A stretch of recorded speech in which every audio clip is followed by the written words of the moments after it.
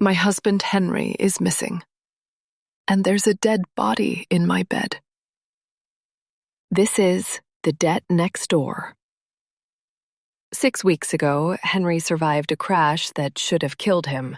Now he's trapped at home with a shattered leg, a pile of medical bills, and a wife who can't sleep because the bank keeps calling. We were about to lose everything. Then the neighbors moved in.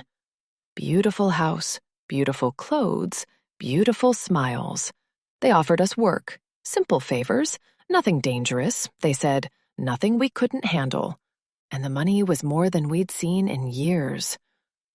I should have known better, because nothing that easy is ever clean. And now there's a stranger lying dead where my husband should be. Henry is gone. The neighbors are watching, and I'm starting to understand the one rule no one said out loud. You always have to pay your debts.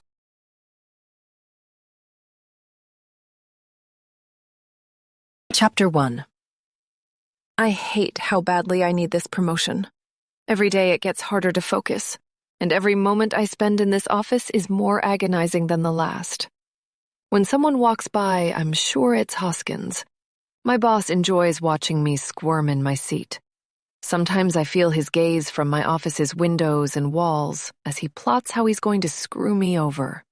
He's one of 3 partners, but Hoskins will have the final say in the promotion. He always does. Gary and Carl haven't cared for a long time. These paranoid thoughts aren't useful. I doubt they're even accurate. But knowing that doesn't prevent them. I lean back into my chair, close my eyes, and try to breathe slowly and steadily, like those meditation teachers on YouTube always suggest. It hasn't helped much so far, but there's a certain comfort in trying. Stress is nothing new when it comes to working at Powerhouse, but I usually have an easy coping mechanism. I think of Henry out mowing lawns and planting flowers in the sun. Even though I can't be there with him, it's soothing.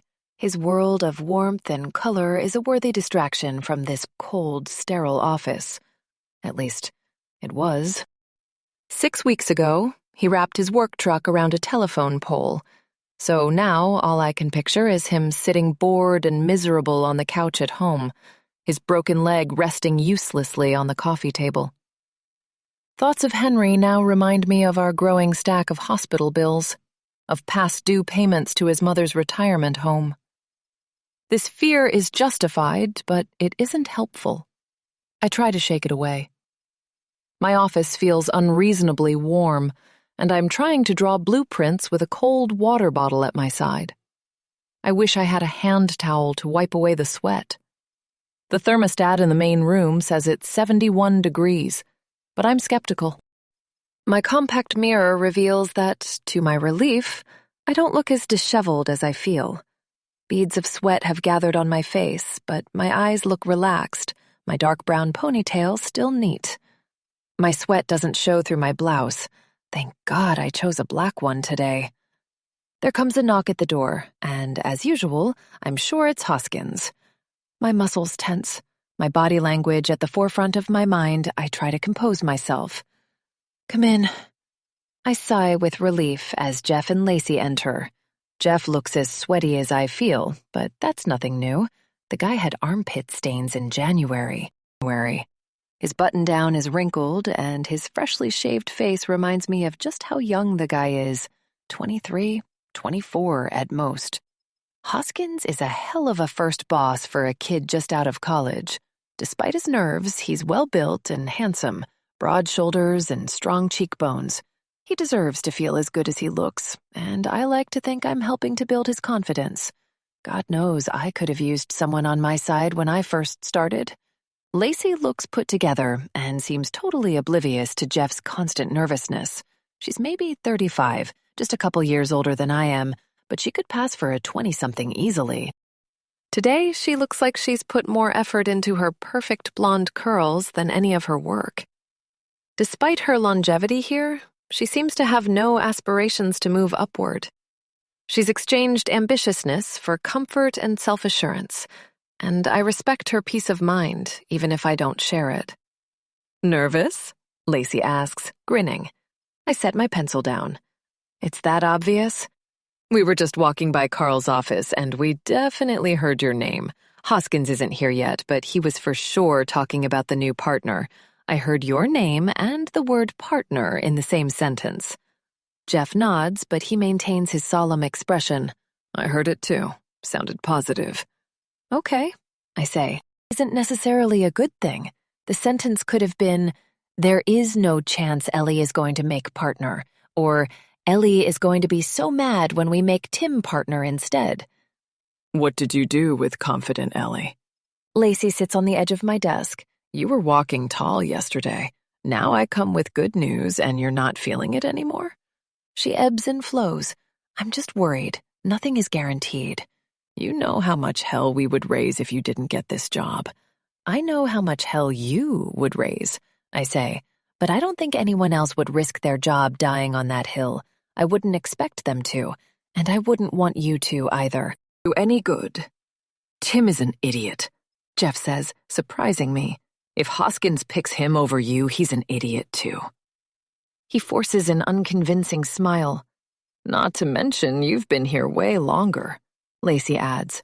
Well, I say, shrugging, there is one major difference between Tim and me, one that Hoskins might find pretty compelling. HR would lose their shit if that boys' club screws you over, Lacey says. I totally get where you're coming from, but I think they're finally starting to catch some flack.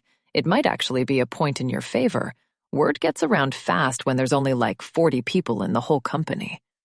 Logically, I know you're right, I say. Operating on logic right now. I'll be fine.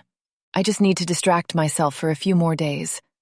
I just wish they would go ahead and announce it so I wouldn't have to worry all weekend. Well, you know we're here for you, Lacey says. Lunch today? We can hit up that new Thai place down the road. Maybe that'll help distract you. Yours is on me. Hang on, let me double-check to make sure I didn't forget a client lunch or something. A quick scroll through my schedule reveals nothing. I smile. Nope, all clear. An awkward silence hangs in the room. Jeff stares intensely at the phone in my hand as if afraid to make eye contact. Jeff, wanna come? I ask. He says, pretending like he wasn't waiting for an invitation. Sure. I don't think I have any plans. Cool. See you all at noon, I say. They start to leave, but Jeff pauses on his way out, then turns to me. You got this. He blurts out, the words like vomit all over my floor. I can't help but laugh. Thanks, Jeff. A few minutes later, the slender form of John Hoskins floats down the hallway. As usual, I want to turn away, but can't. His entrances are difficult to miss. Standing at about 6 feet, he's imposing, despite being rail thin. The guy can't weigh more than 150 pounds, but the fluffed-out suits he favors embellish his form further. Today, he's in a pinstripe getup like he just stepped out of a 1940s mobster movie, with a bright watch chain hanging out of his front pocket to complete the look. He nods as he meets my gaze through the window. He was waiting for me to see him. Fluorescent lights glint off his bald head, freshly shined with wax. There's a big, sharp grin on his face that makes me shiver. Hoskins's smiles have likely never elicited warmth from anyone. Apparently, he's married, but I can't imagine the poor woman is getting anything from the arrangement but money. 3 years ago, he joined our firm, and he took almost no time to fight his way to the top. My blood still boils when I think about it. David Price was retiring, and I never expected to take his place as partner that early, but when he chose Hoskins instead, I suspected Hoskins had paid him off or threatened his family or something. Many projects have come and gone under John's watch, but he only seems interested in the biggest and most important buildings, warehouses, office complexes, high-rise apartments, anything gigantic and imposing. He tends to favor hard edges, brutalism with a modern flair. They do often look powerful. If architecture isn't his passion, it's intimidation. I hate playing ball with him, but I have to. Soon, it's all going to pay off, and we can finally be on equal footing. Not to mention equal pay, and maybe I can finally afford these bills. Before I have a chance to say anything, he enters, still grinning. Good morning, Ellie. Morning, John. Those the designs for the Pritchard you're working on? I nod. Oh, God, he wants to come and look. As a rule, I don't let anyone see my works in progress until I'm ready for collaboration. It took years to reach a level of trust needed for the boys upstairs to grant me that privilege. I can't help it. I'm a control freak. I don't even like using the computer until I've had a chance to draw everything out by hand. Hoskins knows this, of course. He picks up the papers and eyes them warily. His grin fades, and his face goes neutral while he examines my work. For a long time, we sit in silence while he looks. I don't take my eyes off him. We're playing a game, and it's one I'm finally capable of winning. He's trying to psych me out, but I won't let that happen. Not bad, Walker. This is perfectly adequate work. His smile returns. Adequate? My cheeks burn at the word. Steam builds in my chest, and I almost burst. Deep breath. Don't let him win. Thanks, John. I return his fake smile. A couple more days, and it'll be a cut above adequate. He keeps staring. Good to know. I look forward to it. Finally, he stops lingering and steps away to continue his patrol of the firm without another word. A little bit of the tension leaves my shoulders, and I sit back in my chair and relax. I just need to stay focused. The entire office is on my side. There are no other candidates even remotely as qualified as I am, especially not Tim. But if that's the case, why am I still so nervous? It's only natural. More is riding on this now than ever before. I think of Henry again, of the bills that need to be paid, and a wave of determination washes over me. If Hoskins can work his way to the top in 2 years on confidence alone, I can do it after 10. The more I tell myself that, the more I believe it.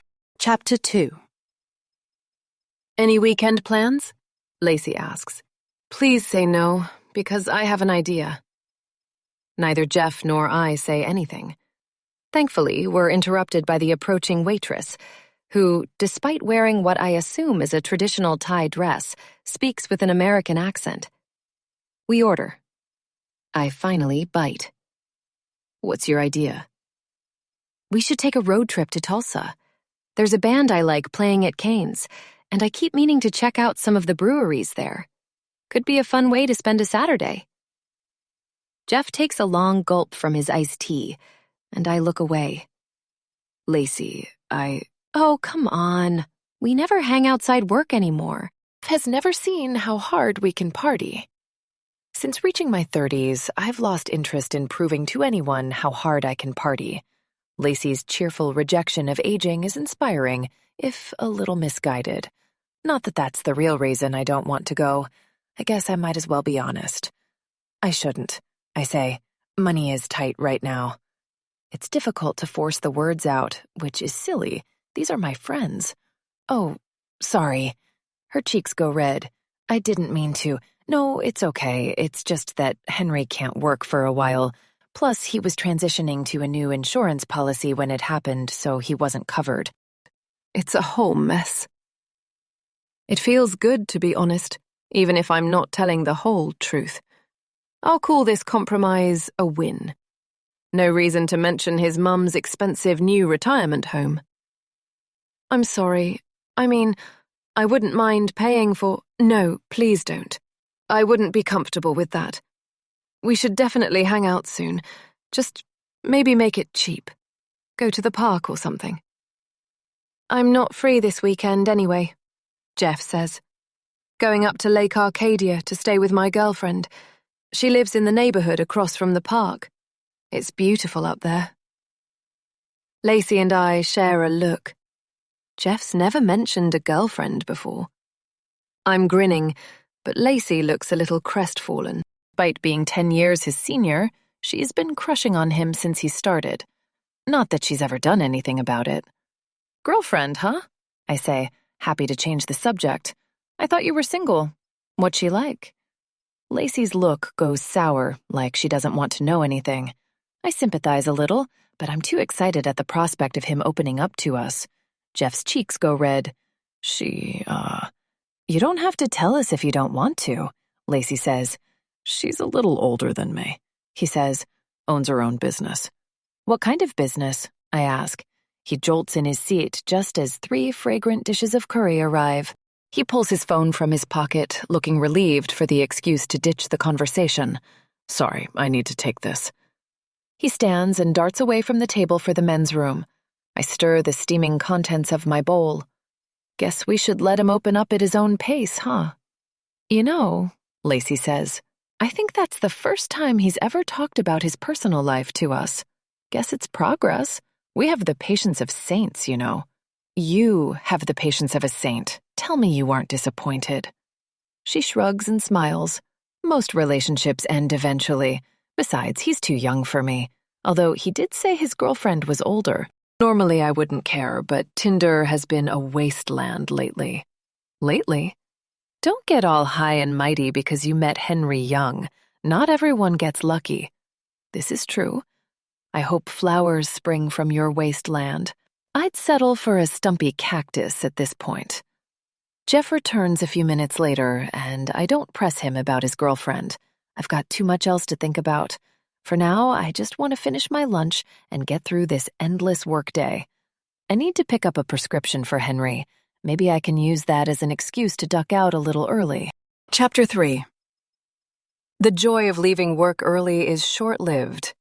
On the way home, I call Henry, wondering if there's anything I should pick up at the grocery store for dinner, but he doesn't answer the phone. This isn't like him, at least not lately. I never expect him to answer calls while out doing yard work, but when he's bored at home, he always picks up. This is probably just leftover paranoia from work. Maybe he's caught up in a book or taking a nap. Recognizing these possibilities, however, does nothing to relieve the unease wedged inside my gut. I'm grateful to beat rush hour. I take advantage of the empty streets to drive faster than is reasonable, but this ends up becoming my undoing. Groan at the sight of flashing lights in my rearview mirror when I'm less than half a mile from home. I pull into a shopping center parking lot and bob my leg while I wait for the cop to get out. He takes an agonizingly long time, but eventually his door opens and he starts walking my way. He looks vaguely familiar, but it's hard to say why. License and registration, please, he says when I roll down my window. I hand them over. Ellie Walker, he says, looking at my license. Have we met before? You look familiar. He takes off his glasses and squints at me. He's probably my age, dark skin, mustache, chiseled cheekbones. My heart sinks. We have met before. Sorry, I'm not sure. It isn't enough. Recognition enters his eyes. Ellie. Taylor? Not anymore, but yes. Hey, congratulations. It's been 5 years, but thanks.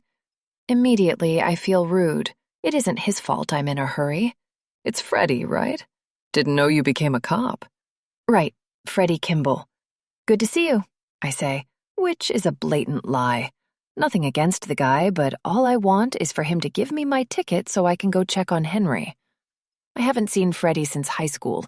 He dated my best friend at the time, Amanda, and he was friends with Carlos, my very short-lived boyfriend in my senior year. I can't say we ever got to know each other well. I'm surprised he's greeting me so warmly. The last time I saw him, it was right after Carlos and I got into the massive fight that ended things. He cheated on me with at least 3 other girls, and I responded by slapping him so hard my nails broke his skin in 3 streaks. I felt bad about it, but the guy did kind of have it coming. Even so, I can only imagine the version of the story he gave Freddie. You still pals with Amanda? He asks. Not really. My leg won't stop bobbing. My eyes keep darting to the stoplight that leads into my neighborhood. How long can this go on? She moved to New York after graduation. Graduation. We were supposed to keep in touch, but you know how it goes. He nods and smiles. Clearly, he'd like to keep the conversation going, but he can't think of anything else to say. Must be a boring day. Not much crime in the Oklahoma City suburbs this afternoon. I wish he'd just get this over with. Still, I should be friendly. You still friends with Carlos? He shakes his head. He fell into a bad crowd in college. Dropped out pretty quick. You dodged a bullet, I think. Can't say I blame you for what you did to his face. Guy probably had it coming. I nod. This feels like unprofessional behavior from a cop, but I'm too eager to leave to care much. So what was the problem? Was I speeding? He jolts, suddenly remembering the pretense for this conversation. Oh, right. Yeah, you were doing 50 and a 40, Ellie. I know it isn't busy out, but that's way too fast. I'm sorry. My husband won't answer his phone, which isn't like him. I just want to go check and make sure everything is okay. Huh, he says, furrowing his brow. No doubt this sounds like a poor excuse. Even so, rules are rules. I won't give you a ticket this time, but be careful, okay? I patrol this area a lot, and I don't want to have to pull you over again. I nod. Thanks, Freddie. I appreciate it. You got it. They're okay? Okay, I say, gritting my teeth. The wait for him to pull away and leave is agonizing. Once he's out of the parking lot, I pull out after him, forcing myself to drive slowly and deliberately. It takes all the strength I have not to speed again. For some reason, my gut feeling has only doubled down. Finally, I turn onto my street, and my heart clenches. I was right to be nervous. There's a strange car in our driveway, and the pit in my stomach opens into a vast cavern at the sight of it. The white Mercedes SUV shines so brightly that I squint behind my shades. Its paper tag hasn't had enough time to wrinkle, and its rims are freshly adorned with silver trim. I'm used to seeing Henry's old car, a pickup with the Walker Landscaping logo painted on the side. The thing was so shoddy and old, it looked like it might fall apart if you looked at it funny. No wonder it got destroyed in the accident. Henry was lucky to get away with just a broken leg. If anything, the SUV matches the look of our house more closely than the truck did. Our two-story beauty is the stuff of suburban dreams. The lush garden of pansies, freshly painted white coat, and neatly manicured lawn made my soul sing when we first saw it. It's only been 2 years, but those memories might as well have happened a century ago. The house's beauty now feels tainted by our freshly emptied bank accounts, and the wealth oozing from this SUV makes it all the more menacing. Nobody who throws around cash like that would be here with good news. I park my car along the street, step out, and glance around the block to see if any of our neighbors are paying attention. They aren't. Since I left work an hour early, most of our neighbors are likely still in their offices or stuck in early traffic. The house directly across the street has the clearest view, but it's been empty for months. Our front door is ajar, which makes my heart pound faster. I think of Henry inside, helpless in his cast against whoever is intruding. I quicken my pace toward the door. Angry voices echo from inside. I push it open and call my husband's name. The voices stop. Carefully, I tiptoe around the corner of the front landing and see 2 men standing over his slumped form on the couch. They both look like they're in their 40s, clad in black suits, with gold chains gleaming against the clean material. One is short and fat with a thick mustache, while the other is tall, his hair tied into a ponytail. The short one is holding a gun. Henry's cheeks go red at the sight of me. A thin drop of blood drips down his face. He isn't just ashamed. He's swollen from a beating. We share a moment where it feels like we communicate without words. "I'm so sorry," his eyes say. "I should have told you." Told me what? Deep down, I already know. "Damn it," Ponytail says, turning to me. "Who is this, your wife?" "Yes," I say. "Who the hell are you?" He walks toward me. "I'm the guy your husband owes $5,000 to." There's a sadistic quality to his gaze that makes me take a step backward. Sweat breaks out on my palms. This is a man who is unafraid to hurt people. Maybe worse. Despite his commanding presence, there's something off about him, like he's playing a part straight out of a mafia movie. Ponytail gets too close to me for comfort, and Henry tries to hobble after him on his crutches. He backs down when the bald man smacks him in the cheek again with his gun. Not hard enough for serious damage, just enough to make sure he stops. I whimper. After 10 years together, his pain is my pain. Look, Ponytail walks slowly toward me. I'm a nice guy, but when people lie to me, try to cheat me out of my money, I get upset. And sometimes when I get upset, people get hurt. Play fair, and I can be reasonable. I try to maintain a stoic expression, but I feel like he sees right through me. He grins with shining white teeth. The bastard is enjoying this. How much did you say he owes you? Why? Think you can pay it? He withdraws a switchblade from his pocket and whips it open. I won't appreciate being lied to again. He runs the flat side of his knife along the sleeve of my blouse. I clear my throat and gulp. You said 5,000? Right now? Yeah. But interest is growing by the minute. My heart sinks into a puddle on the ground. What on earth was Henry thinking? We can't spare anything close to that. But we can't spare our lives either. Let me write you a check. Please. I can't pay it all now, but I can give you... I think, trying to do mental math under the most stress I've ever felt in my life. 2,000. Next week, I swear. 2,000? I can't feed my damn cat for 2,000. Please, it's all we have right now.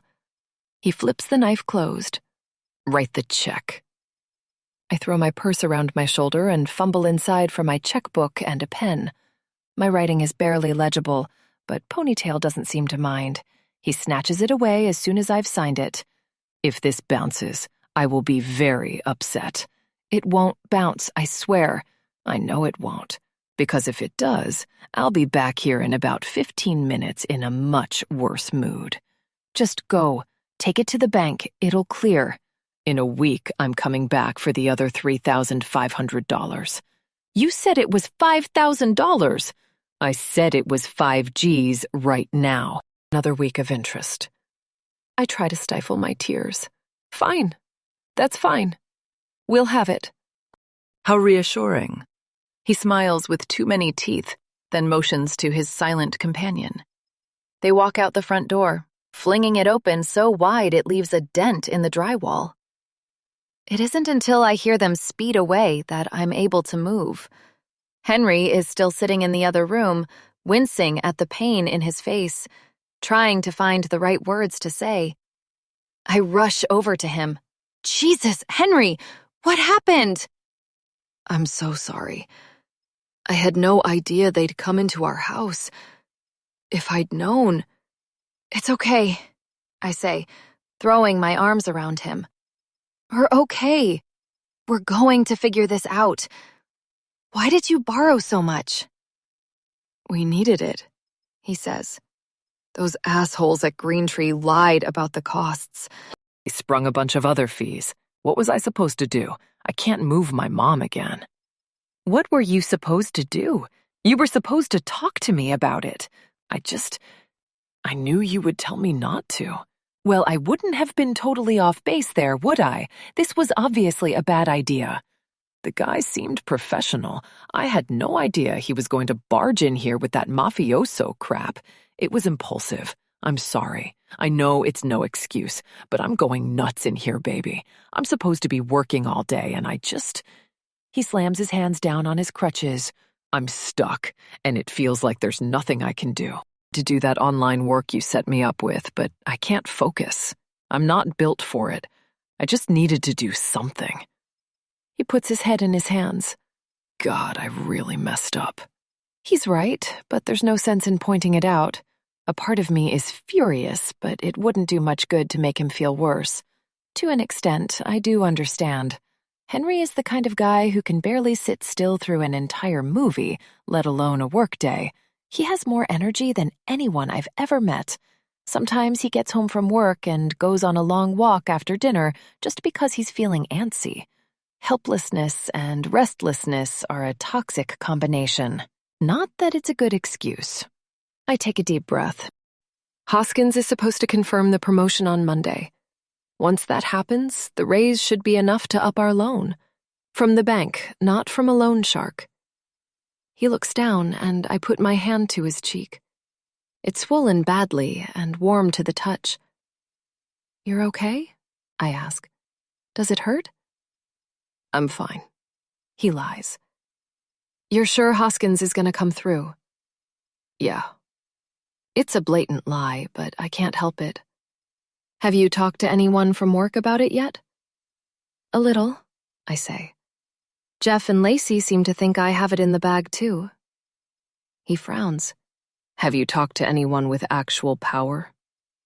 The only person I could talk to is one of the 3 partners themselves, Hoskins, Gary, or Carl. For obvious reasons, Hoskins is out of the question, but I don't feel keen to talk to the other guys either. Carl is on the verge of retirement himself, and he doesn't seem to care about what happens in the firm. Hoskins is all too happy to delegate all the real work to himself and those below him. As for Gary, it seems uncouth to question the man I'd be replacing. Not that he seems to care about the company either. I sit on the living room couch, and he turns to face me. Not directly, no, but it's unspoken. "I'm going to get back out there as soon as possible," he says. "I want to help us out of this hole. Nothing is guaranteed, especially if you haven't talked to the guys upstairs. You keep telling me it's a boys' club anyway. You just focus on healing, Henry. I'm going to get us out of this. Just promise me one thing, okay?" "What?" "Don't hide anything from me." "Loan sharks? That's insane.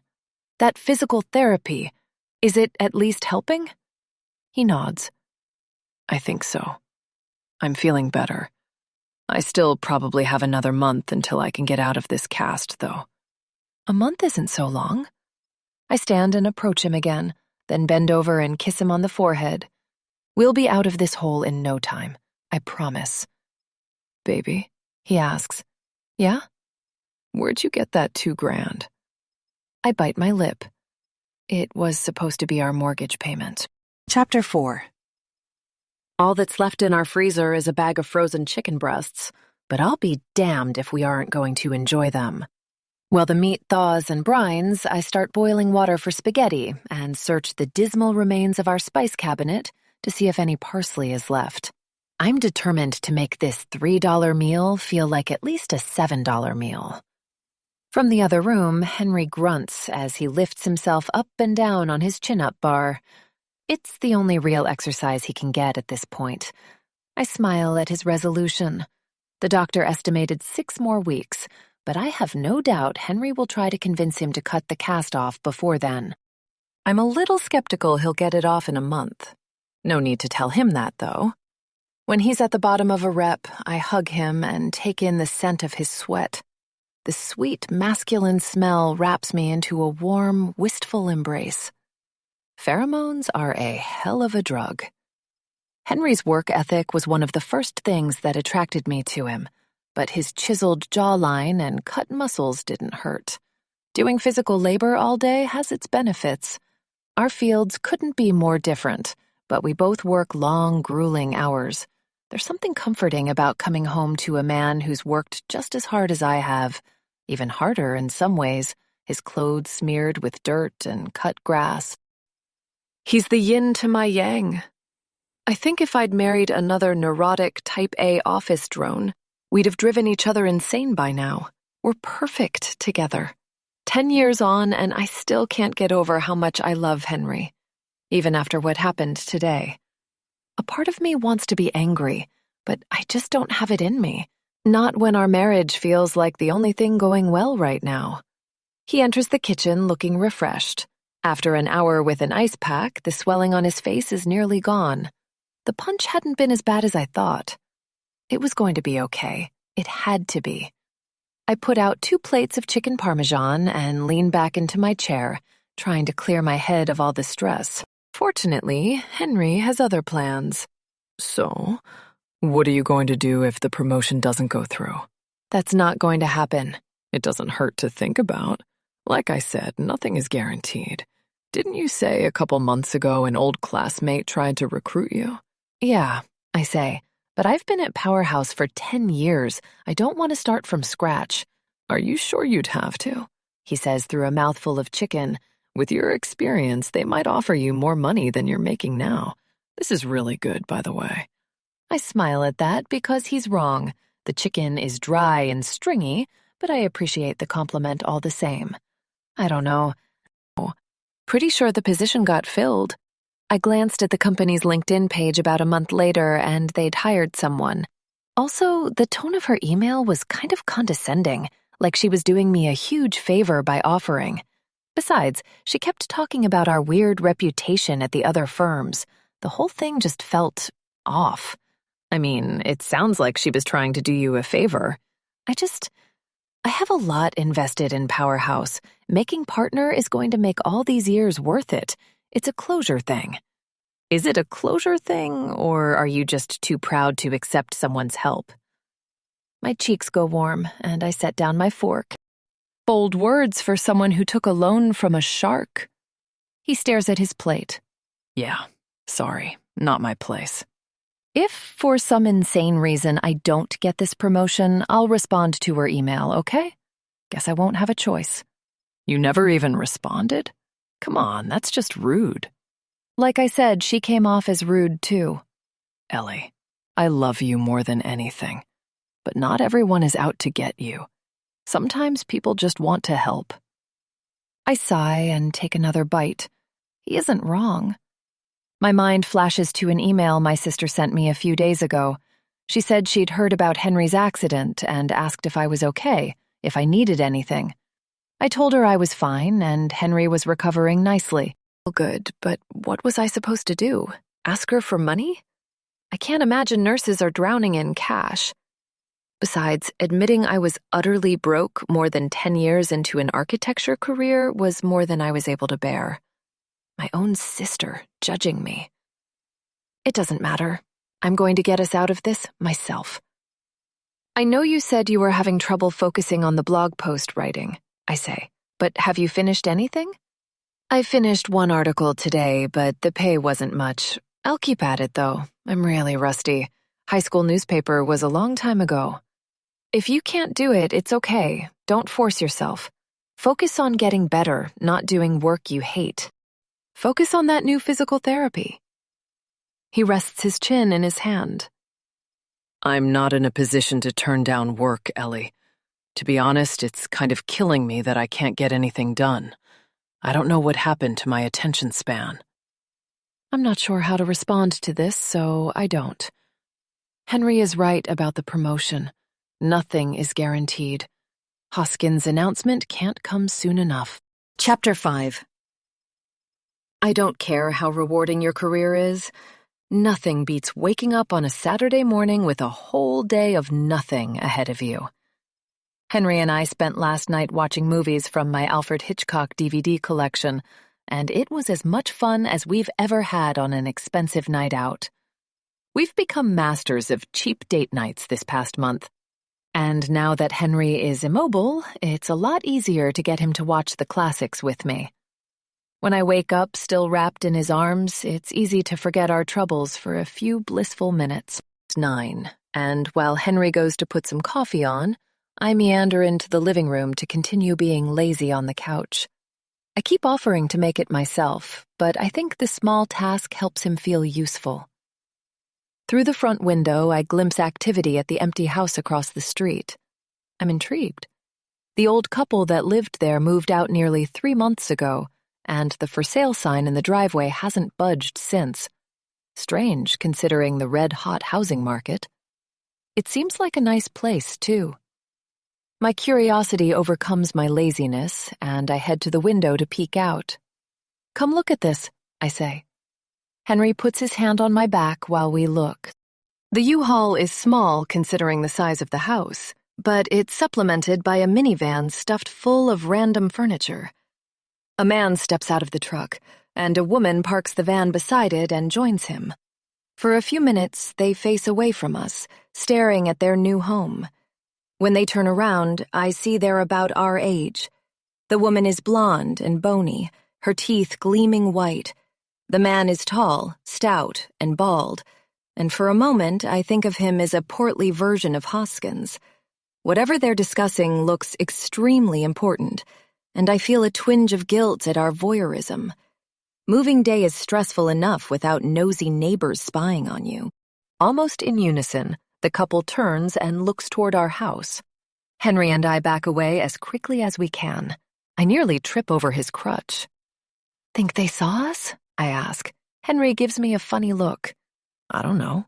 So what if they did? It's not a crime to look out our front window. I guess. Just don't want a reputation as the creepy neighbors. I'm sure they know the house has been on the market a long time. Obviously, neighbors are going to be curious. We might not even be the only ones looking." "You're probably right," I say. "I'm sure we'll say hi soon enough." We retreat to the couch for some lazy TV time.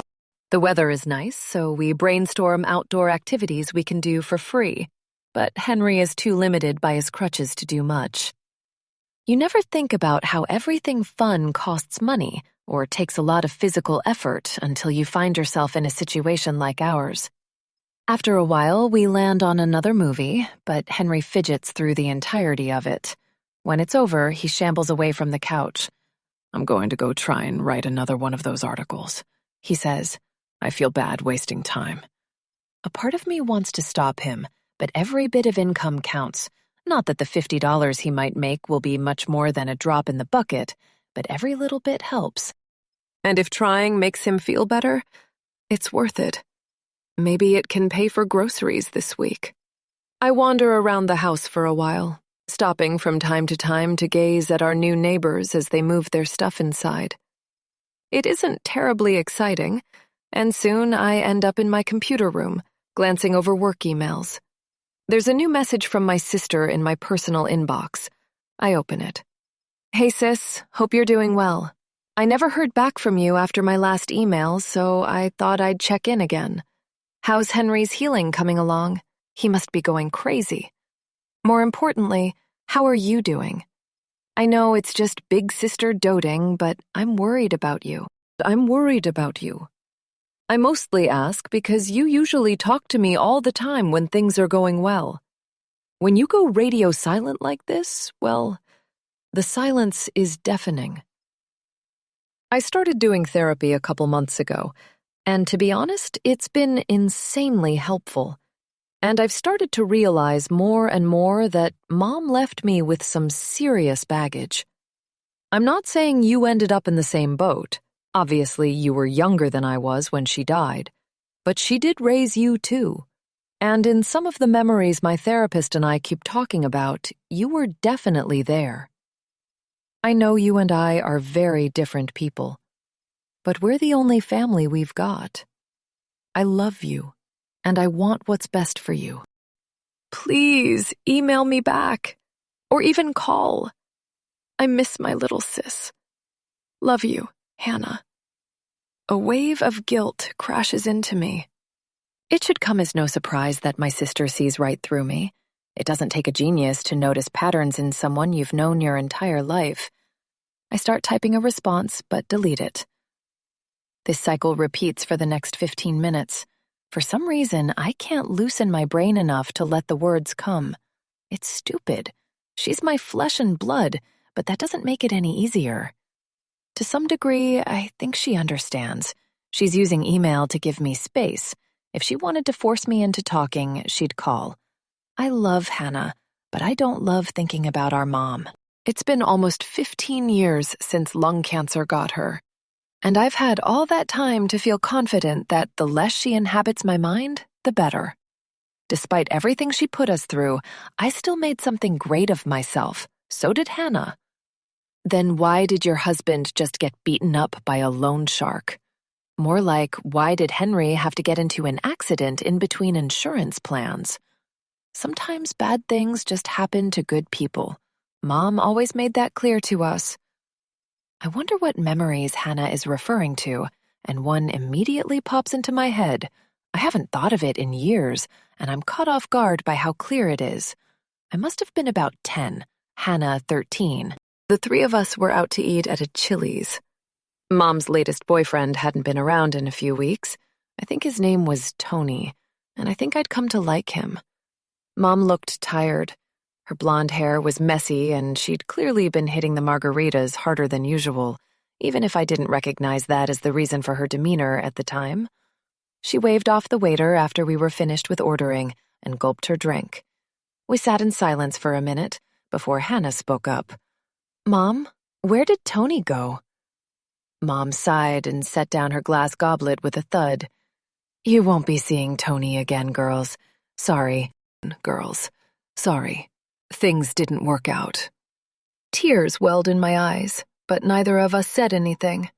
"I'm sorry," she said. "Look, I didn't mean for it to happen. Men just get tired of me. One look from a tramp slinging hot wings at Hooters and they can't run out fast enough. Who cares about commitment when she's 15 years younger and has no kids?" "He didn't like us?" Hannah asked, her eyes wide. Mom sighed again. "It wasn't you, honey. He just got bored. No different than your father." I think this was the moment that the memory solidified. Men came and went throughout my childhood, but she never talked about Dad. "Did Dad not love us either?" I asked, voice trembling. Now the question feels childish, but at the time I was desperate for her to tell me it wasn't our fault. "I don't know," she admitted. "I would love to tell you that he loved you, but if he did, it wasn't enough to keep him around." I choked back tears at this explanation, but Hannah got angry. "If Tony hates us, fine, but why would Dad bother having us if he didn't love us either? Why did he marry you?" The question seemed very grown up to me, but she did have a few years on me at the time. Even so, it was a fair question. Mom gulped her margarita. "I don't know.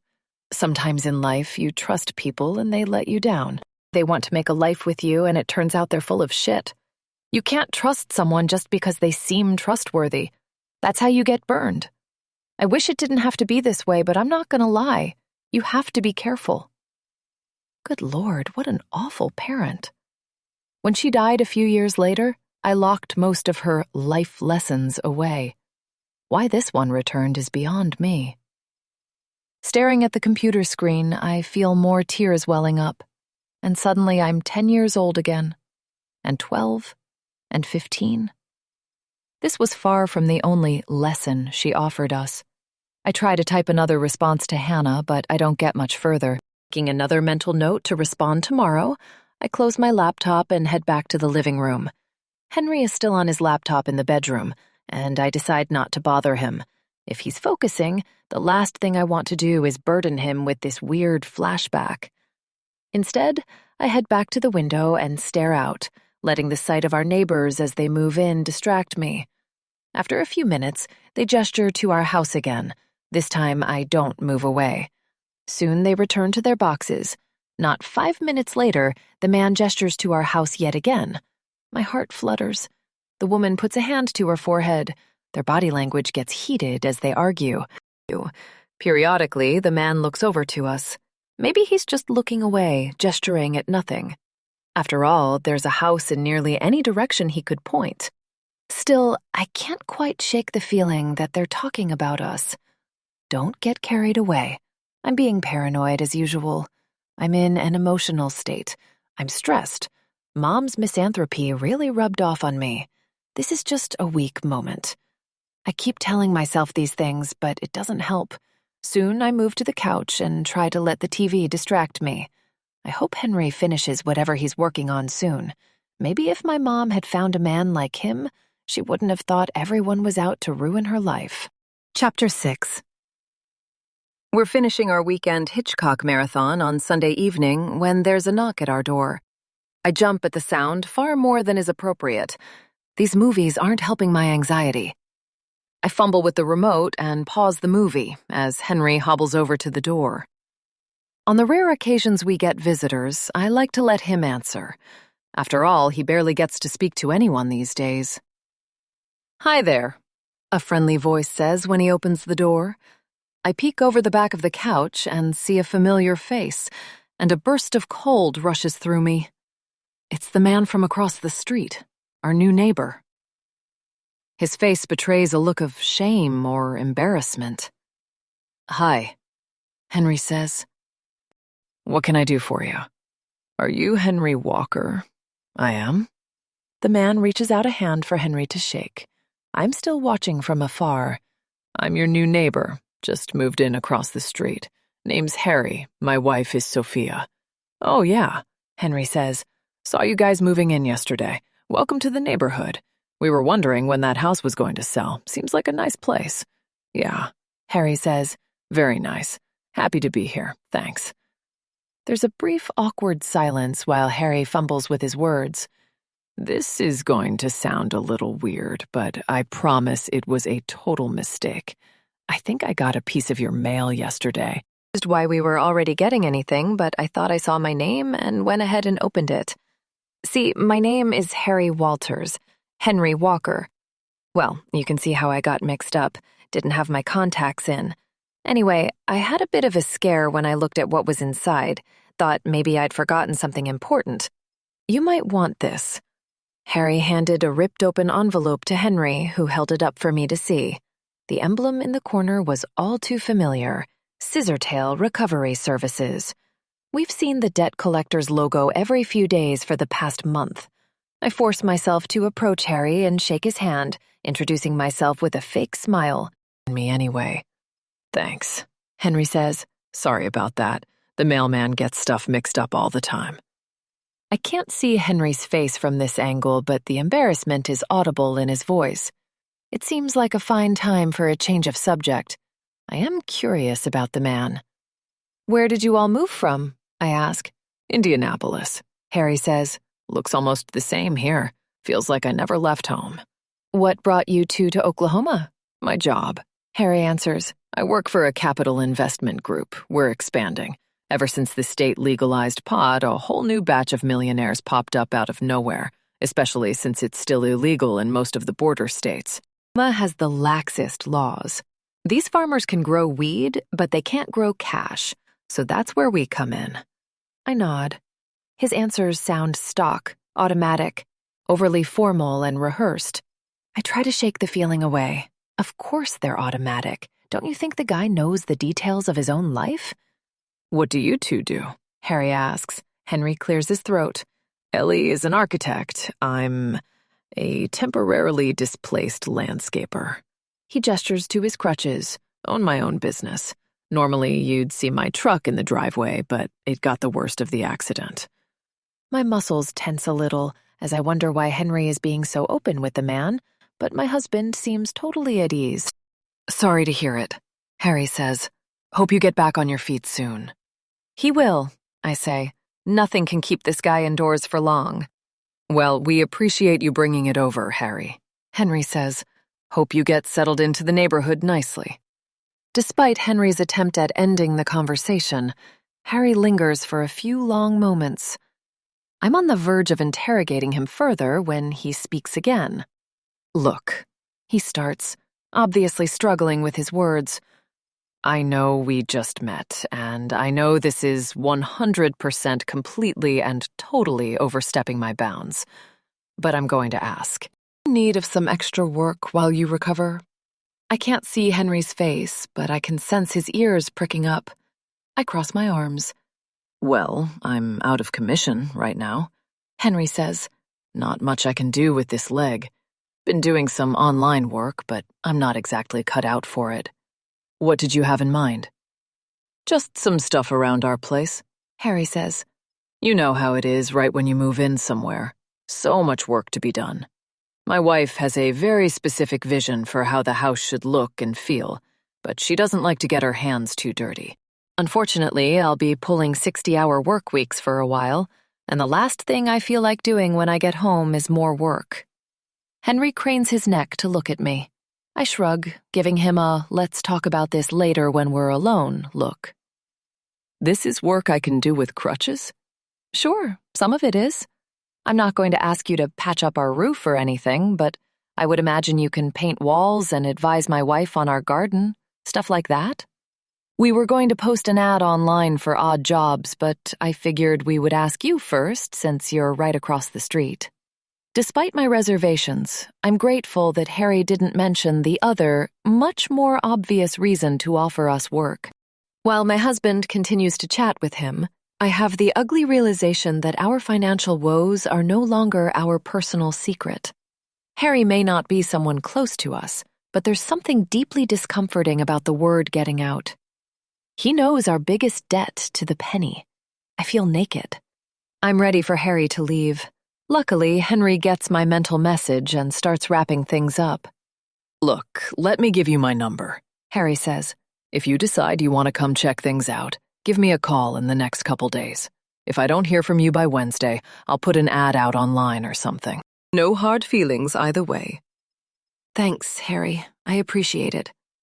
Harry tells Henry his number, and Henry punches it into his phone. Harry nods, and I wave to him as he leaves. It's a relief when Henry shuts the door. Well, that was weird, I say. I head back to the couch, and Henry follows. Why was it weird? A little condescending, right? Assuming we need his help the moment he meets us. After going through our mail, too.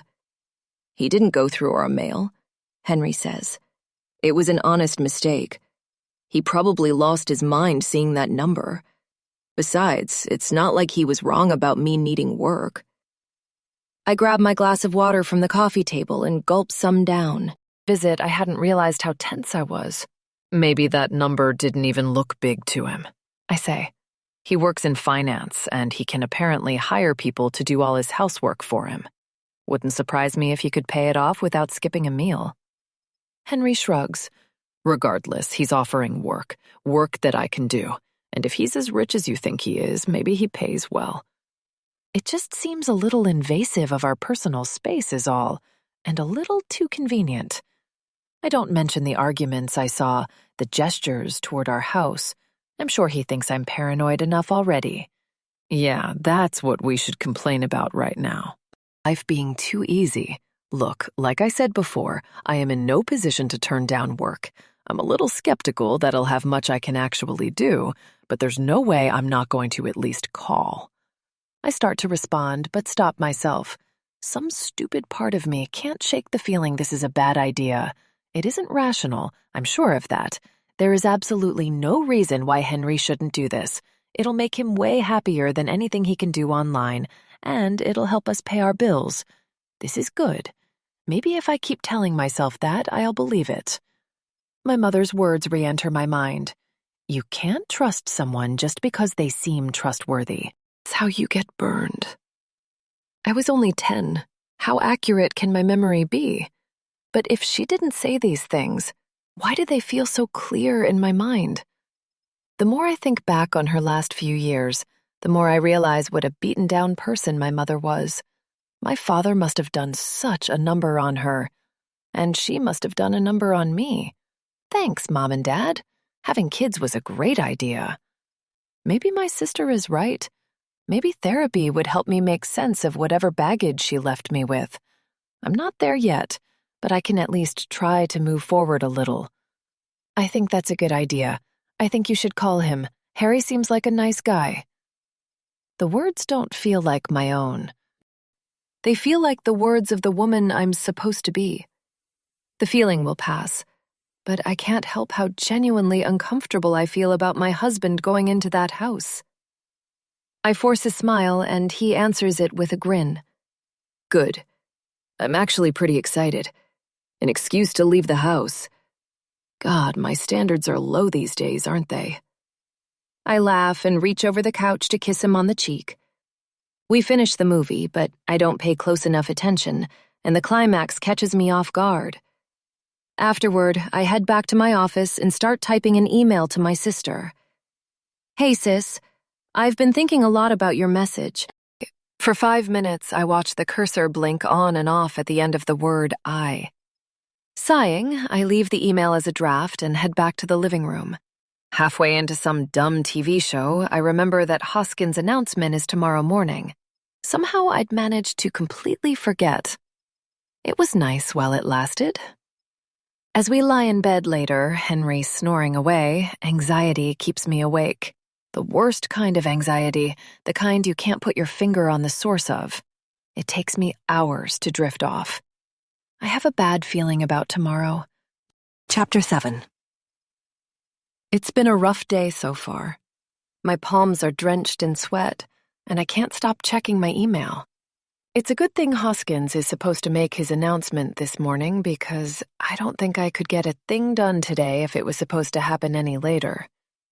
I sit and wait at my desk, hoping nobody who walks by notices how anxious I look, hoping Hoskins himself doesn't swing by to taunt me with that stupid face.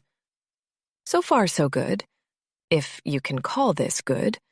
I woke this morning to a feeling of impending doom, my confidence nowhere to be found. I expected to be nervous, but this is a step beyond nervous. A voice deep inside is sure I'm going to get shafted today. Anything? I just want to know why. Nothing about this promotion changed over the weekend. Even so, it felt like I was putting on my makeup and getting dressed just to drive myself to the slaughterhouse like a clueless sheep. God, that's dramatic. This is a promotion I'm talking about, not life and death.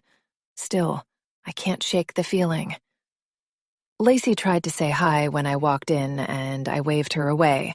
I'll have to apologize for that later, but I think she'll understand.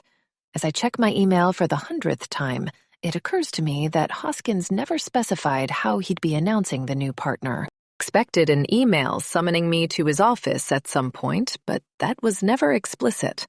Just me projecting my own expectations. Then it comes.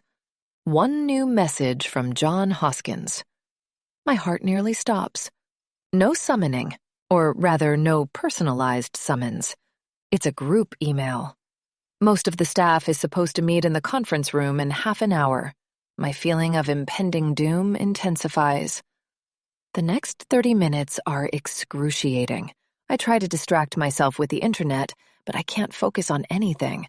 When 10 o'clock starts drawing near, I'm ready for whatever's going to happen. I'm the first one there, and I watch as my bored-looking colleagues shuffle in, sipping the last dredges of their coffee and probably wondering why they're being interrupted. I share their wonder. Nobody announces promotions in front of the entire staff. At least, not unless the candidates have already been informed. Surely that isn't what's going on here. Jeff and Lacey are two of the last people inside, and they take the seats on either side of me. It's likely that nobody else wants to sit next to someone with so much negative energy. They both look confused. He didn't say anything yet, did he? Lacey asks. Surely he's not. I wouldn't put it past him. Gary isn't even here. You'd think he'd at least want to be here when his replacement gets announced. Jeff says nothing, just looks at me. He's the only one here who appears as nervous as I am, but he's new. After 10 years, confidence should be one of the perks of the job. It usually is. Finally, Hoskins strolls through the hallway, milking the presence of the conference room's big glass windows. He's wearing the same suit from Friday, but he swapped his pocket watch for a gold timepiece on his wrist. I bet he still checks the time on his phone.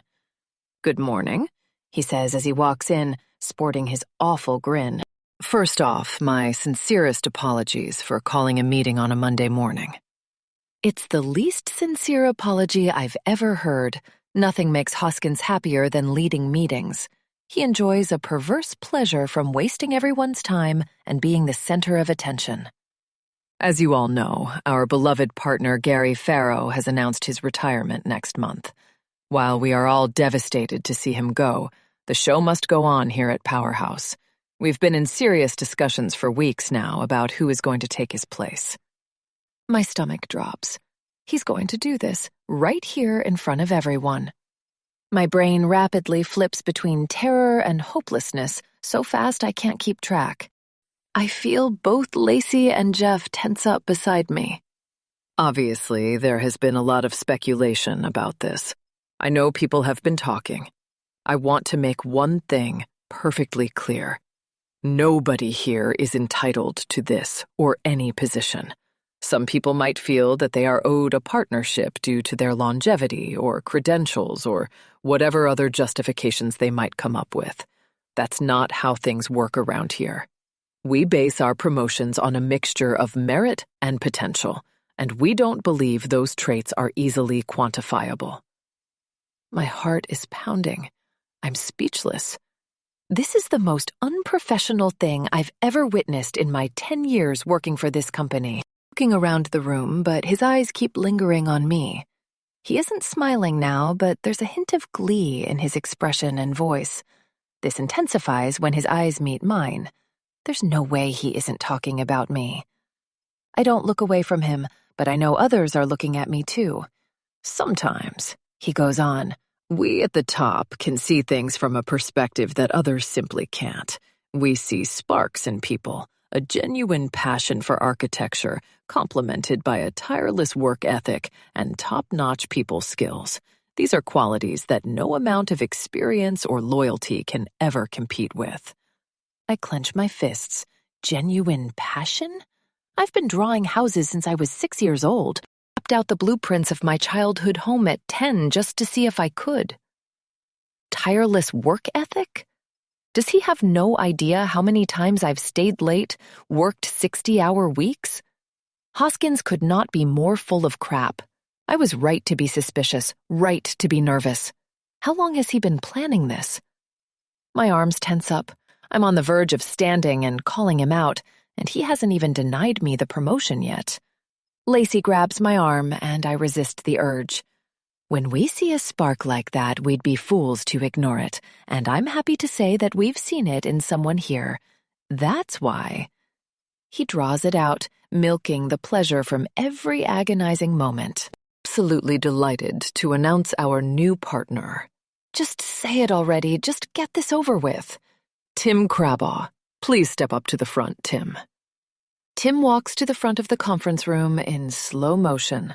People are clapping, I think, but I can barely hear them over the boiling of my own blood. I've heard the term seeing red before, but for the first time, I understand it. The room looks tinged with a crimson glow, like reality is burning around me. Tim is talking now, but I'm a million miles away. Just as soon as my rage erupts, it subsides, and it's replaced by a far worse feeling. Despair. I think of Henry at home, blissfully unaware that the rug's been pulled. I think of our house, our beautiful, perfect house where we were supposed to raise our future kids, where we were supposed to live for decades to come. We'll have to sell it. Our credit will be destroyed, and we won't be able to buy another. We're going to waste away in debt for years. The flood of thoughts gets dammed up, and I close my eyes momentarily. Maybe I'm overreacting. Maybe the raise wouldn't have been that substantial, but I must admit, I've felt severely underpaid for the last several years, and I don't expect that to change. And Henry realistically won't be back to work for at least another month or two. No, I don't think I'm overreacting. This is as bad as I think it is. Ponytail and his partner enter my mind, and I picture them beating Henry's face with a gun again. My lip quivers. I'm barely keeping it together. Lacey puts her hand on my shoulder while Jeff sits there awkwardly. They have no idea how bad this is. They think I'm upset because I wanted the recognition so badly. My devastation becomes rage once again. Tim is done talking, and Hoskins has reclaimed everyone's attention. He seems to be ending the meeting. I start to rise again. I want to tell him off. I want to call him a disgusting scumbag right here in front of everyone. Lacey can sense it. Just wait. She whispers into my ear. I force myself to unclench my fists and breathe, channeling the meditation apps I've tried and failed to use steadily over the years. I can feel Hoskins' eyes on me, but I refuse to meet them. Lacey is right. If I were to tell him how I felt, I'd be buying myself a one-way ticket to unemployment. As screwed as we are now, that would only make things a million times harder. I bite my tongue and walk out. I head back toward my office, where I have no idea how I'll focus for the rest of the day. His eyes are still on me, I'm sure of it. Chapter 8. The moment I get home, I find Henry sprawled out on the couch with a lazy smile. I barely have the heart to tell him what happened. I don't have a choice, though, so I open the floodgates before I can convince myself not to. Might as well rip that Band-Aid off. He listens to me with a surprisingly peaceful expression when I break the news. At first, I only intend to tell him about the meeting, but the more I talk, the more I unleash all the pent-up frustration I have toward my stagnant career. 10 years, I say. 10 fucking years, Henry, and it means nothing when some idiot can step in and take it all away. I'm never going to make partner. Not with Hoskins still there. Maybe I do need to find another firm. Maybe I need to give up on Powerhouse forever and just cut my losses. For all I know, any other firm might be better, but it doesn't matter because I can't quit. He nods along to what I'm saying, not speaking, just patiently listening. I don't know what we're going to do. We can't get a better loan. The mortgage is due next week. Those crazy guys are going to come back. I'm going to have to sell my car. How am I supposed to get to work? We're going to have to sell the house and do it as fast as possible. God, I don't know if it'll be enough. How did we get into this mess, Henry? I sit beside him on the couch, bury my face into his shoulder, and cry. For a few minutes, I just let the tears come. I still feel awful, but it helps. Look, he says, I know this is terrible. I know you feel awful. I totally understand. Then why are you so calm? I look up from his shoulder. Be upset. He takes a deep breath. Yes, it's bad, really bad. You deserved that promotion and that raise, but things may not be quite as horrible as they seem right now. My despair lifts a little. I stare at him. Why? Hang on. He grabs his crutches and stands, lumbering from the living room into the kitchen. I sit and wait, utterly confused. He returns a moment later with an envelope. It looks stuffed full of something. I went across the street today.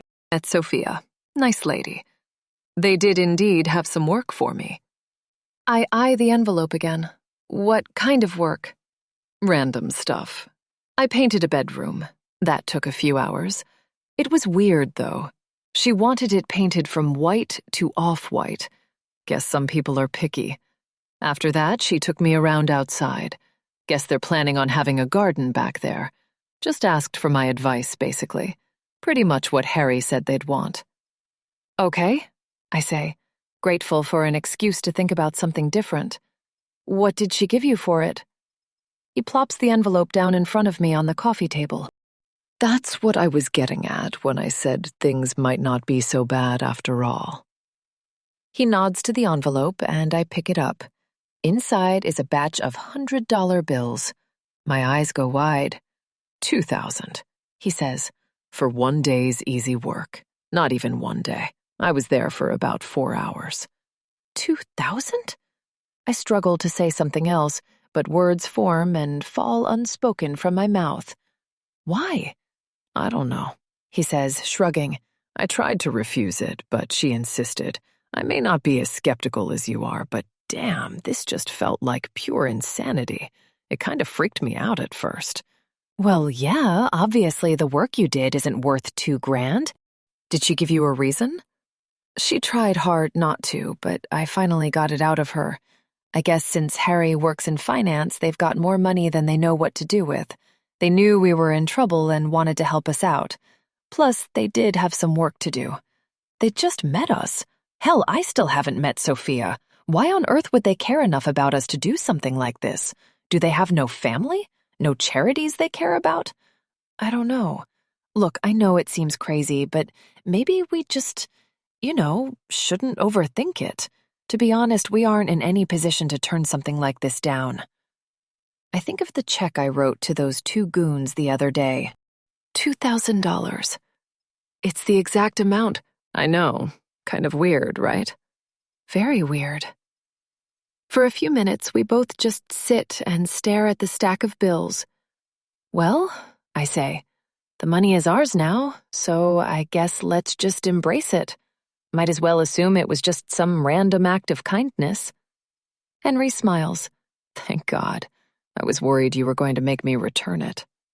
Honestly, I say, laughing to myself, if this had happened at any other point in our marriage, I probably would have marched across the street and asked what their game was. A part of me still wants to. But you're right, we're in no position to turn it down. Thank God we can pay our mortgage.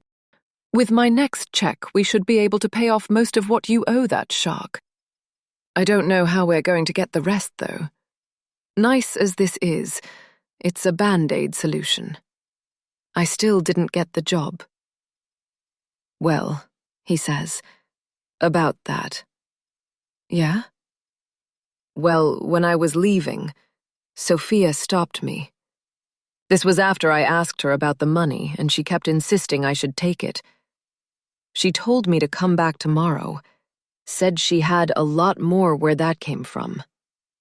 Seriously? He nods. I asked her what else needed to be done. She said she wasn't sure yet, but she'd figure it out. She doesn't know? Oh, hey, I really want to give you more money, but I can't come up with a pretense right now. Sleep on it. Henry shrugs.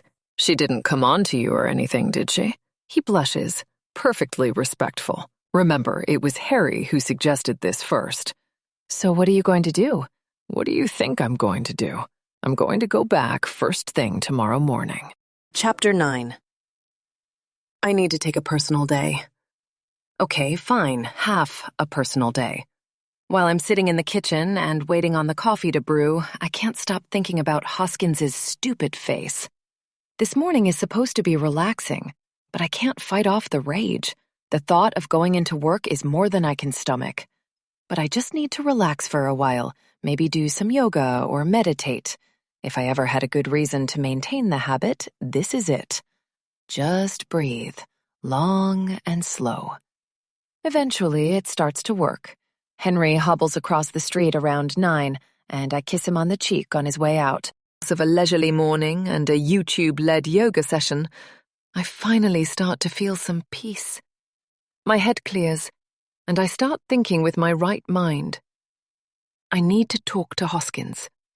I need to know his reasons, his explanation as to why he's doing this to me. But I'm in no position to do that unless I can be calm and calculating. The thought of Henry making another couple $1,000 across the street helps. Makes me feel like I have the teensiest bit of leverage. When 11:30 rolls around, I'm ready. What's the worst that can happen? Hoskins is an asshole, but he's not going to fire me for asking questions. No doubt he doesn't care about me, but if nothing else, replacing me is more trouble than it's worth. I walk tall when I stride through the office doors. About half the staff refuses to look at me, while the other half can't turn away. Looks like word got out that I wanted the promotion. Jeff has fear in his eyes, but he calms when he sees how composed I am. Lacey goes wide-eyed, points toward her phone. When I sit down in my office, I feel a buzzing in my pocket. But I'm not ready to talk to Lacey yet. I'm ready to do what I came here to do. Once my jacket is on the back of my chair, my purse tucked away, I head back into the hall toward Hoskins's office. 3 loud, sturdy knocks. 10 seconds to respond. Yes. His face betrays a mild annoyance, but that quickly fades when he sees who I am. Mrs. Walker, he says. Please come in. Mrs. Walker? I've been working with you for 3 years, John. Call me Ellie. And you've been working for me for 2 of them. He gestures toward the chair on the other side of his desk. So have a seat, Mrs. Walker. I decide to let that one go. Today is a day to pick my battles. I've been in Hoskins' office before, but I've never taken a close look at the decor. There are photos, but none of his wife or family. One framed in gold shows him holding up the corpse of a bloody boar while he carries an enormous rifle in the other hand. Another shows a much younger version of him in baseball garb. I don't recognize the team colors. There are also images of famous buildings around: the Roman Colosseum, Burj Khalifa, St. Basil's Cathedral. It's the kind of thing you'd expect to see during your professor's office hours back in college. Beyond these, the room is empty. We stare at each other for several seconds, daring the other to make the first move. I bite. Why? He puts on a face of obviously fake amusement. Why what, Ellie? Deep breath out. Ah, the promotion. I nod. I thought I explained things pretty clearly during the meeting yesterday. What didn't make sense to you? 10 years, John. My words sound as rehearsed as they are, but still I say them. 10 years I've been doing some of the best work coming out of Powerhouse. Clients love everything I touch. The rest of the staff respects me. Why the hell didn't you make me partner? He laughs to himself. Good Lord, Ellie. It's like you weren't listening to anything I said. I'm not denying that you have a lot of talent, but talent alone isn't enough to merit being a partner.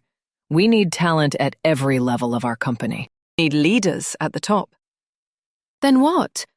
What leadership qualities am I missing that Tim is just so gifted with? Breathe, Ellie, breathe. Keep your cool. He leans back into his chair and just stares for a moment. What do you think? Don't test me, Hoskins. It doesn't have to do with something lacking between my legs, does it? Don't be ridiculous. He stares into my soul and laughs. There's plenty else lacking too. My cheeks burn, and I try to swallow my rage. What else could possibly be lacking? I've been playing ball for all 3 years you've been here, John. I've been doing what I need to do, saying what I need to say, holding my tongue when I need to hold it. Exactly, Ellie. You have no spine. You've been letting us walk all over you since the minute I took over. Probably longer. All while smoldering with the hatred for me we know you feel. You know this is a group decision, right? I'm not the only one who favored Tim over you. It was a mutual decision. Carl and Gary had just as much a say. My mouth gapes. I'm spineless? If I was spineless, why would I be here confronting him right now? Look, Hoskins says, you have to remember, we're more than just an architecture firm. This is about more than just buildings. We're a business. Businesses need leaders with balls. Metaphorical balls, I assure you. Plenty of businesswomen have balls. Them. I see the way you interact with the rest of the staff. You're good at what you do, but you aren't a team player. You don't trust other people, and you don't inspire them. Why do you insist on not collaborating from the beginning of new projects? Control freaks can make it in business, but not that kind of control freak. I don't think you'd make much of a delegator. I fight for words. I'm embarrassed when they don't come. The nuggets of truth in his words make them sting worse than they should. You see, he says, I do respect you, Ellie. Oftentimes, people aren't to be trusted. Sometimes you're better working alone. But to be a business leader, you must be ruthless, not independent. If you see someone you don't feel is worthy of being part of your team, you kick them out, not ignore them. Can you see yourself doing that? I certainly can't. I can see you making quiet, angry judgments and finding excuses to ignore your subordinates. My response is surprisingly calm. How am I supposed to prove myself if you won't give me a chance? He shrugs. You can't. I'm not letting you. As I've laid out, you're spineless, unpleasant, a poor team player, and you don't have the balls to do what's needed to make this place better and more profitable. It's that simple. Must I repeat this again? You people this way. You can't expect people to play ball when you treat them like absolute garbage. I can, and I will. I certainly have before. It works very well. How do you think I worked my way to the top of 3 firms? How do you think I landed this position here? I weed out weakness, Ellie.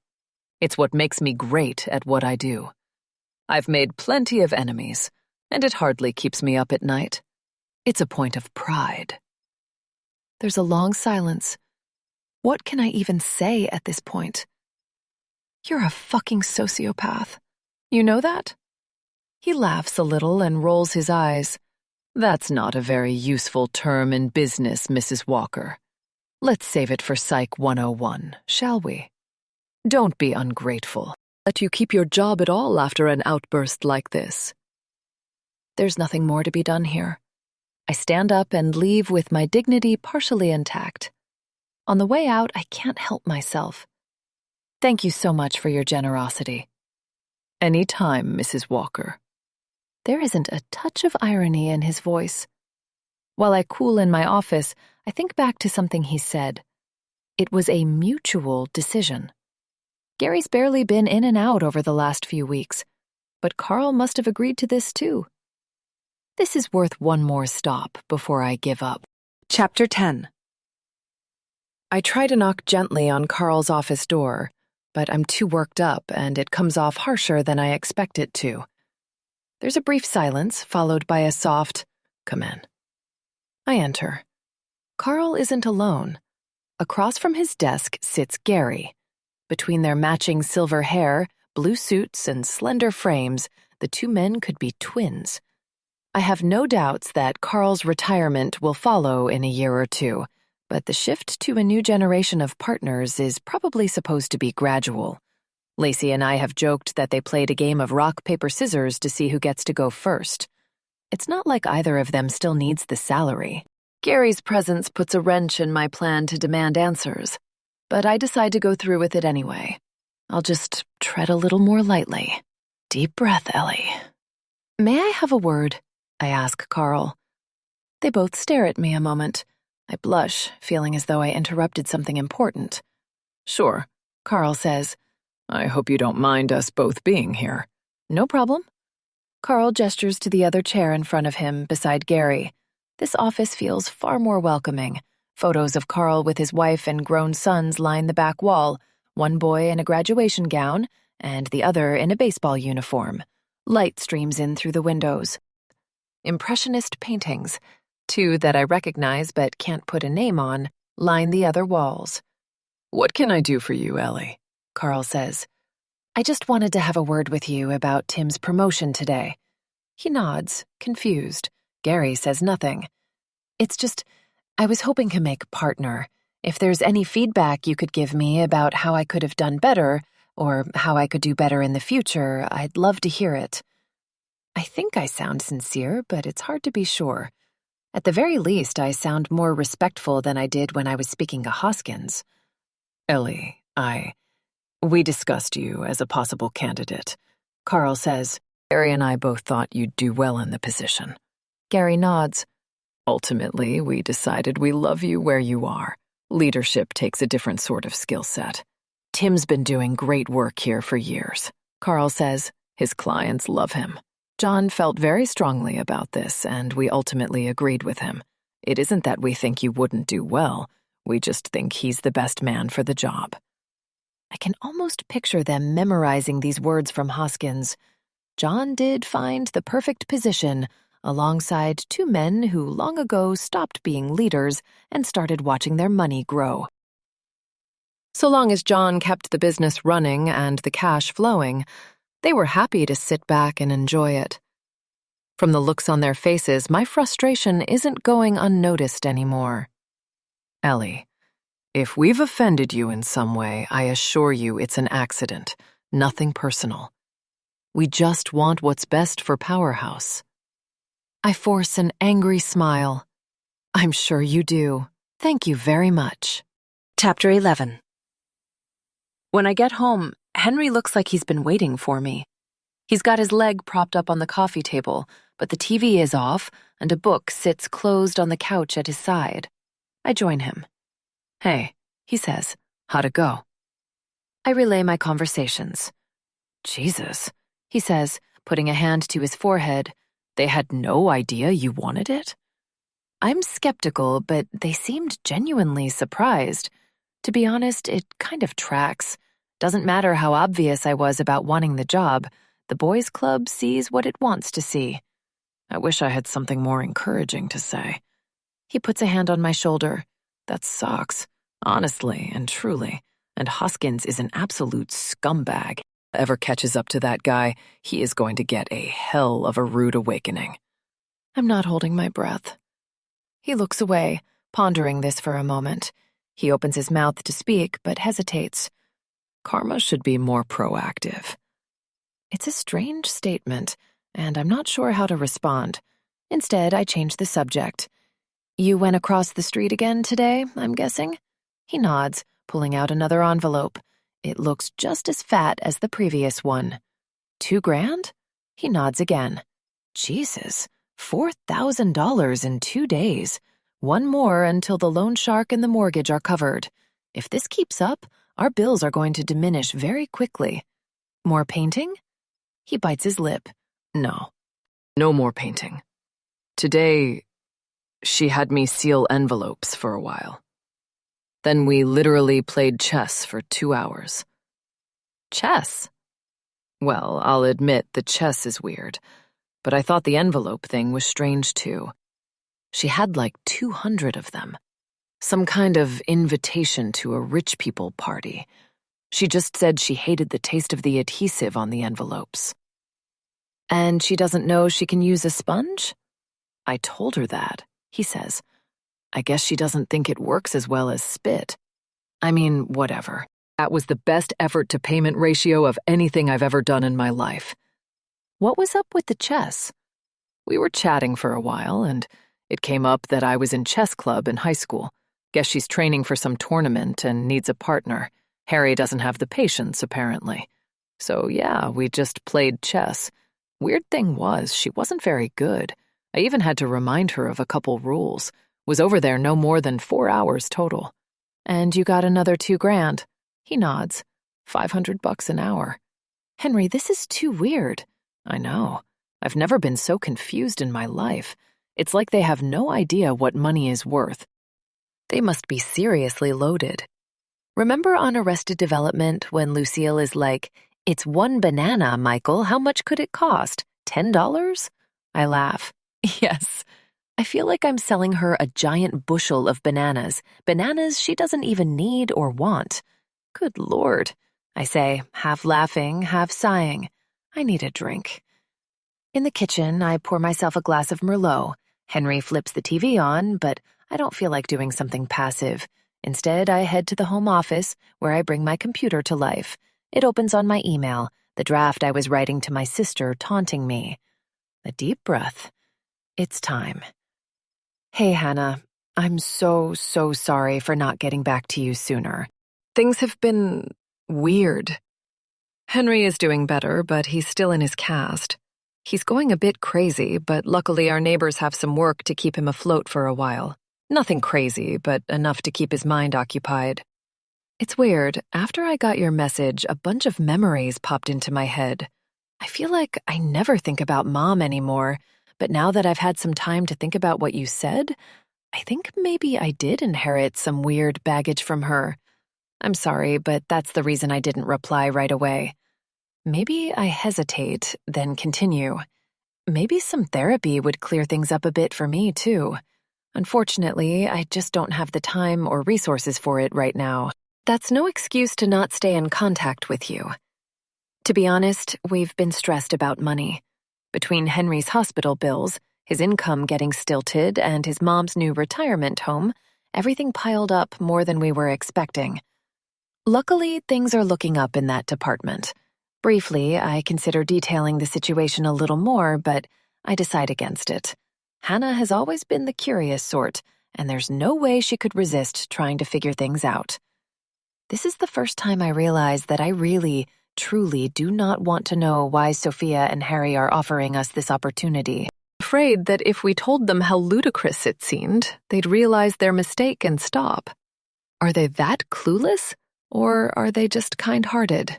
I sigh. The lack of control is nauseating and exhilarating. Anyway, I miss you. I know you live an hour and a half away, but that's no excuse for not visiting. You're right, we're the only family we've got. Love you, Ellie.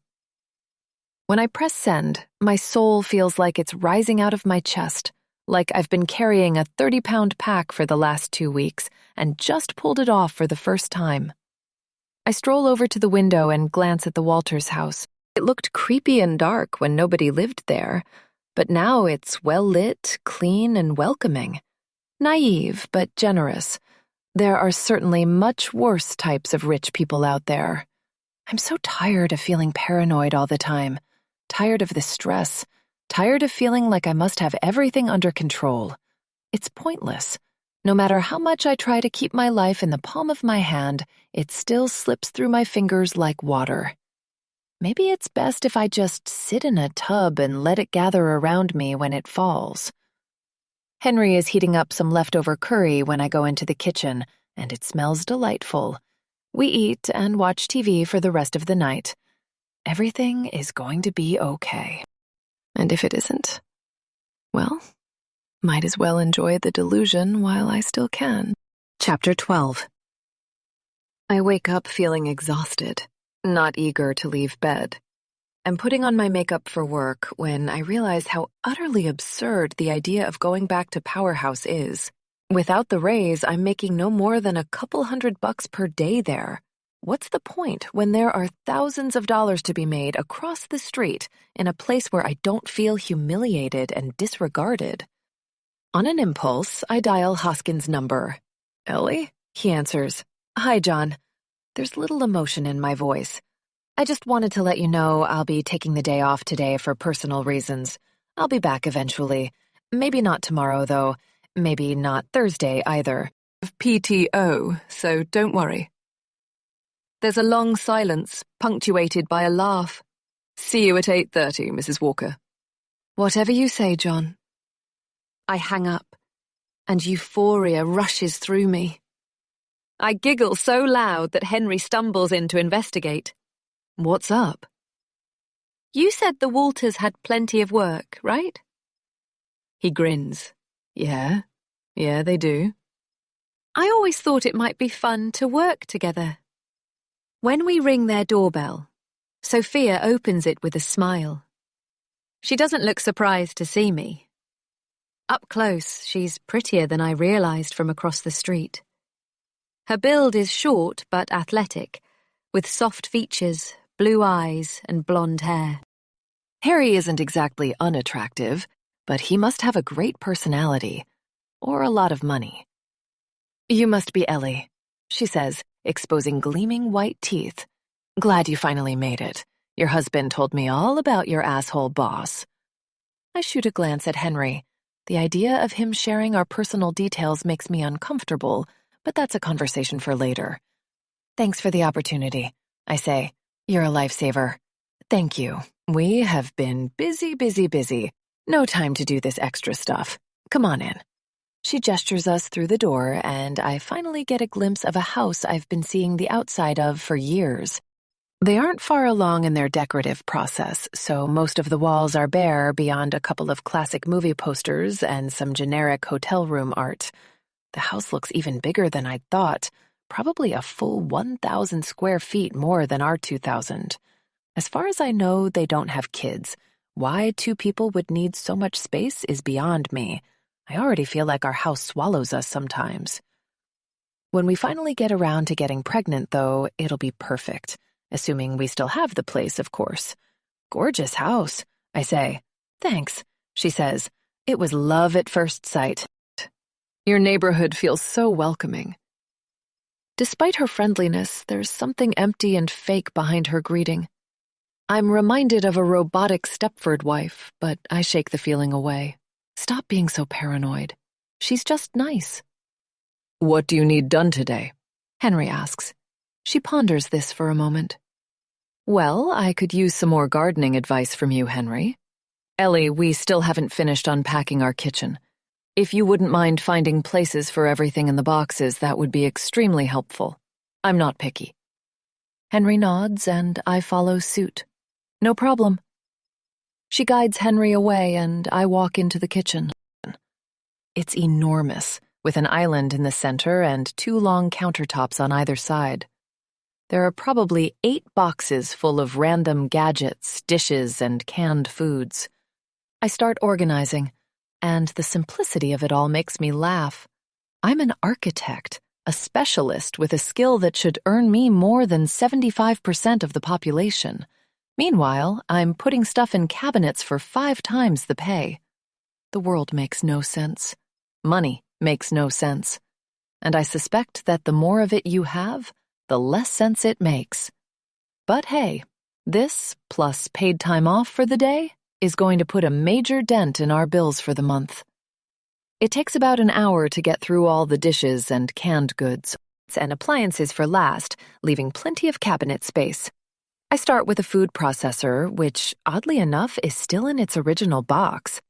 I grab a knife from the block to cut through all the tape, then throw away all the plastic and styrofoam. Maybe they had less space in their old house, but I find that a little hard to believe. Once I find a place for it, I move on to the next item in the box, a toaster oven. I'm shocked to see that it too is in the original packaging. So is the blender. So is the spiralizer. So is the microwave.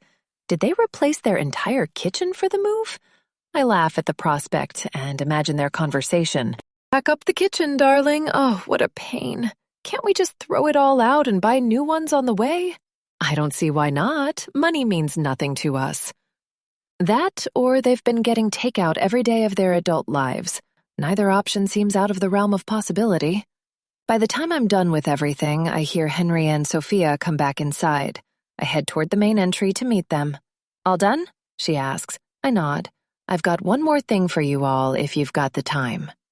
We look at each other, then back to her. We nod. I need you to do a delivery for me. We've got a couple of art pieces we want to display here. Would you possibly be able to drive to this address? She grabs a Post-it and pen from the entryway table and jots something down. Then just bring it here. It's glass art, so please be careful. I glance at the address. I'm not totally sure, but it looks like it isn't more than a 20-minute drive. I'll have to double-check it on the GPS. Sure, Henry says. Sounds easy enough. Chapter 13. In the car, I tell Henry about their brand new kitchen. Seriously? God, these people are weird. I punch the address into the GPS. Like I said, being that rich does weird stuff to your perspective. Are they that rich, though? If so, what are they doing here? Why not get a house in Bel Air or Aspen or something? The address is in a western section of town I'm not familiar with, but I'm sure it's just more suburbs. Most of our city is endlessly sprawling suburbs, so it isn't too surprising that there are pockets I haven't visited. I was right. The drive should take about 20 minutes. He said he was making money off the weed millionaires here. I don't know. I laugh. Easy to make a ton of money off a farmer who just landed 7 figures in 1 year. No idea what to do with it. Oh, and if this is their first time learning to cook, I'm pretty sure it's their first time learning to garden, too.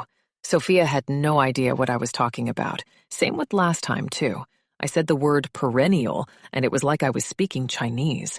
She also had a tough time understanding why the amount of shade a flower bed has each day would matter. Good Lord. A pretty, dumb, blonde housewife. How original. Rich guys do have a type, I guess. Henry shrugs. Maybe they're just naive. Maybe they're trying to live a normal life or something. Do what the commoners do. Better than buying a mansion somewhere and looking down on all the peasants. Guess so. I'm being judgmental and I know it. Got to stifle that impulse. Sophia is a friendly woman who I've only just met, and this is a hell of an opportunity. No need to be a jerk. A few minutes later, I pull into a neighborhood called Golden Oaks, where the GPS directs me to a modest, red brick house at the end of a cul-de-sac. There are no decorations beyond a bed of wilted flowers. This is it? Henry asks. Doesn't exactly look like an art gallery. He's right. It looks much more like a house where an old lady lives alone with 3 cats. After double-checking the address, though, I'm either in the right place or Sophia gave us the wrong address. We're already here, I say. May as well check it out. We get out and approach the door, then ring the bell. After what feels like an eternity, the door swings open to reveal an old man with a long beard.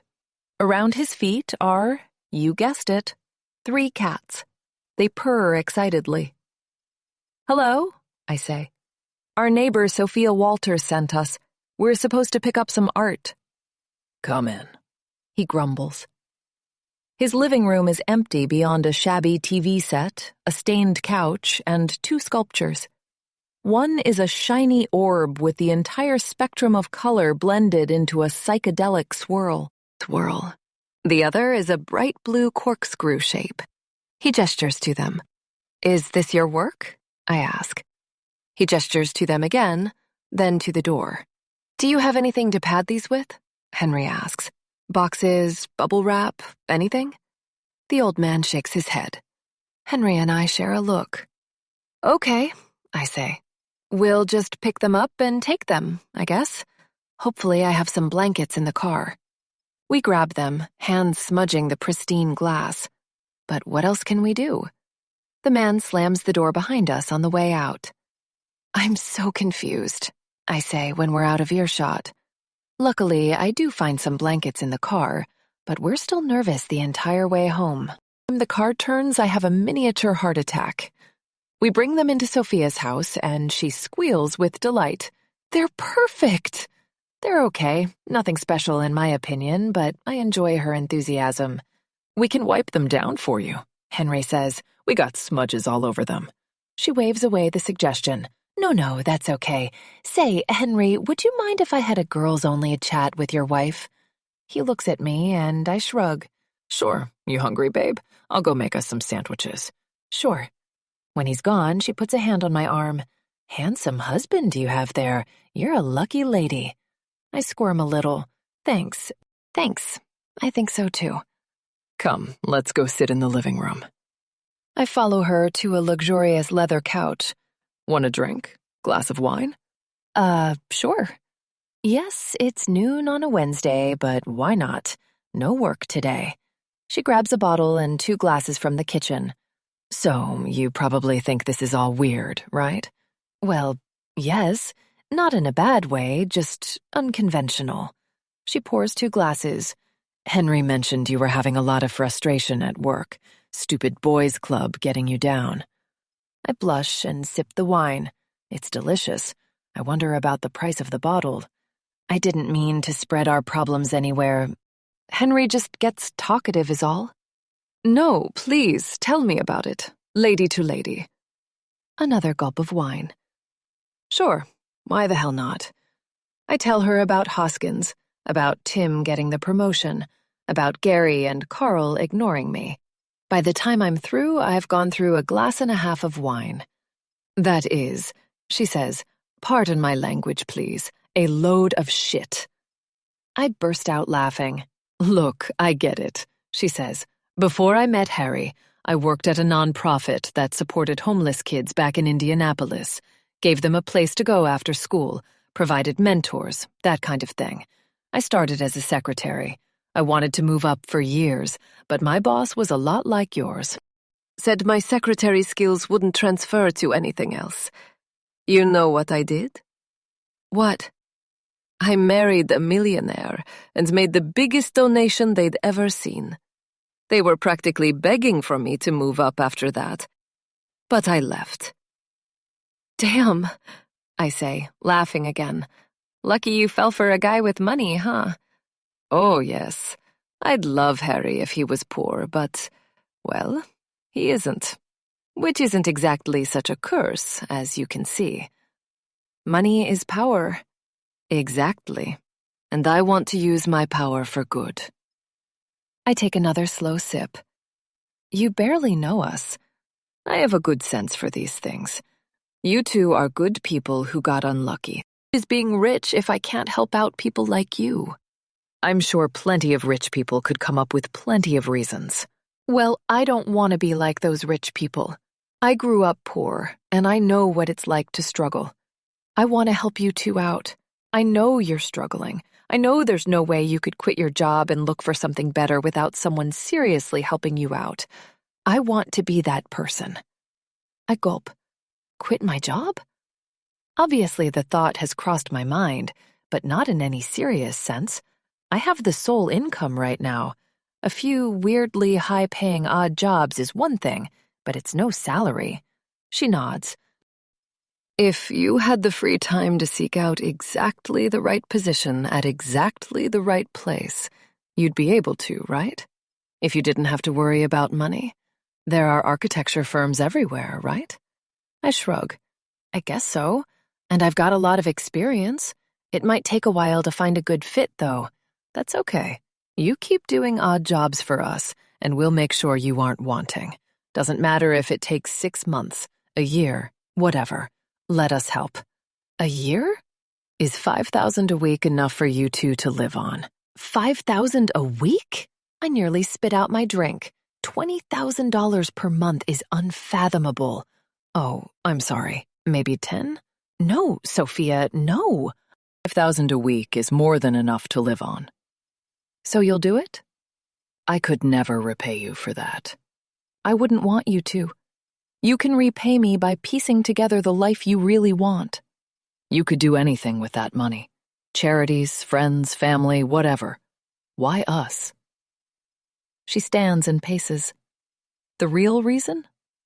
It'll sound silly. Let's hear it. You're right across the street. There's something about being able to look out our front windows and see the direct effects of our help. No weird overhead costs, no corruption, no administration, just individual people getting what they need to thrive.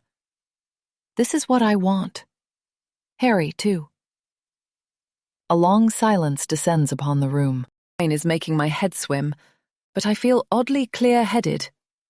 What she's saying isn't exactly expected, but it makes sense. She's the rich person everyone wishes rich people were. If I don't accept her help, someone else will. God knows we could use it. Okay, I say. Sure. Look, I'll at least work with you for the next 2 weeks, and then we can see how it goes. I have paid time off saved up, so I may as well double dip. She throws her arms around me. Oh, thank goodness. As I walk back across the street afterwards, I reflect on my assumption that Sophia was a ditzy blonde housewife, and my heart sinks. This isn't the case at all. Heart sinks. This isn't the case at all. Sophia is kind-hearted and intelligent, a modern woman with power and influence that she wants to do good with. I can't wait to call Hoskins in the morning and tell him I won't be seeing him for a while. Chapter 14. You think you can just disappear for 2 weeks with no notice? Hoskins barks into my cell phone. This is completely childish. I was right not to give you that promotion. I already okayed it with HR, I say. I haven't taken a vacation in a year and a half. Goodbye, John. I hang up. I'm still in bed, and the sun is streaming through the window. There exists a world of possibilities around me, and I'm eager to see where they'll take me. Jesus, really? Henry says, yawning. Hope your work doesn't just get passed off to your coworkers. It probably will, unfortunately, but it's Hoskins' problem now. Maybe Tim will have to do it. Make him earn that promotion. Henry chuckles. Tell him he'll come back immediately for $5,000 a week. Ooh, he'd love that. I grin and lean over to kiss him. He starts to move from the bed and grabs his crutches, but I squeeze his arm playfully to get him to stay. He looks back at me with lust in his eyes. We don't have to get up quite yet. An hour later, we're dressed and sipping coffee in the living room. If I were at work right now, I'd be in the midst of my morning rush.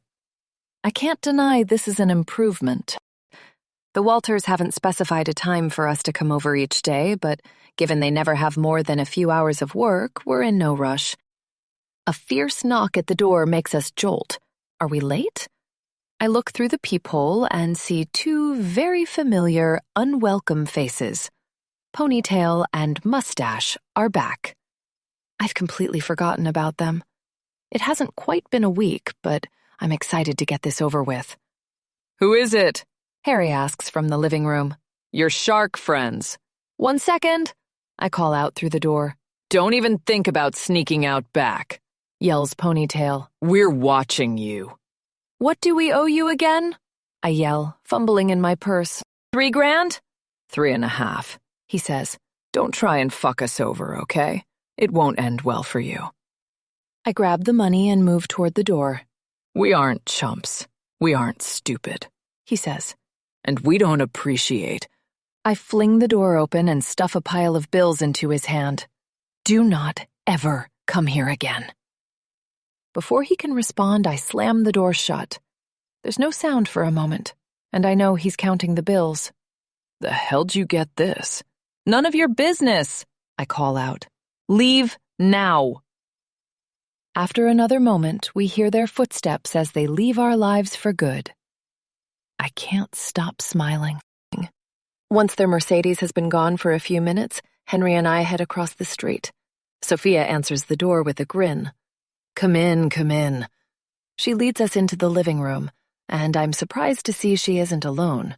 There's another woman sitting on the couch. She's pretty, too, with chestnut curls and sun-kissed skin. She's wearing a sequined shirt and a miniskirt, like she's just stopped by on her way to the club.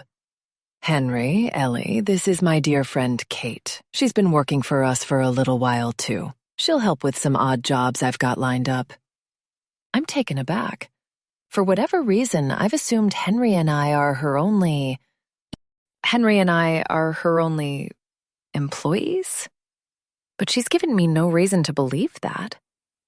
Hi, Kate, I say, waving. She lazily waves back, but it's clear she's not enthused to make my acquaintance. Henry, I've got some more gardening advice I need from you, but I've got something different for you ladies. Gardening advice again? I no longer think Sophia is dumb, but that doesn't mean she's smart about everything. It's a bit strange that she keeps isolating him out there. I imagine them out in the high-fenced yard together, her with that perfect smile and tight clothes, him grinning like a schoolboy, and a pang of jealousy catches me off guard. Henry would never do anything like that. I've got nothing to worry about. I can tell by the way Henry looks at me that my efforts to stay fit don't go unnoticed. Henry, I'll meet you outside in a minute, Sophia says. Take a look at my hydrangeas, will you? I want to know if you think there's room for more. Sure thing. When he's gone, Sophia gestures to the couch, where I sit beside Kate. Absorbed in her phone, Kate doesn't look up until Sophia clears her throat. I've got a few friends coming into town today, she says. I need you two to pick them up from the airport and bring them to another friend's house afterward. There's going to be a bit of a gap from when you pick them up to when you can drop them off. So take them out to lunch or go grab a drink or something. Should only be about an hour. Gotcha, Kate says. Anything we should know about them? I ask. Sophia smiles. Oh, not really. They're old friends of mine from college who never left their party years behind. I'm going to spend this weekend with them, but I don't have time today. Another friend offered to put them up in the meantime. I look around at the giant empty house, wondering why in the world they wouldn't be able to just stay here. But I say nothing, on more and more that it's best to just do what I'm asked and not question it. So long as the money keeps coming, no good can come from that. Chapter 15. So how do you know Harry and Sophia? Kate tears her eyes away from her cell phone and stares at me as if I've just made the most annoying sound imaginable. My eyes are locked on the road, but I can still feel her disinterest. I work for them. Internally, I sigh. Yeah, I know, but how did you meet? I was working the streets downtown, hooked on crystal. They told me they'd pay me more if I quit. I choke on my words. Wow, that's incredibly generous. She nods slowly, returning to her phone. Guess so. Quitting was a bitch, but I couldn't turn the money down. How long ago was that? She leans back, lost in thought. Maybe November? This catches me more off guard. The girl was a sex worker with a drug addiction a mere 4 months ago is difficult to believe. Now she looks like a model. What are you doing with the money? You going to keep working for them? She puts her phone away, and her demeanor changes from exasperated to something far more thoughtful. She seems to be choosing her words carefully. Well, I guess I need to figure that out. Sophia keeps saying she wants me to grow on my own at some point. She said I was getting stagnant. She puts air quotes around the last two words. I'm not surprised. $5,000 a week must be hard to stop accepting, assuming that's what they're paying her, too.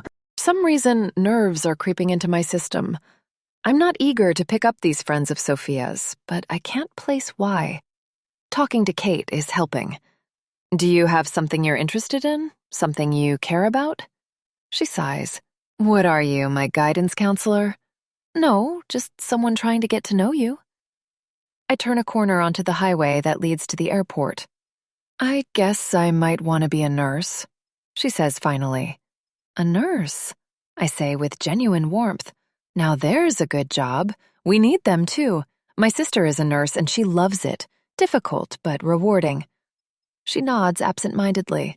Ask you something, Kate. You've already asked me like 10 things. You've been working for them for a while. Have the jobs ever seemed weird to you? Like you couldn't understand why they were hiring you to do them?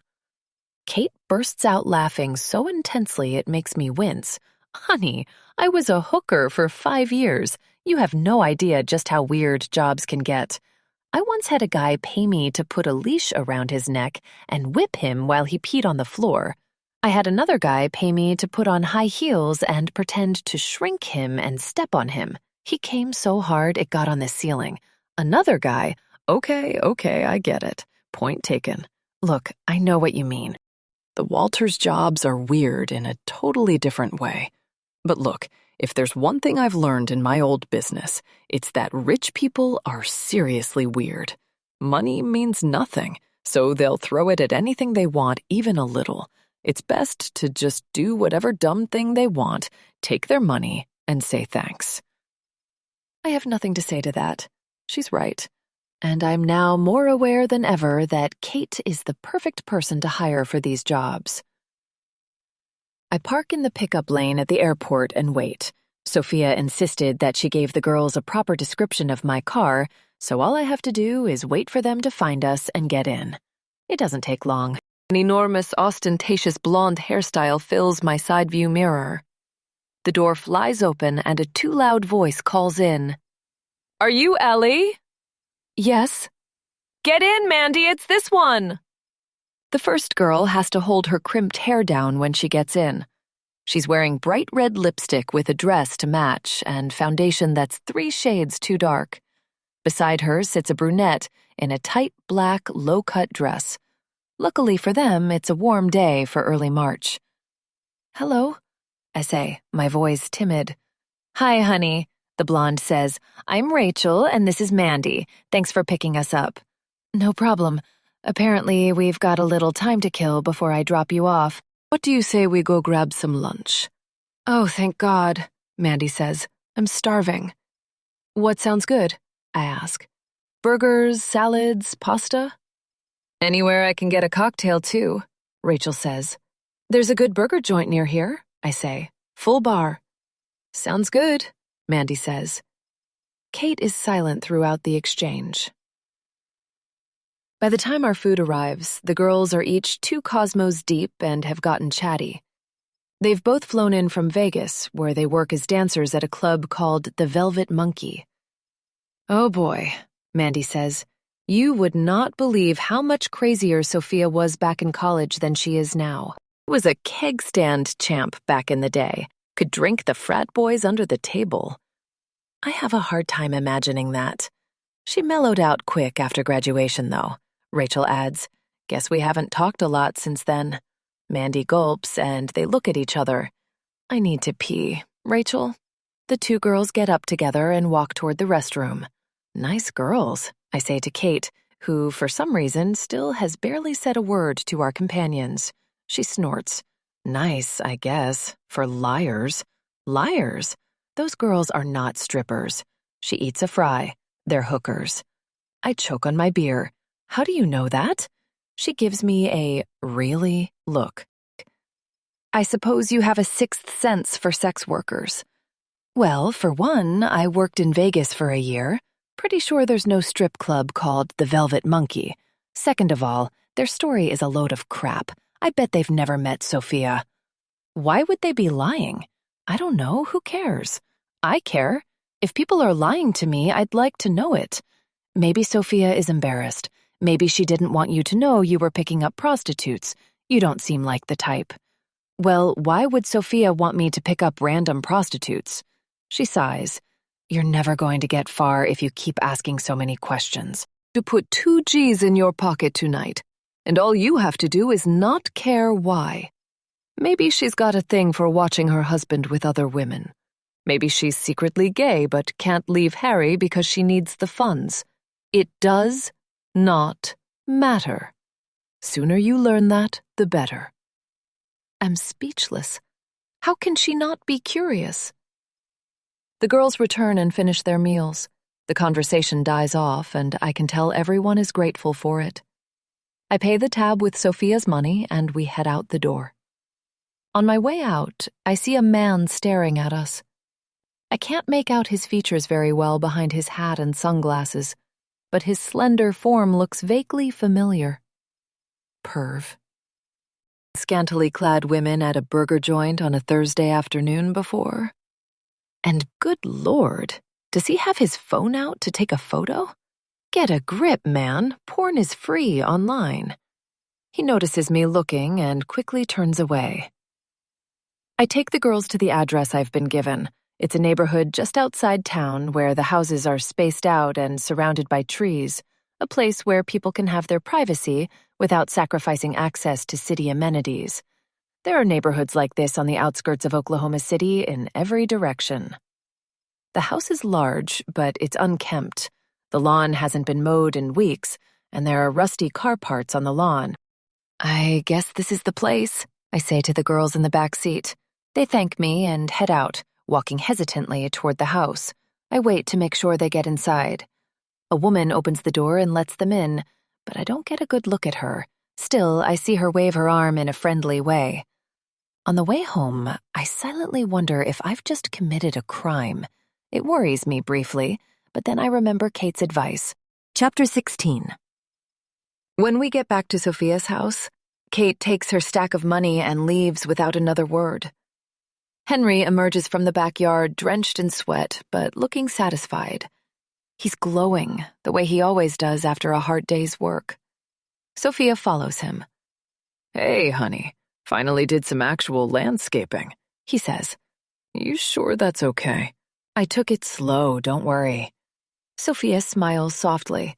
I made sure he didn't hurt himself. My guts twist up for a moment, but I let it go. Your friends were nice. Oh, yeah. Rachel and Sandy and I used to be 3 peas in a pod. I almost laugh at her obvious slip-up. She isn't a very good liar, which is more reassuring than anything. For a moment, I linger. Consider asking her questions about the girls. There's no doubt that I'm curious, but I think of what Kate told me and reconsider. No need for that. Just take the money and go. See you tomorrow. Even after paying off the loan sharks and the mortgage, we're doing well for ourselves.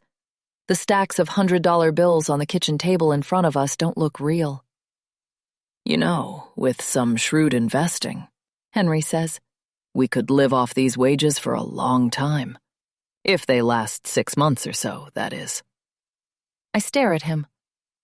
I don't think that's the point, honey. We're supposed to be getting back on our feet. He shrugs. Yeah, I know. Think. What would you do if you didn't have to work? Or at least didn't really have to work? I don't know.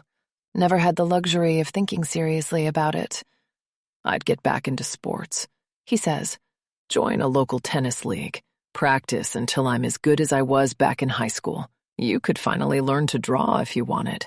Hell, you could eventually make a living as an artist if you had the time to dedicate to it. Learn to draw? Henry, I'm an architect. I already know how to draw. For me, working is practicing. Oh, you know what I mean. Draw whatever you want. I ponder this for a few minutes. Girl, I had a knack for drawing, but I was pretty left-brained. Architecture seemed like the best of both worlds, and I took to it quickly. But I'd be lying if I said I haven't dreamed of illustrating kids' books or something similar. It would be nice to have the time, to never worry about money. What would anyone do under those circumstances? How many more artists and athletes would we have in the world? It's a fool's fantasy, though. I've got to stop thinking like that. Too easy to get carried away. This is temporary and probably a little illegal. Sophia means well, but the last thing I want to do is build a permanent dependence on her. But haven't I already? Do I really plan on going back to Powerhouse? Will Hoskins even let me? Dread fills me all at once, like I'm waking up after a bender. I just picked up sex workers for my lying neighbor. I took them to some strange house. Henry's talking about doing this for 6 months? Longer? Henry, I don't want to get carried away. I'm a little worried that we're getting into something illegal. Illegal? What's illegal? I tell him about the probable sex workers. Oh, come on, he says. They're probably just strippers. A little strange still, but Sophia can be friends with strippers. Kate's the one who brought it up, I say. I think she would know. Being a former prostitute doesn't make her an expert in recognizing other prostitutes. I guess, but she seemed confident. She also didn't seem like she cared, which I found a little weird. He shrugs. Well, obviously she wouldn't care. She was one. You're not concerned at all that I might have committed a crime? I think you have no good evidence it was a crime, and I think you have a tendency to assume deception in people. Even if they are prostitutes, it's not a huge deal. I could still get in major trouble for it. Could you? Seems unlikely anyone would care enough to do anything about it. Besides, the job is done. Prostitutes, literally all you did was give them a ride. Pretty sure that's not a crime. If I shot a guy and then got in a taxi, would the driver be responsible? No. I'm dizzied by the thoughts. He isn't totally off base there, but I'm not reassured. I'm going to go email Hannah, I say. Haven't talked to her in a little while. I sit and stare at my computer screen for a few minutes, watching the cursor blink, when it occurs to me that these emails are my way of keeping distance between my sister and me. Hannah's always been able to read me easily, and the last time I spoke to her face-to-face, I felt naked. Or if these are the kinds of conclusions I'd be reaching if I had a few therapy sessions. Hannah is one of the few people I genuinely trust in this world. Her and Henry. But there's a veil between Henry and me. I can tell him anything I want about my mother, about my life before I met him, but Hannah was there. Maybe I'm afraid of talking to her because she's a reflection of the same messed up upbringing that spawned me. Was it so messed up, though? For a few minutes, I sit at my desk and try to let the memories I've avoided for 15 years seep into my mind. Not long before her diagnosis, Mom started dating another new guy named Steve. Like Tony and the others, he was friendly enough, always giving me gift cards to Hot Topic or movie theaters to try and win me over. But I was a teenager, and he was a guy dating my mom, so there was only so much he could do to earn my respect. Kind of a dumpy guy, mop-top hair, beer gut, oily t-shirts. After Mom's cancer diagnosis, he bailed immediately. I remember her sitting us down in the living room to explain. Her eyes were sunken. She looked beaten down. "It's okay," she said. "I never expected him to stick around." "Didn't he love you?" Hannah asked. She must have been 18 by then. "No," Mom said simply. "I think he was just lonely." But that's okay. I was too. I feel stupid, though. I didn't think he'd leave so quickly. That was my mistake. By then was no anger left in her, just resignation, depression. I don't know what was worse. First Dad, then Tony, then 100 others that I only glimpsed as they slipped out in the mornings during breakfast. And finally Steve. How the hell did I manage to trust men at all? I'd met Henry only 5 years later. But trusting Henry was easy, immediate. His exception to the rule made no sense, but I never thought much about it at the time. Maybe trusting him was an act of rebellion. Luckily, it didn't backfire. Before I can overthink it, I dial Hannah's number. She picks it up almost immediately. Ellie! I lean back into my chair. Hey, Hannah. God, I feel like I haven't heard your voice in a year. What's up? How to begin? I know, sorry, life's been crazy. I guess I told you a little in that email. You're not going to believe me, but I was literally in the middle of typing a reply. Oh yeah? What were you going to say? First off, I was going to ask what memory you were talking about. I tell her about that evening at Chili's, about Steve and Tony bailing on Mom, about how strange it is that I've blocked so much out for so long. Ugh, Steve, she says. What do you remember about him? Basically what you do. Well, you probably didn't realize this at the time, but I had an inkling that I followed up on later. He straight up stole money from Mom. Took like $3,000 from under her mattress. What? Turns out she didn't trust banks. Go figure.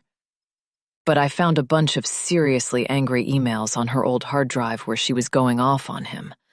Obviously, he never replied. Jesus, I say. What a scumbag. Unfortunately, scumbags are all Mom seemed to attract. My therapist thinks it was a self-fulfilling prophecy. Glad we didn't fall into the same trap. Speaking of, how's Susan? She's great. Just got a promotion. Traveling a bit more, but she's happy. Good. Henry still hanging in there? I know you said things were looking up money-wise. Is he back to work? I hesitate. Kind of. I explain everything, from getting shafted on the promotion to taking a sabbatical, from Henry's first job across the street to what we're doing now. I leave out the fact that I suspect prostitution is involved. After I'm done, there's a long pause.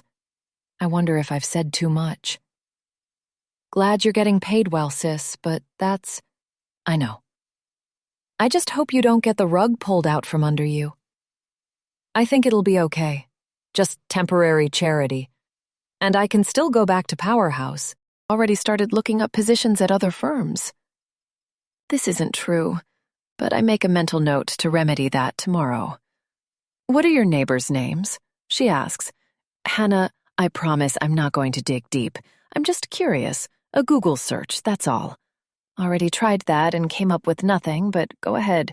Harry and Sophia Walters. They don't have much of an online presence.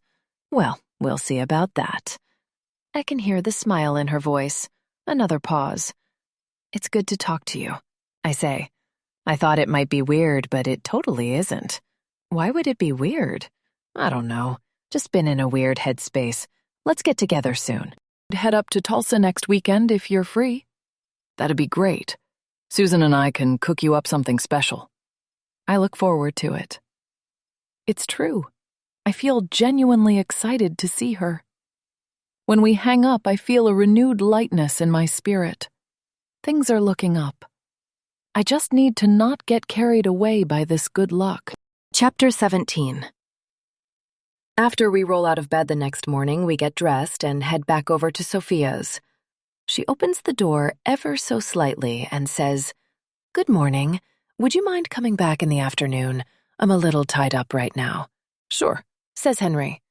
We head back home, and I'm unsure what to do with myself. Henry sprawls out on the couch with a book, bobbing his leg incessantly while he reads. I head to the home office and pull up a website of job listings. A search for architect lands a handful of hits. I then realize how long it's been since I've looked at my resume, so I find the file and start updating it. Sometime later, my phone rings. It's Lacey. I set my pencil down and pick it up. Hello? Ellie, what on earth happened? I hold the phone away from my ear. Long story, but I'm taking some time off. You've got to tell me everything. As much as I appreciate Lacey's enthusiasm, I don't feel like telling this entire story right now. But she's my friend, and she deserves to know, especially since she still works at Powerhouse. Want to grab some lunch? That Thai place was awesome. I want some more. Noon? Sure. Cool. I'll bring Jeff. We've barely started sipping our Thai teas when I start to spill my guts, giving every detail about my conversation with Hoskins, then later with Gary and Carl.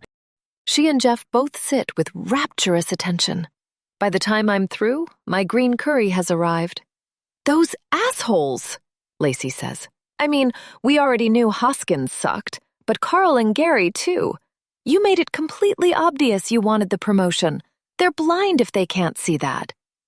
I'm not too surprised, Jeff says. Carl and Gary are totally clueless. I'm not so sure those guys even know they're running an architecture firm anymore.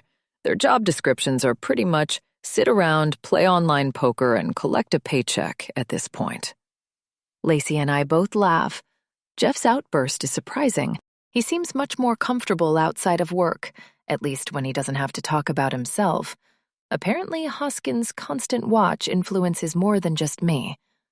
"What have things been like in the last couple of days?" I ask. "Is Tim actually doing okay so far?" I mean, it hasn't been long, Lacey says. But to be honest, he seems just as clueless as Gary and Carl. I think Hoskins wanted somebody else who would stay out of his way. I get that he's like a power addict or something, but it just seems impractical. Honestly, Powerhouse is so weird. It feels so completely different from my last firm. This catches me off guard.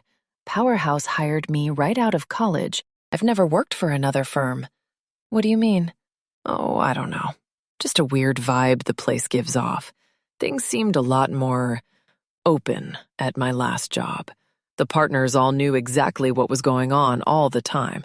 Granted, they were all a bit younger and more in touch overall. I look at Jeff, who shrugs. Powerhouse is my first architecture job, too. I figured they were all this way.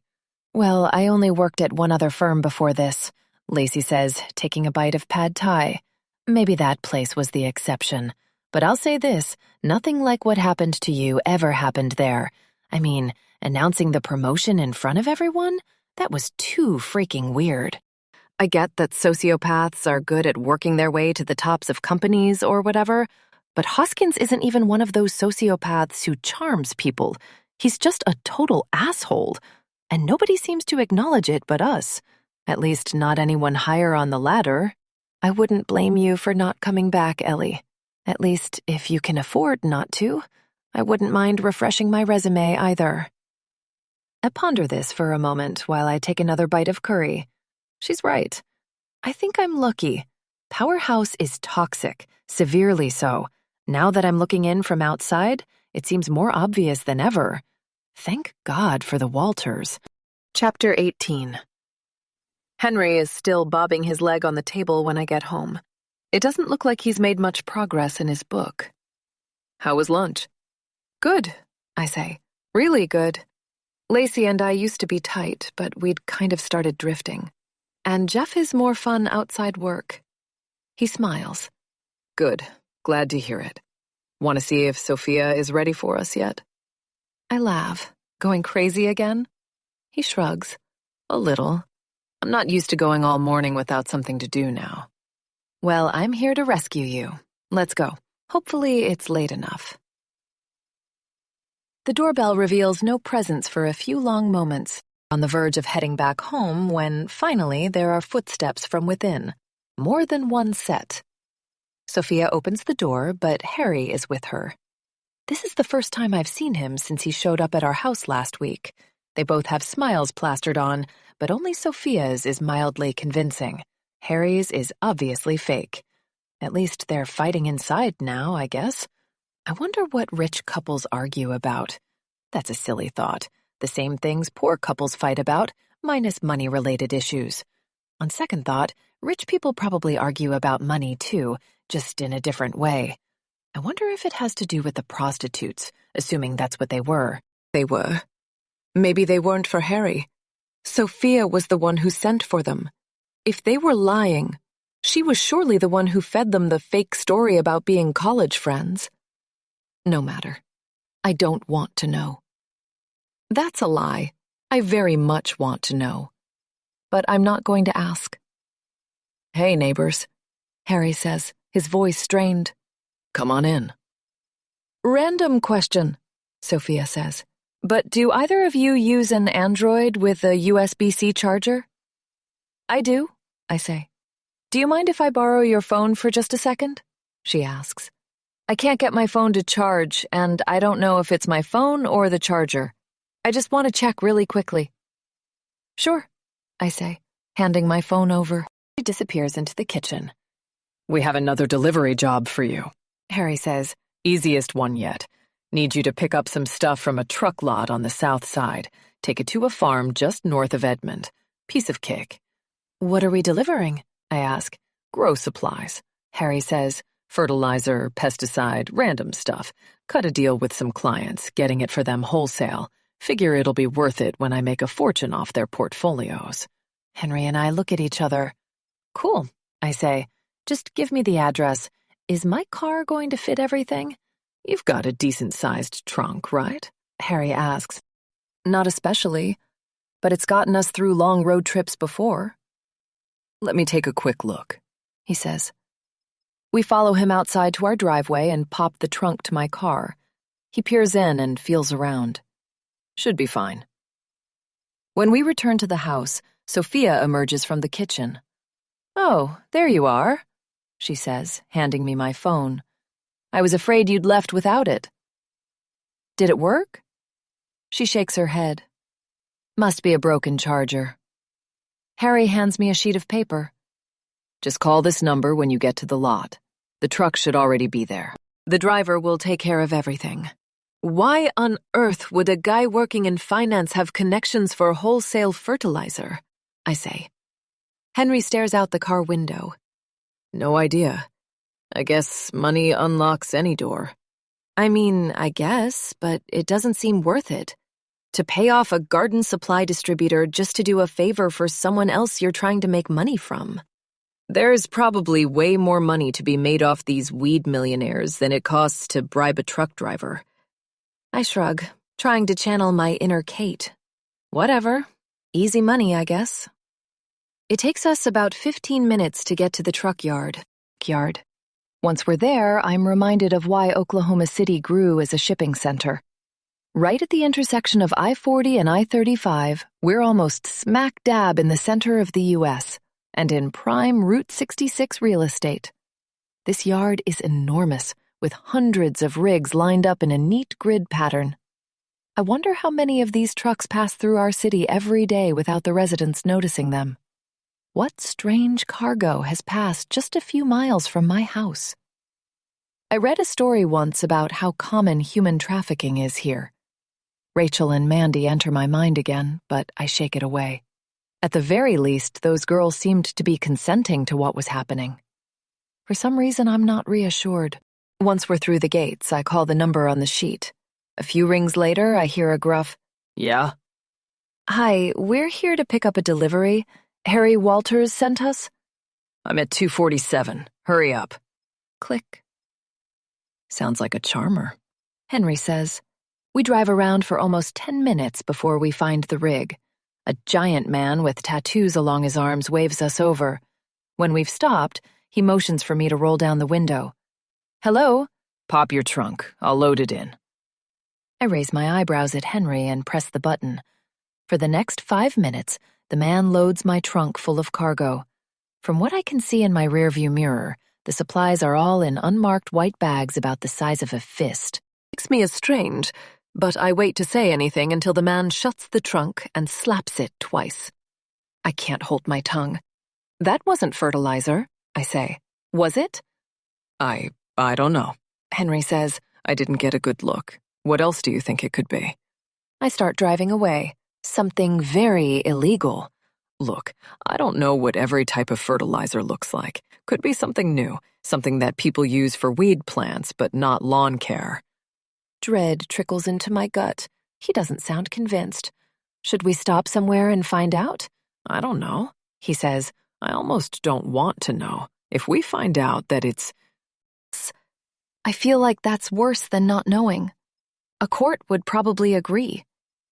If we don't see anything, we're dumb, right? We just thought we were transporting fertilizer. I gulp and say nothing. Just keep driving. It's an easy route north toward Edmond, a 20-minute straight shot along the interstate. But that doesn't ease my mind every time an OKCPD car drives past us. What's happening to us, Henry? He doesn't respond for a moment. We're doing our jobs. We're delivering fertilizer. We're silent again until we're 10 minutes from our destination. The contents of our cargo weighs heavily on my mind, and I can't stand it anymore. We approach a megachurch with an enormous parking lot, and I turn in. Henry grabs my arm. What are you doing? We're not taking it here, right? I have to know. Ellie, this isn't a good idea. Look, it's a church lot.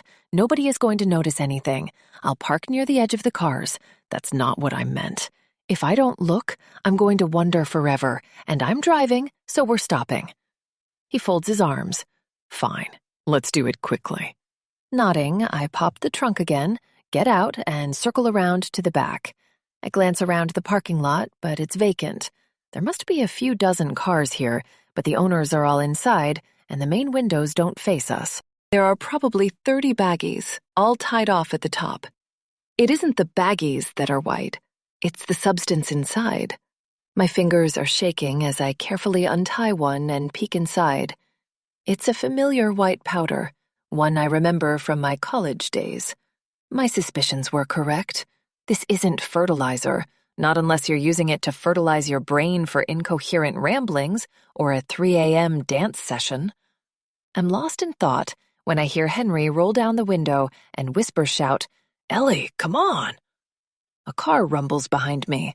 I quickly retie the bag and shove it back in the trunk. Without looking, I slam the lid closed and get back in the car. There's a silver BMW sedan stopped about 20 feet behind my car. The windows are dark, and all I can make out is a man's silhouette in front of a maple leaf air freshener. Shit, I say. We should go. With still shaking hands, I drive toward the edge of the parking lot and back out to the highway. You think they saw? I ask. I'm guessing it wasn't fertilizer. I shake my head. Cocaine. I think so, anyway. He puts his hand to his forehead. Jesus, I told you we shouldn't have looked. Don't you want to know you're committing a felony right now? No, not really. Let's just hurry. If the car saw us, they might be giving our plate number to the cops right now. We make the rest of the drive in silence. I'm panicking internally, but I at least know I shouldn't be speeding. Just slow and steady. Finally, we reach the neighborhood, but it's just a crosshatch of country roads, not unlike where I'd dropped off Rachel and Mandy, just in another corner of the city. We reach the address, and it's a 2-story brick home with an enormous greenhouse beside it. Maybe they really are growing weed here. Almost immediately, 2 young guys in tank tops come outside and wave to us with friendly smiles. They jog over to the car, and I roll my window down. You Harry's people? Yeah. Thanks for helping us out, he says. We'll take it from here. One of the guys runs into his garage and returns with a giant burlap sack.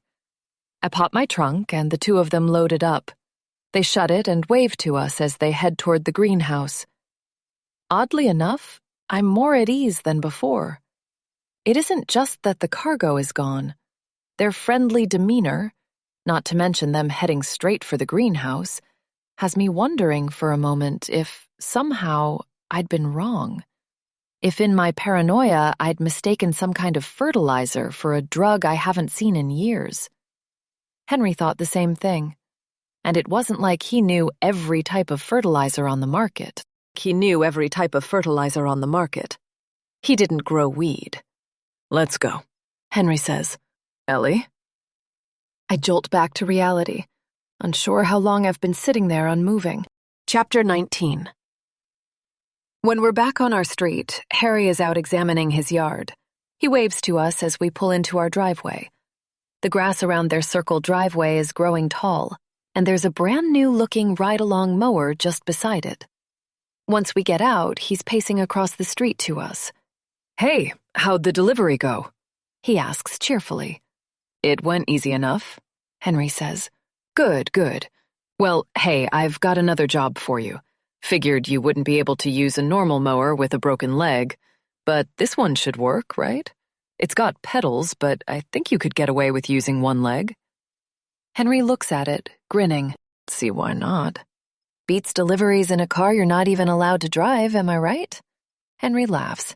Yeah. Visions of landscaping are dancing in Henry's eyes again, even for something so simple.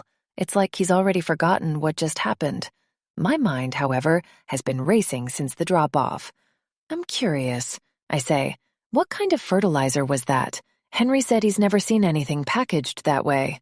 Henry shoots a look at me, begging me not to press too hard. But my question is an innocent one. It shouldn't betray our suspicion. At least, I hope it doesn't. Harry shrugs. Beats me. Not my area of expertise. Those farmers you dropped it off with, they gave me a name and a company, and I made some calls to take care of it. Funny that millionaires would be pinching pennies like that, huh? But hey, whatever keeps their portfolios in my hands. Damn. He sounds sincere. I hadn't considered the possibility that he wouldn't know it was cocaine. He and Sophia would be easy to take advantage of. My brain is swimming. I want to ask more questions. I want to ask how well he knows those farmers, who he contacted to get the favor, what else that truck driver was hauling.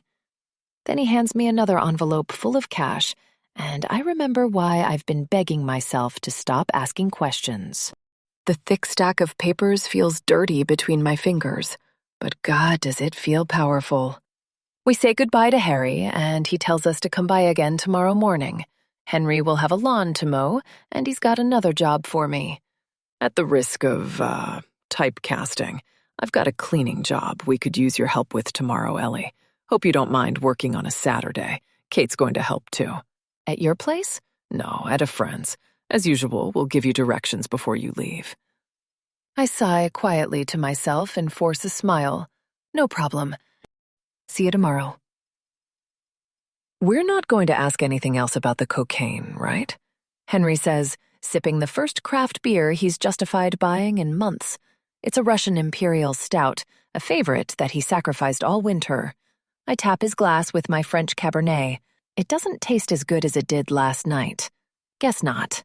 I'm still not 100% sure it was coke, and even if it was, I'm not convinced even he knew it. Anyway, it's over now, and we've got another fat stack of cash. I don't like this, Henry. He bites his lip. We can tell them we're done. We're not interested anymore. He's bluffing, but I'm not in the mood to call it. No, we can't.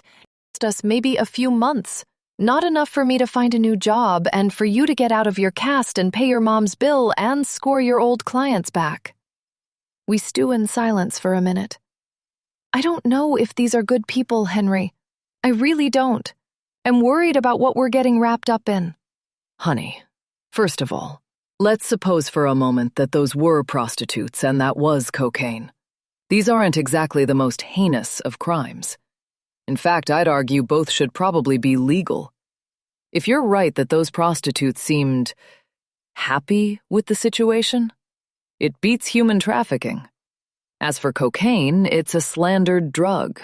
We've both at least had friends who indulged. Does that make them bad people? Isn't cocaine harvested by, slave children or something? So is chocolate. He smirks, and I feel a rush of anger. Just because one thing is bad doesn't mean another, different thing can't also be bad. All I'm saying is that the world isn't quite so black and white as the law would have us think. What, so you're just cool with all of this? I gesture wildly, sending some wine sailing out of the top of my glass and onto my shirt. It looks like a blood stain. You're cool with becoming criminals.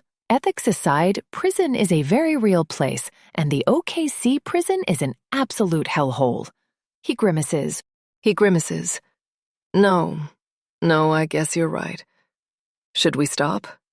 Make an exit plan? I pull my knee up to my chest and rest my chin on it. Tomorrow should be fine, at least.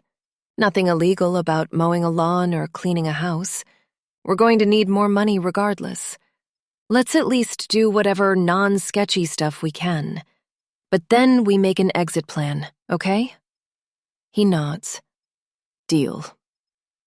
Chapter 20. The mower roars to life outside, as Harry shows Henry how all the controls work. My husband is smiling like a kid on Christmas morning. Their laughter seeps in through the windows. Sophia steps out of the kitchen and sets a tray down with 3 glasses of iced tea in front of Kate and me. Kate's absorbed in her phone and doesn't notice. I take a drink. It's good. Better than those giant Lipton bags my mother always used to make. It's loose leaf, she says, noticing my enjoyment. Nothing else compares. No kidding. I've been to that fancy tea shop at the mall. It better be good if it costs as much as a decent bottle of wine. Today we need some cleaning done, but I feel like I should preface it a little bit. Hang on. She runs into the kitchen and comes back with a bucket full of cleaner bottles and various types of sponges. Not that I'm suggesting you two don't know how to clean or anything. It's just that, at first glance, the place you're cleaning might look a little disturbing, she says. Oh no, here it comes. I enjoy supporting local small businesses. I love being able to watch something grow in the town we live in. There's a pig farm about 20 minutes west of here near Yukon where a couple lives, and they make their own sausages and meat pies and such. We met them at the farmer's market a few weeks ago and got along great. But they were struggling, so we helped them out and invested. I gulp the iced tea and wonder where she could possibly be going with this. Anyway, they've been experimenting with pressurized cooking and preservation methods for the pork in an outbuilding on the farm. Well, I guess their pressure cooker is faulty or got damaged or something, because they had an accident, and the contents exploded all over the outbuilding. I breathe a sigh of relief. Yeah, this will probably be my grossest, most labor-intensive job yet, but that's okay. I can't imagine anything illegal about cleaning up pork. The reason I wanted to tell you this beforehand is that, at the time, they were pressurizing some unprocessed pig parts. It's a struggle to keep a straight face when I piece together why she's warning us. Basically, I didn't want you to walk into this building and think you were cleaning up a murder scene. At a glance, it's not exactly obvious that the mess came from a pig. She sent me a photo earlier, and it looks like a serial killer's lair or something. There's a long silence as Kate and I look at each other. Her thoughts don't come through in her expression, and I wonder if she's as suspicious as I am. We're cleaning up pig guts, I say, completely serious. Nothing human. Sophia's cheeks go red, and she looks genuinely confused. Kate bursts out laughing. I guess we aren't on the same page after all. What do I look like, Jeffrey Dahmer? Sophia grins. Trust me, if I needed a crime scene to be cleaned up, I wouldn't hire the lady across the street. Surely there are professionals for that. Who was that guy from Pulp Fiction? The wolf, Kate answers. Right. Sorry, Ellie, but you just can't compete with the wolf. She laughs a little more, and Kate joins her. But there's nothing funny about this to me. We're cruising west down I-40 toward Yukon when I finally decide to test Kate. Do you think it's really from a pig? Kate turns and gives me a funny look. What, you were serious back there? What the hell else would it be? A person. What if it's an actual crime scene? Her laugh stabs me in the eardrum. Good God, you're losing it. Why would the Walters kill somebody? I don't know. I don't know anything about them. Maybe they didn't kill someone. Maybe they know someone that did and they're trying to help them out. Maybe something went wrong during a drug deal. A drug deal? You think they're selling drugs? Honestly, I don't think it's out of the question. I tell her about the previous job Sophia gave me, and she sits at rapt attention through every word. Are you serious? You saw it? And you know what coke looks like? Yeah, with my own 2 eyes. I hesitate. I mean, I haven't seen it for a while and never in huge amounts, but what did it taste like? What did it taste like? I don't know, I didn't eat any. You're telling me that you held a giant bag of cocaine in your hand, which was one bag among a bunch more where there was no chance they'd miss a bump, and you didn't even taste it to check if it was really coke? There was a car that came in behind me, thank you very much, and I don't know what coke tastes like even if I wanted to put it in my mouth. I'll tell you what it doesn't taste like, she says. Oh, and I suppose you know what fertilizer tastes like. Look, it happened really quickly. Who cares if it was coke? There are a hell of a lot of worse drugs out there. At least it wasn't crystal or heroin or something. But if it was, they lied about it. Kate sighs. If you were them, would you have told the truth? It's not much different than the hooker thing. Rich people love coke and hookers. It's practically a cliché. What's the guy who wins the lottery do? Goes to Vegas and blows it all on coke and hookers. Rich people do rich people stuff. Laws barely exist for them. Most laws, anyway. The victimless ones for sure. Murder? That might be a little tougher, but come on. There's a big jump from coke and hookers to murder. Let me ask you this. You ever tried coke? I shrug. No, I have friends that did, though. Think about a person you know who did coke, your college friend or whatever. If you found out they committed murder, would you be surprised? It isn't necessary, but I do think it over. I was at a music festival with my friend Becky. Haven't talked to her in years. But if I found out Becky had killed someone, well, yeah, I'd be shocked. Yes. So, let's not make any big jumps, okay? You haven't even seen the place. All we know, there are big chunks of pig snouts sitting around in the mess. I give up. Okay, fine. Let's just see what we see. A few minutes later, we arrive at what appears to be a very ordinary farm, tucked away in a spaced-out neighborhood. The main house is white-bricked and one-story, just a hair smaller than my house. At least 2 outbuildings are visible behind it, and I can see 3 or 4 pigs roaming around in the pasture near them. After we get out, we circle around behind the house and head for the red barn Sophia mentioned, stepping past a couple of pigs that approach us curiously. When we reach the barn door, I take a deep breath and head inside. My heart nearly stops as I'm greeted with a bloodbath far worse than I'd imagined. Chapter 21. The barn is mostly vacant, except for the blown-apart metal remains of what once must have been a pressurizer. Just pale wooden walls and flooring remain, all the better to show off the streaks of rusty brown splattered against everything in sight. My heart stops in my chest, and my stomach turns over. Some of it looks spotted, as if someone took a small handful and lightly tossed it against the wall. Other bits are in long streaks, like a deranged lunatic slashed with his knife and flung bits of it with reckless abandon. The barn is saturated with a metallic, coppery stink. Blood might be lost in a violent murder, but this looks like it could be from more than one source. Kate whistles. Got our work cut out for us, huh? I struggle to form words, but Kate takes no notice. She swings the cleaning bucket back and forth while she takes a closer look. This might take all day. Clearing my throat, I only manage to say one word. Pigs. Kate turns to me. You want to do the walls or the floor? I don't care. I'll take the floor, she says. I want to sit. You mind getting some water for the soap? A deep breath.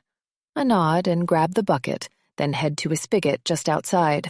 Squirt some soap into the bucket and turn the spigot on to let it fill. While I stand there and wait, a pig approaches me, sniffing curiously at my shoes. This clearly is a real pig farm. Maybe Sophia is telling the truth. Yeah, and maybe those really were Sophia's college friends. Maybe that really was fertilizer. God, Ellie, when did you become so gullible? I shake my head.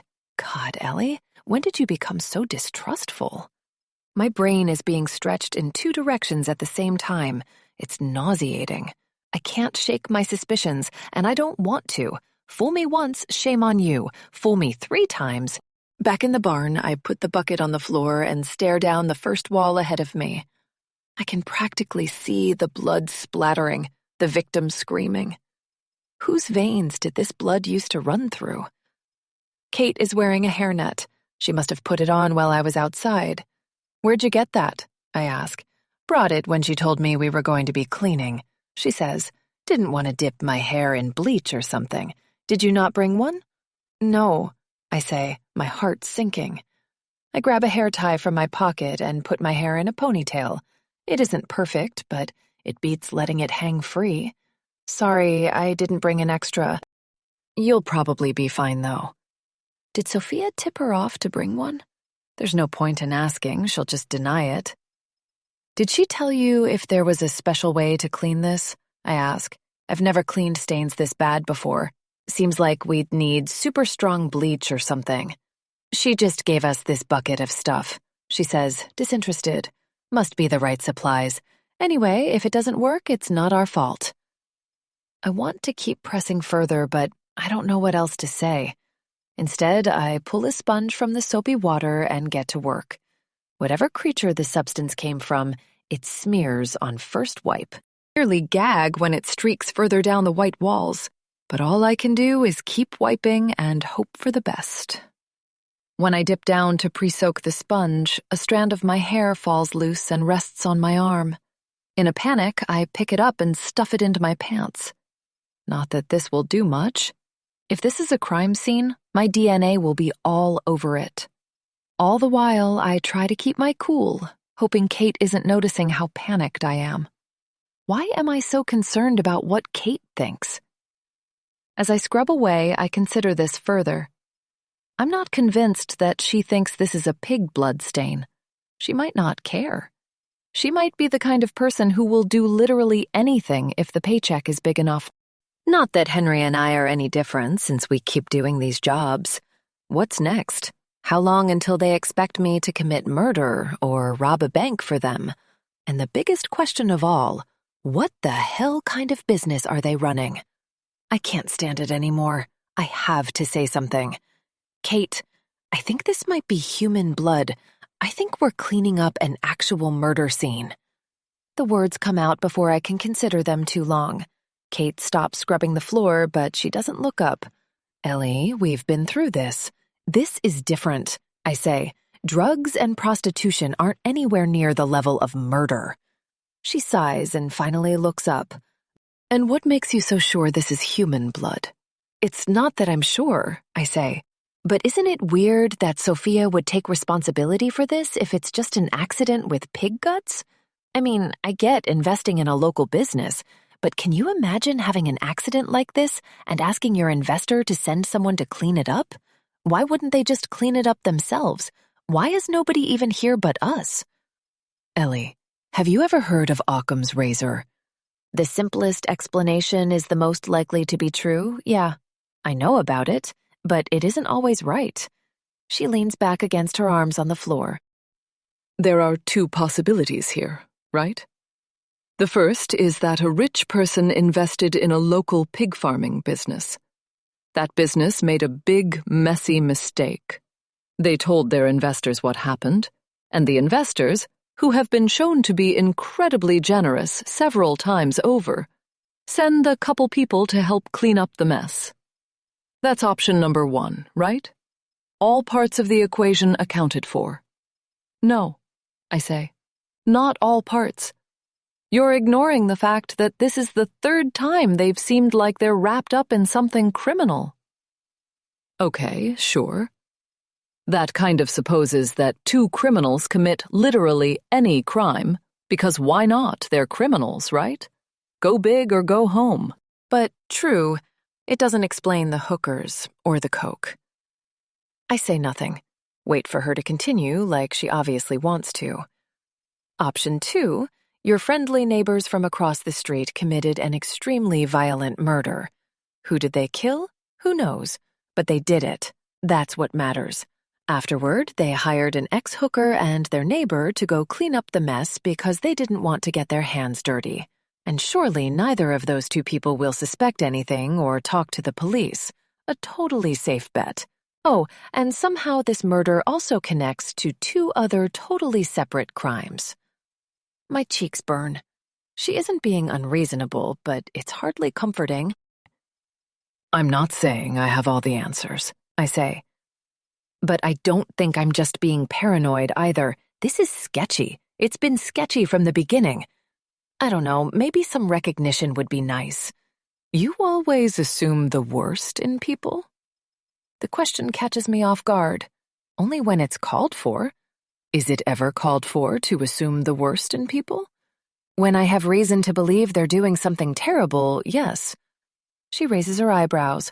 Okay, sure, whatever you say. Maybe Kate isn't being truthful with me either. Maybe the Walters planted her to try and keep my suspicions at bay. I don't know anything about her.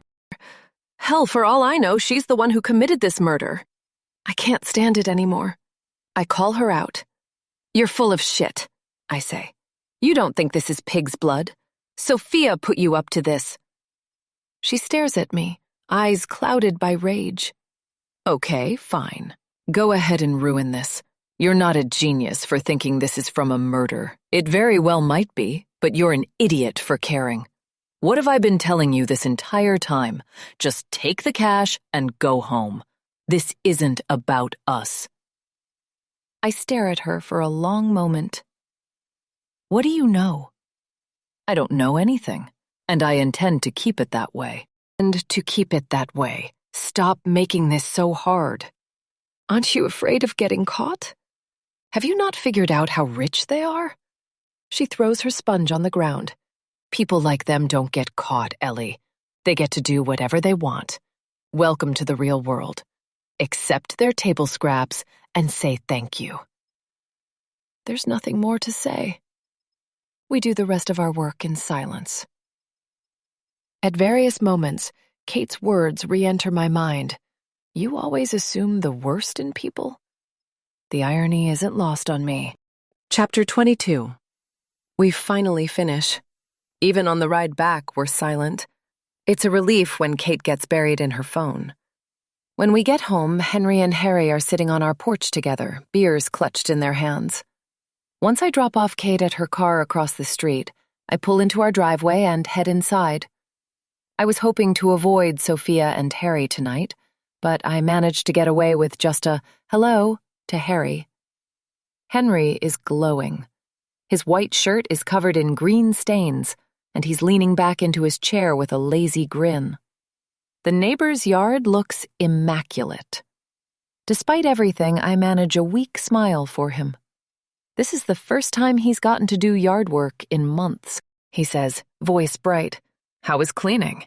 My gut clenches up. Fine, but tiring. I need a shower. A shower is a start, but I also want to burn my clothes and drink an entire bottle of wine. White wine, not red. I don't want to look at that color anymore.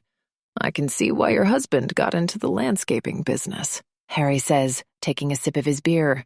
Who knew my least favorite chore could make somebody so happy? Maybe you need one of those riding mowers for yourself, Henry. Henry's eyes light up. He's wanted a riding mower since the day he started his own business. We haven't talked about it in months. You better believe it, he says. I could land some bigger contracts, too. Just haven't been able to afford it yet. With $5,000 a week, the idea of not being able to afford something seems laughable. This hole is only getting deeper. I want to get away from this positivity, so I excuse myself and go inside. After my shower, I feel a little better. I hope to never have to wash someone else's blood from my skin again. Henry is in the living room watching TV. He smiles at me, but his face falls when he sees my expression. What's wrong? He asks. Tired? I nod. That's one way of putting it. Big job today? I sit beside him on the couch. After a deep breath, I unload everything. Finish, he's silent for a few moments. You really think they killed someone? I nod. Maybe I'm wrong, but if I'm being totally honest, yeah, I do. Them or someone they're working with. Kate did too. Took a lot to get her to admit it. He's quiet again, unsure what to do with this information. You might be looking too much into this. Maybe Kate is too. We barely know her.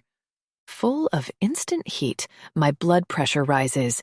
Jesus, Henry, you weren't even there. Why can't you trust me? I'm not calling you a liar, honey. I'm not suggesting that you don't think somebody got killed. You. What the hell is that supposed to mean? It's just that, well, like we've talked about before, You do have a history of always thinking people are out to get you. Like at your job. In that case, I was completely right. What the hell, Henry? Right. His face goes red. Sorry, bad example. But you know what I mean, right? I know I can be skeptical, but I'm not wrong about this. And even if I am, even if my imagination is getting totally carried away, even if Kate is wrong too, I can't shake the feeling. I don't want any part of this anymore. He grabs the remote and turns off the TV. We're not in a position to turn down work right now. The phrase is beginning to sound like his mantra. Are we not? How many thousands of dollars have we gotten already? I'm not sure. Enough to cover our mortgage and bills for a few months, enough to pay off that loan shark, enough to take care of your mom for a while. Isn't that what we needed? Your cast comes off in, what, a little more than a month? Then I'll need a new truck, a new mower. I'm going to start looking for a new position tomorrow. I'll tell Sophia and Harry I'm not doing any more of these weird, fucked up jobs. Will you be upset if I keep working for them? He asks. I mean, half the time I'm just doing yard work. No murder scenes for me. We look at each other and say nothing. He makes a good point. Why would the Walters give me the weird jobs and not him? I imagine Henry outside, making flirtatious small talk with Sophia while I'm out doing her dirty work. A pit opens in my stomach. What if he knows more than he's letting on? He's been trying to reassure me this entire time. What if he's gaslighting me? Am I even safe in my own home? Jesus, Ellie, you can trust your husband. He's just getting carried away with the money. This is getting out of hand. At this point, it doesn't matter whether Sophia and Harry are criminals or not. I'm falling apart. But will it always be this way? Even at Powerhouse, I was paranoid almost every day. I need a therapist. I need to figure myself out. I'm in no position to be dealing with this right now. Despite these thoughts feeling like an obvious revelation, I can't bring myself to say anything about them to Henry. Of course, this only makes me feel worse. Tomorrow, I promise myself, I'm going to get away. I'm going to tell Sophia and Harry I won't be working for them anymore. After that, I'm going to go hiking, clear my head, hit the job search the next day. A sense of calm washes over me. It feels good to have a plan. Do whatever you need to do, Henry. Promise me one thing, okay? Okay, what? If at any point you get suspicious of anything they tell you to do, you must tell me, okay? And once you get out of that cast, you go back to your normal job. That's two things, he says. Henry. Okay, I promise, on both counts. Chapter 23. The next morning, I feel refreshed. I was afraid I'd dread breaking the news to the neighbors, but surprisingly, I can't wait. Henry is still snoozing in bed by the time I'm awake, dressed, and sipping on a cup of coffee. I even make time for some morning yoga, even if I have no idea how well I'm doing based on the YouTube video. It's easy to get lost in it. Maybe these deep breathing exercises are helping. Too bad the good feelings don't last. Around 8 a.m., when Henry is first stirring, I head out the front door and walk across the street. Nerves finally start to shake me up when I approach the door. Then fear hits me like a brick wall. If these people are criminals, if they're capable of murder, they might not take kindly to me bailing on their enterprise. I wonder if I should have brought Henry with me.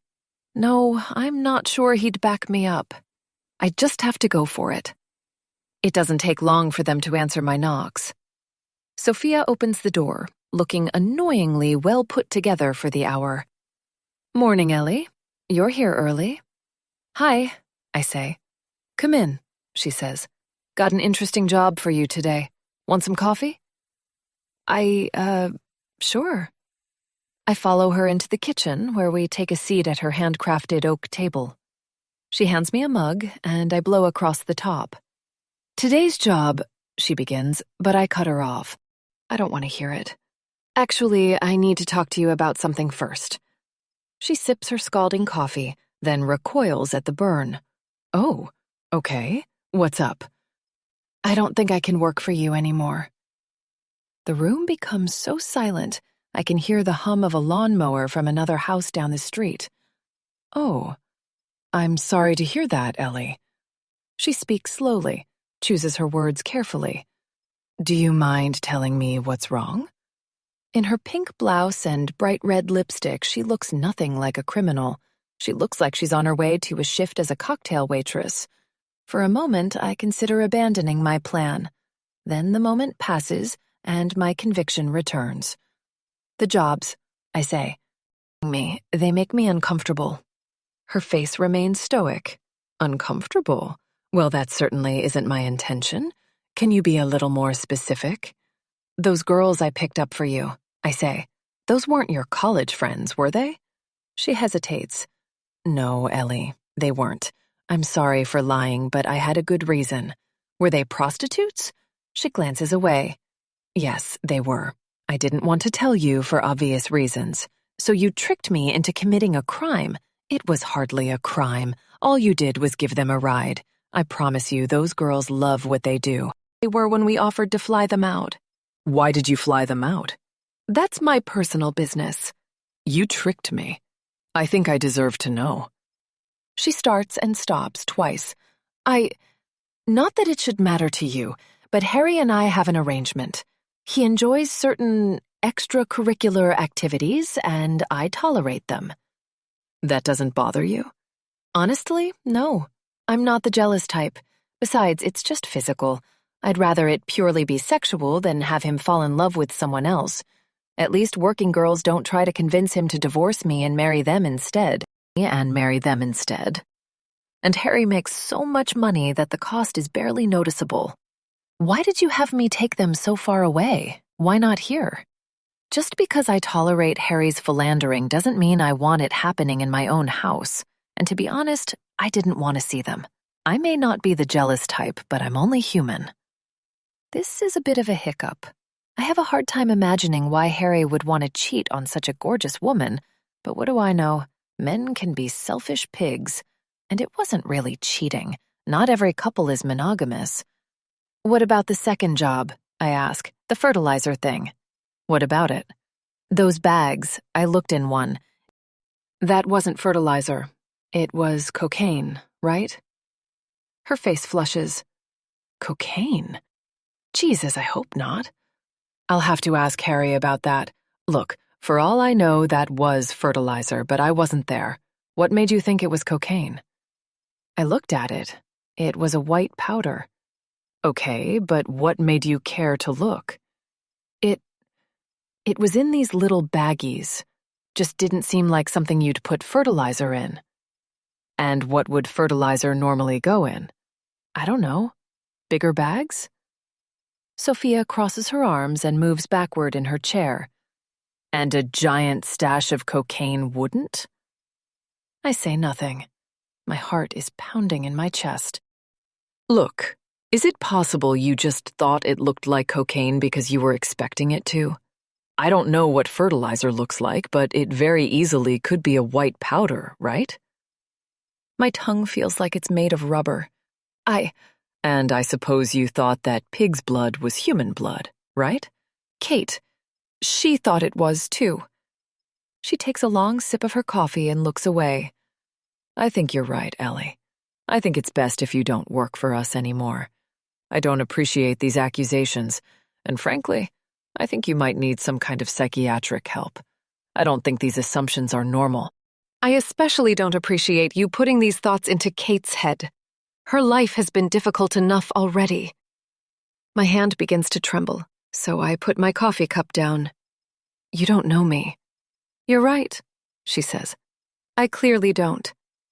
I think you should leave, Ellie. For once, we are completely on the same page. I get up and head for the door. And Ellie, she says. I turn. Let's make this a clean break, shall we? I'm not interested in answering any police questions about these imaginary crimes we've been committing. Besides, if you're right, and we're a couple of crazed maniacs, you'd get in plenty of trouble too. Maybe just as much as we would. I leave without responding. Chapter 24. I don't feel like talking to Henry when I get home, but luckily he's in the shower. I don't feel like talking to anyone. The only thing I feel like doing is going far, far away. I text Henry and tell him I'm going for a day trip to the Wichita Mountains. Before the water stops running, I've packed a bag full of water bottles and snacks, thrown on my hiking boots, and I'm in my car heading west. An hour and a half later, I've reached the wildlife preserve, and I can already feel my mind trying to settle. The craggy piles of boulders and the roaming bison give me something beautiful to look at. But my mind still wanders. I don't know whether I'm crazy or not. Any crazy person know they're crazy? Sophia almost had me convinced. But why bring up the police at all? Was that fear I heard in her voice? A threat? Maybe she didn't want me going to the cops because of the cocaine, nothing more. Or maybe she has something much bigger to hide, like whoever's blood was in that barn. Regardless, I have no desire to be around her or Harry ever again. I find a trailhead and get out. For the next 3 hours, I hike across boulder fields and around mountainsides. It's been 5 years since I've come out here, and I've forgotten how stunning it is, even at the tail end of winter. Unfortunately, I can't get lost in it like I used to. It won't leave my mind. I wonder if whatever crazy job I was supposed to do today was pushed on him instead. I wonder if he'd tell me. My plan was to stay until late afternoon, but it's no use. With all this empty space out here, there's nothing to distract me. I head back for the trailhead a little after 2 o'clock, then make my way home. Once I'm close to the city, I'm overcome with the urge to delay my return. I don't want to look at the neighbor's house yet. I don't want to talk to Henry about why I'm delusional. Instead, I pop into a movie theater along the highway. The clerk asks me what I'm there to see, and I tell him that I don't care. Whatever is next. He gives me a ticket to the latest Marvel movie, and I take my seat. For over 2 hours, I stare at the flashing lights and colors, trying to get lost in a universe I don't understand. When it's over, the sun is setting, and it's finally time to go and face the music. It's dark by the time I reach my street. There's no sign of the neighbors, which is a relief. The driveway is empty, and their lights are off. Despite my earlier hesitation, I'm suddenly overwhelmed with a desire to see Henry. I want nothing more than to curl up on the couch with him and watch some dumb movie I barely have to pay attention to zone out and fall asleep in his arms. And go inside, but the lights are off and there's no sign of my husband. It's dead quiet. Goosebumps rise across my arms. There's a feeling of wrongness, of occupation and isolation all at once. Henry? I call into the darkness. Nothing. I flip the light on, illuminating our dining and living room, both empty, each beat-up pillow and the half-empty water glass undisturbed, the wooden chairs at the table casually askew, like always. The lived-in qualities only make my heart race faster. Henry, I call out again. Are you home? I know he isn't, but I can't help myself. Carefully, I walk through the rooms of the house, very aware of the soft thuds my footsteps make. Floorboards creak and moan, as if to warn me that I'm making a terrible mistake. I trudge onward, refusing to give in to the staggering temptation to run out of the house. When I reach the bedroom door, I freeze. A glow of sodium orange peeks in through the parted window shades, illuminating a form on my bed. For a moment, I only stare. I want to make sure my eyes aren't deceiving me. Henry is lying still beneath the covers. I can barely make out the arc of his chest. His toes make a point beneath the sheet. But Henry would have heard me calling. He's always been a light sleeper. And he has to be sleeping. I refuse to consider an alternative. I try to keep the thought from my mind. Decide to try one more time. Henry? Is that you? Nothing. No movement. Tears form, blurring my vision. I refuse to believe what I'm seeing. It can't be Henry. It must just be the way we left the pillows. I'm paranoid. I'm crazy, remember? My perceptions can't be trusted. Hand trembling, I reach for the light switch, but I'm too terrified to flick it on. Once it's on, there's no more doubt, no more speculation. I won't be able to tell myself I'm just being paranoid when I see my husband's lifeless body on the bed. They wouldn't do that, though, right? Why kill Henry? What good would that do anyone? It can't be him. Stop asking so many questions. I'm just tormenting myself. Do it. Tear off this Band-Aid and flip on the light. I gulp and flip the switch. I scream, because my suspicions were right.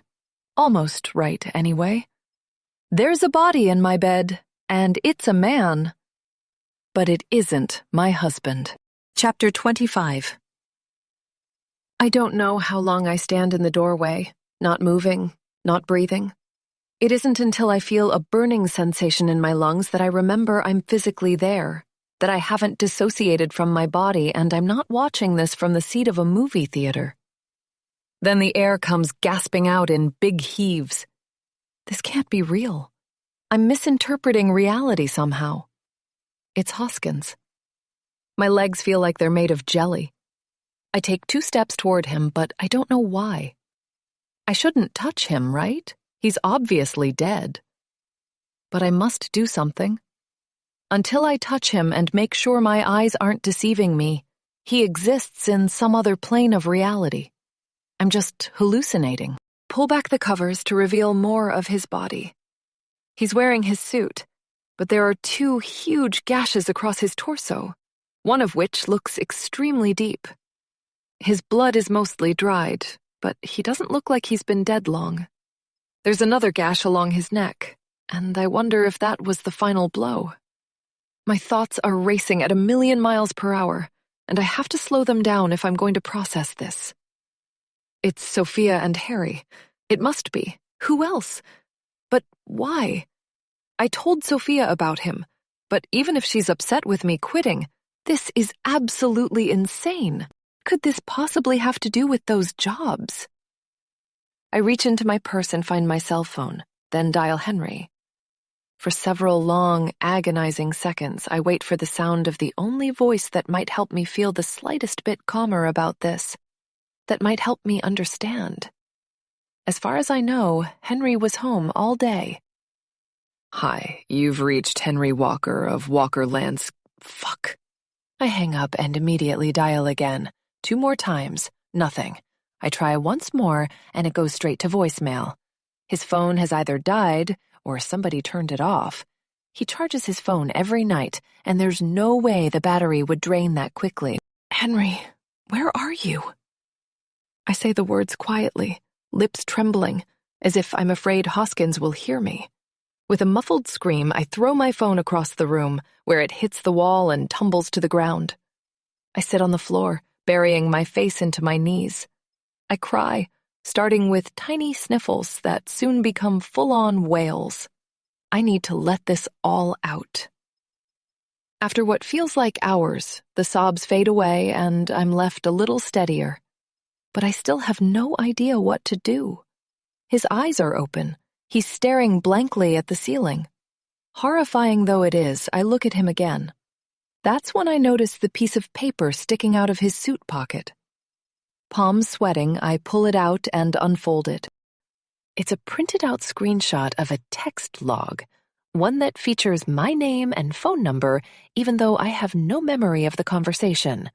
My heart pounds like rapid thunder while I read. Ellie, can I come over tonight? Reply, I don't think that's a good idea. Sheila leaves town tomorrow. Maybe then. Ellie, you're not just going to fuck those call girls again, are you? Come on, I treat you better than they do. Reply, we talked about this. It's business, okay? Ellie, I don't understand why you need them when I'm right here. Let the Johns tell you if there are any problems. I'll take care of you. Reply, it isn't that simple. You know that. I do so much for you and your stupid business.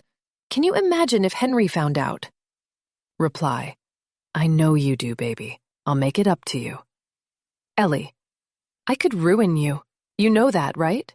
All it would take is one call to the cops. Reply, Ellie, please don't. Ellie, then let me come over tonight. Reply, what about your husband? Ellie, he's clueless. He can barely walk right now. I'll just tell him I needed to run some errands. Come on, I need you. Reply, I'll get a hotel room after she goes to sleep, okay? Send you the number when I get there. Ellie, see you then. I'm gonna blow your mind. I nearly throw up in my mouth. Parallel dimension. One where nothing makes sense anymore. The thought of doing that with Hoskins is unbearable. Nobody could think this was real, right? I don't know why Sophia and Harry would want to frame me, but the police have ways of tracking this stuff, right? They'd know it didn't come from my phone or his. Then, if it's even possible, my heart sinks deeper. I run to where my phone clattered to the floor and pick it up, scrolling back through the messages. Nothing. If the messages were ever there, someone must have deleted them. How did they pull this off? I look at the timestamps on the printed out sheet again. They're all between 2:30 and 2:40 p.m. Right around the time Sophia borrowed my phone to test her charger. Oh God, this is bad. She must have deleted them afterward. But who was on the other end? Surely it wasn't Hoskins. Sophia's voice echoes through my mind. I'm not interested in answering any police questions about these imaginary crimes we've been committing. Besides, if you're right, and we're a couple of crazed maniacs, you'd be an accessory. It's far worse than that. I won't just be an accessory. I'll very obviously be the killer. I feel around in Hoskins' pocket for his phone, but it's nowhere to be found. When the police find it, I'm toast. I can't talk to anyone. I'm toast. I can't talk to anyone. If I accuse Sophia and Harry, it'll be no use. I'll sound like a lunatic ranting about how my neighbors, who have no apparent connection to Hoskins at all, were the ones responsible. No, officer. I know I have a crystal clear motivation, but I swear it was my neighbors. Was that Hoskins' blood in that room? Did I already clean up after this murder? If so, my DNA is at the crime scene. I'm so screwed. This is it. I'm done. I'm going to prison. Whoa, Ellie. Slow your brain down. Breathe nice and deep. Close your eyes. Once my thoughts stop spinning, my mind flashes back to the man at the restaurant who was taking a photo of me with Rachel and Mandy, to the car that followed us into that church parking lot. My God, they were planning all of this. They set me up perfectly. For now, I don't think there's anything I can do but try to hide the body and figure this out. I can't even answer the basic questions, namely, why? Hoskins was an asshole, sure, I know that better than anyone, but why kill him? Why go through so much trouble to pin it on me? For that matter, why reveal the texts to me? And maybe the biggest question of all, where is my husband? If I keep trying to logic my way through this, maybe I can hold back the wall of panic, at least for a few moments. I close my eyes and rack my brain for possibilities. I want to look for him, but where can I go? Henry can't walk or drive, but somebody might have picked him up. But he would have told me where he was going, who he was with. I could call some of his friends, maybe his mom. But the last thing I want is for more people to know something crazy is going on. Knowing his mom, she'd want to call the cops immediately. Besides, if he were safe somewhere with someone we trust, he'd be answering his phone. Oh God, I have to do this on my own. I gulp and look around again. Hoskins's eyes are still open, and I feel like he's staring into my soul. I leave the room and try to think. In the living room, I sit on the couch and take a few deep breaths. For an instant, I burst into laughter. It catches me off guard and leaves me feeling more disturbed than ever. It's due to a small revelation. I guess I'm not just paranoid after all. Thanks, Mom. You were right. The absurdity of this statement makes me laugh again. Through the front window of my living room, the neighbor's house still looks dark. It's never looked so sinister, so foreboding. It feels like it's challenging me. Come on over, Ellie. Come see what you can find. What else can I do? Maybe if they're home, I can play it cool and pretend like I haven't gone inside yet. Maybe I can catch a clue from their reactions to me. But my car has been in the driveway for at least half an hour now. I can't help it. I'm too desperate for answers, too desperate to do anything besides sit in my house beside a corpse and think about how utterly ruined I am. From the kitchen, I grab the one knife that's sheathed and shove it into the front of my hiking pants, then tighten my belt around it to make it stay in place. When I head outside, I'm struck with a bitterly cold wind. Strange, considering how warm it was earlier. I shiver while I cross the street. My legs feel like they're made of molasses when I make my way up the front porch. The scent of grass clippings still lingers in the sharp air. I ring their doorbell. No response. No sound. No movement. Nothing. I ring it again. I peer into the darkness through their front window, but nothing is visible but the amorphous blobs that must be their furniture. Then, my heart flutters at the sight of movement in the house's darkness. It comes and goes so quickly that I can't be sure I've seen anything at all. For a moment, I consider ringing the doorbell again, but I resist. If anyone is in there, they clearly aren't going to answer. All I can do is go back home. Halfway across the street, I realize that I have no alibi for tonight, in case the police get involved, as they surely will soon. Considering the evidence, I don't know how much good it would do, but it would at least be a start. I spent the day hiking, but I'd left with a full tank of gas, so there's no record of me making purchases at any stations. The only thing I bought was a movie ticket, but I paid in cash. Panicking, I search my pockets for the ticket. My heart sinks when I realize that I threw it in the garbage can outside the theater when I left. With no other ideas, I run back into my house, grab my keys, and drive the 20 minutes back to the theater. They're closing up shop when I arrive, but luckily, the trash can is outside the building. When I peer inside, it's empty. They've already taken it out. I have nothing. Dejected, I go home. When I reach my house again, I realize that in my panic, I never considered how the person who left Hoskins' body behind got inside. I distinctly remember unlocking the front door when I first got home. I check the back and garage doors, but those are all locked as well. Somebody ditched the body and locked them on their way out without disturbing the doors in any way. That can only mean one thing. They had a key. And there is only one key other than mine. Mine. Henry, where are you? There's no way I'll be able to sleep tonight. I close the bedroom door and try to pretend he isn't there as I lie on the couch. It doesn't work. I stand and pace for a while. When my nerves get the best of me, I go into the kitchen and pour myself a glass of Merlot that reaches the rim. I suspect it won't be my only glass. Back in the living room, I drink it down in massive gulps. The wine loosens my tear ducts. I've never craved Henry so desperately. Somebody got hold of his key. That or... No. I refuse to believe he's involved somehow. He wouldn't. They must have taken his key. But is that any better? I think back to the day we met. It was junior year of college, and I still hadn't had a serious boyfriend. A few flings, sure, but the motives of college boys always made me suspicious.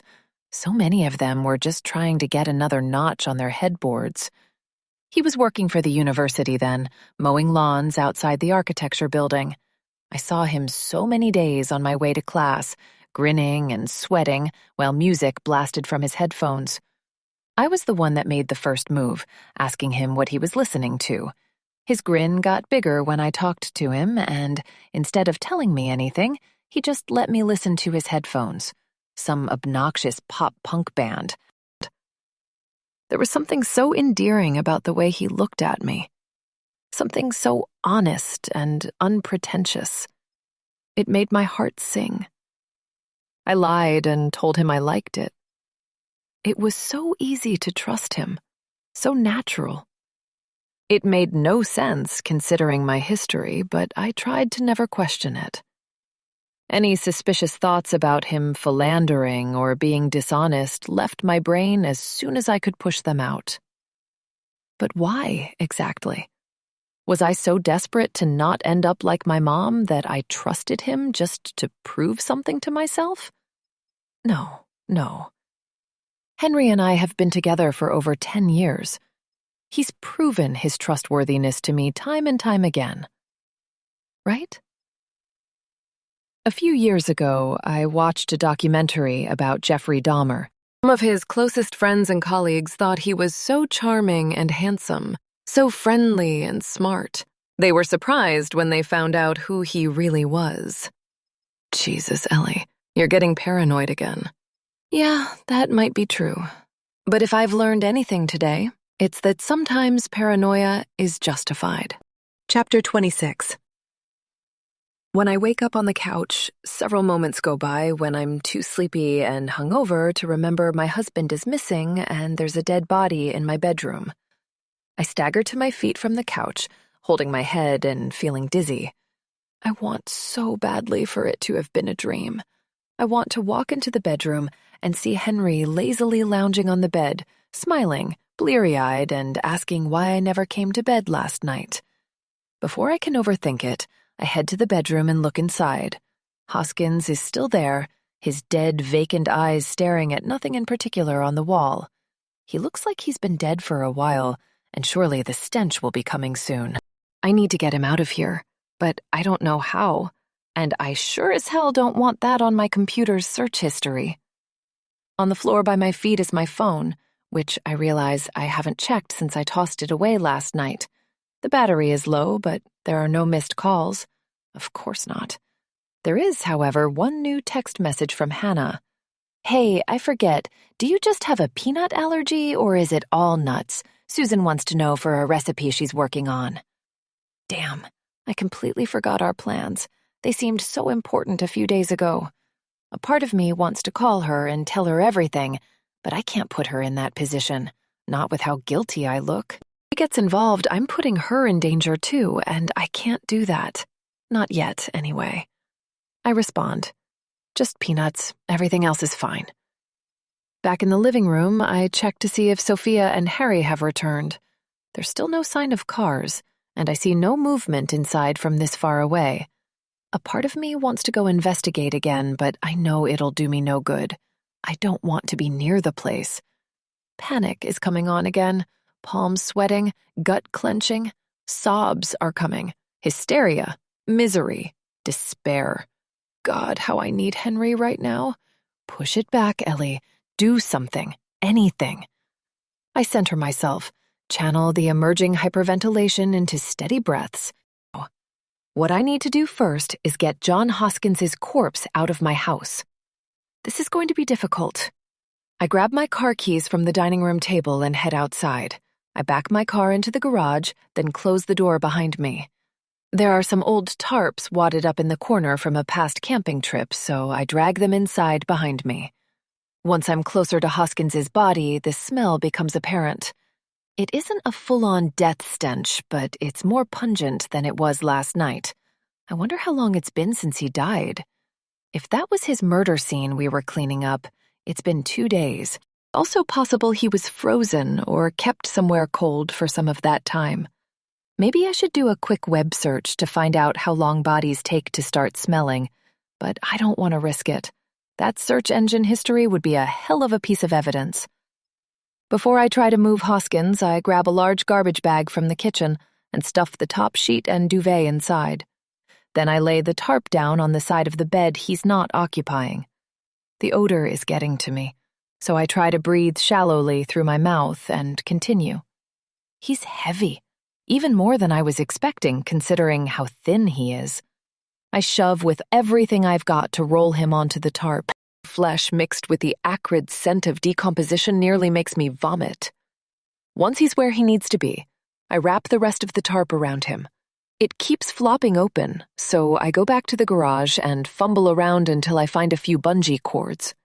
Once he's tied up, I drag him off the bed, and he hits the floor head first with a sickening thud. It takes all my strength, both will and muscle, to drag him through the hallway and out to the garage.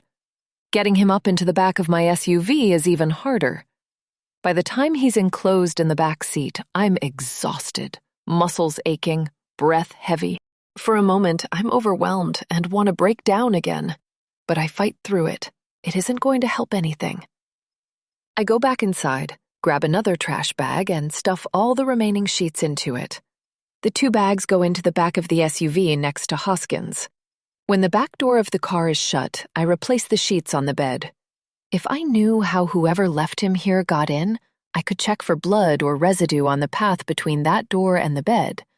Unfortunately, I don't, so I'm forced to check every inch of every possible route. It would be a relief to find anything, a hair to pick up, a blood drop to wipe down. But there's nothing. Things suggesting John Hoskins's corpse has been anywhere in my house other than the bed. It doesn't make sense. How and why would anyone be so careful if they were trying to frame me? That overwhelming feeling starts to flood in again, and I push it away as quickly as I can. Time to go. I grab my keys, open the garage door, and head out. As I pull out into my driveway, I notice a big shovel hanging on the side wall of the garage. I get out, run in, grab it, and throw it into the back seat before driving off. The day is bright and sunny, the grass taunting me as the emerging green color suggests an early spring. Cul-de-sac, 2 college-aged guys are playing basketball in a driveway. Across the street, an old couple sun themselves on the front lawn. It is, by all accounts but mine, a beautiful day. Once I'm exiting my neighborhood, my short-sightedness hits me like a brick wall. Where the hell am I going? I was so eager to leave that I didn't think it through. Out of town is a safe bet. Safer, anyway. There are countless spots in rural Oklahoma where no people tread for years at a time. I just need to find a spot where I can dig a reasonably sized hole and ditch Hoskins. Northeast, why not? I get on the turnpike and start heading toward Tulsa. About an hour later, I turn on a random exit, not even looking close enough to note the name of it. I don't want to know where I'm going. I just want to go there. At every opportunity, I take smaller and more rural roads. Every few minutes, I look over my shoulder, but nobody appears to be following me. Soon, I'm on a 2-lane road, then a dirt path. I keep going until I hit a dead end. I have no idea why it comes this far, but there's no sign of civilization out here, just a wall of trees to one side and a wide-open field to the other. In the far distance, on a hill, a small herd of cattle stand around lazily. This must be the far end of someone's property. Despite how remote it seems, I'm eager to get this over and done with as quickly as possible. You never know who might show up. I grab the shovel from the back, head into the woods, and find a spot between trees about 30 feet in that's large enough to accommodate Hoskins. I get to work. Within a few minutes, I realize how difficult this is going to be. The dry dirt surface is almost as hard as rock, and I run low on steam by the time I've made it a few inches down. This is going to take all day. I don't have much of an appetite, but I can already feel the need for food and water setting in. There's a couple of water bottles in the car, but nothing to eat. Me harder, and soon the hole is a foot deep, then 2, then 3. At least I don't have to make it very wide. The soil is getting softer as I get deeper, which helps, but there are several moments when I consider giving up. But I can't. Hoskins isn't going anywhere unless I put him there. Finally, once dusk is beginning to set in, the hole reaches the proverbial 6 feet. Maybe it's closer to 4 or 5, but I can't go on any longer, and it looks like he'll fit. I've been digging for nearly 8 hours. The water bottles are drained, and I've never been so hungry in my life. Thank God for Pilates. A year ago, I never could have made this happen. With what little strength I have left, I drag Hoskins's body from the car to the hole and start filling in the dirt on top of him. I stuff the bloody sheets in with him. It's easier than digging, but my muscles are so sore that the process is agonizing. I pat down the grave and look at my work. It's passable. Somebody might notice how lumpy and fresh it looks, but only if they cared enough to stroll through here and investigate. It doesn't seem likely. If nothing else, it will at least buy me enough time to figure out what's going on. Dusk is setting in. The Oklahoma sky casts soothing hues of red and pink into the sky. Back behind the wheel of my car, a mild sense of relief washes over me. At least I no longer have a dead man's body in my bed. At least Hoskins is buried. I'll still be sleeping on the couch tonight, but I'll be alone in the house.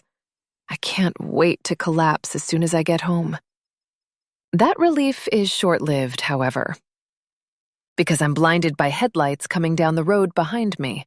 My heart is pounding 100 miles per hour when the car comes to a rolling stop 10 feet behind my car. I'm drenched in sweat, covered in dirt, and I have absolutely no business being here.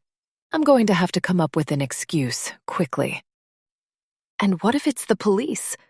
A door opens, and a man in an oversized trucker hat steps out.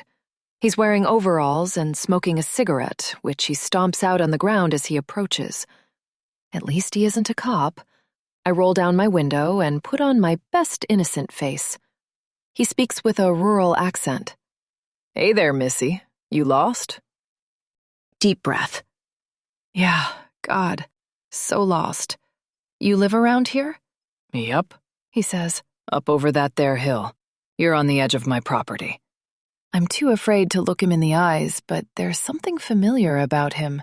When I steal a glance, his hat is pulled too low for me to be sure if I've seen him before.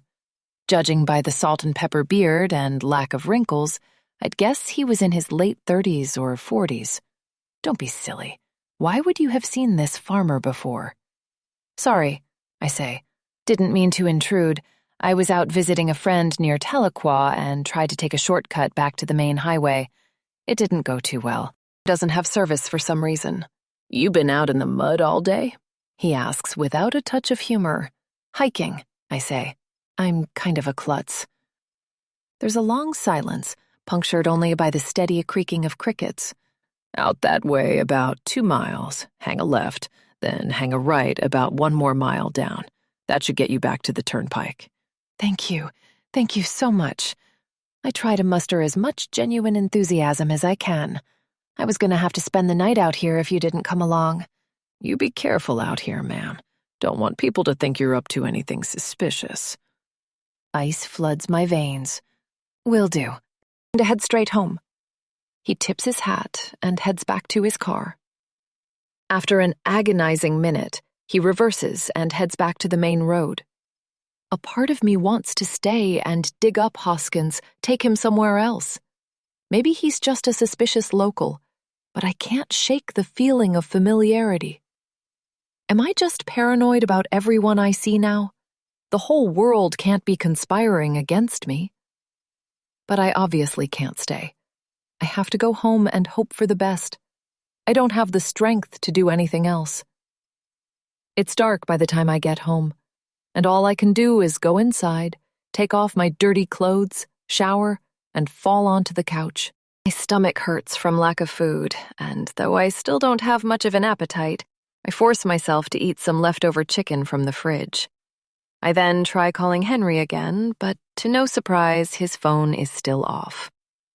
I wonder where he could be, if he's even still alive.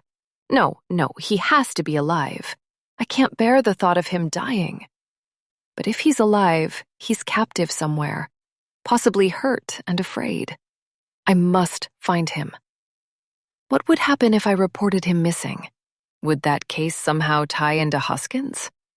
What if they think I killed Henry too? I truly have no idea what to do next. Exhaustion eventually overcomes these racing thoughts, and I plunge into a dreamless sleep. Chapter 27. Digging that grave took more out of me than I expected. When I wake up, I check the time and see that it's 9 o'clock.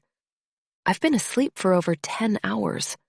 I try to move from the couch, but my muscles have never been so sore. It takes half an hour to coax myself to my feet.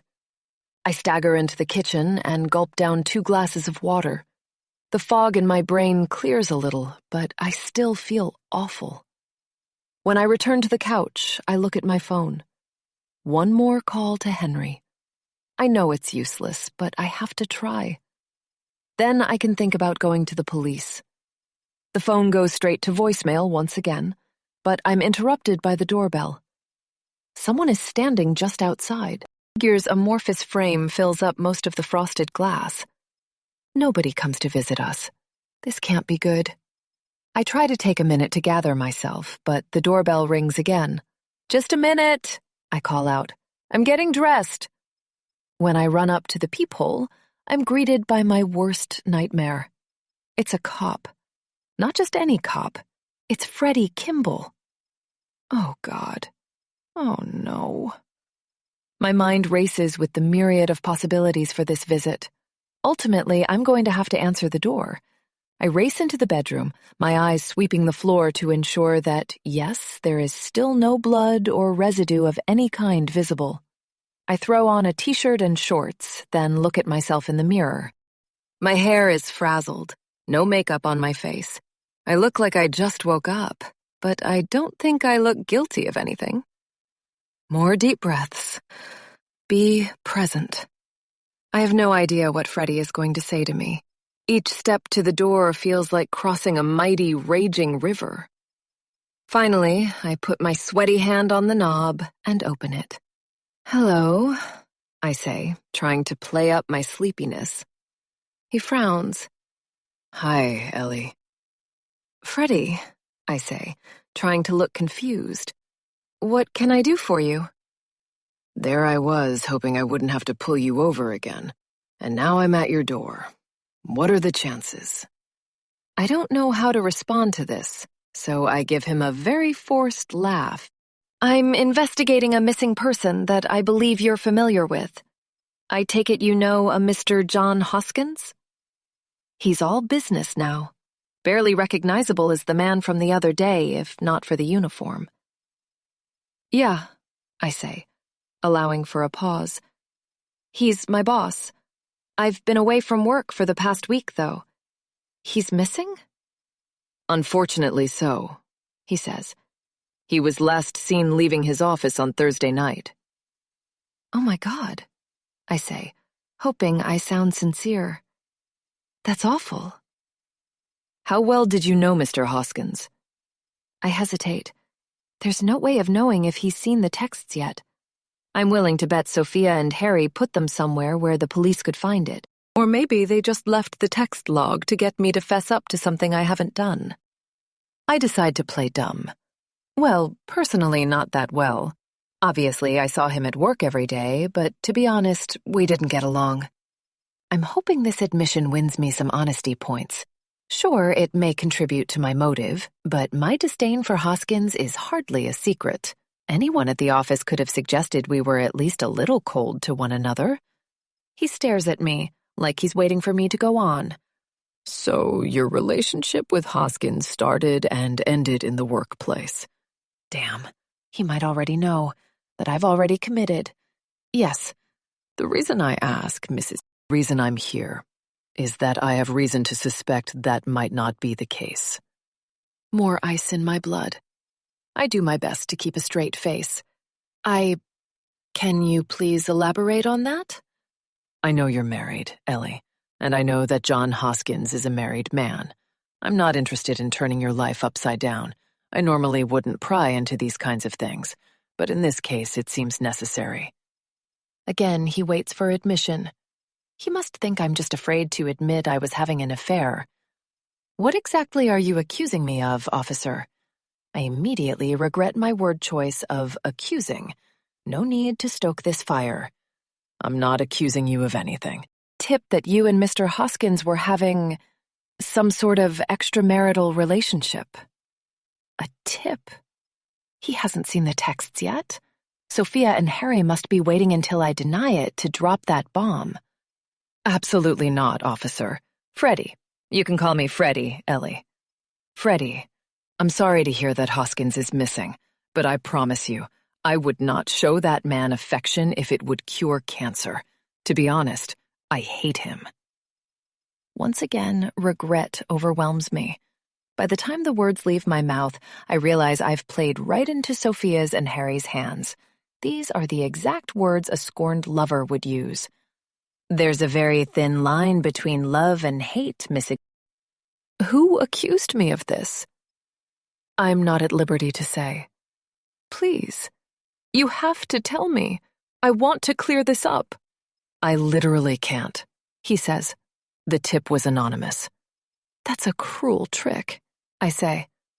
I assure you, I'm happily married to my husband, and I would never do anything to betray him, especially not with a man like John Hoskins.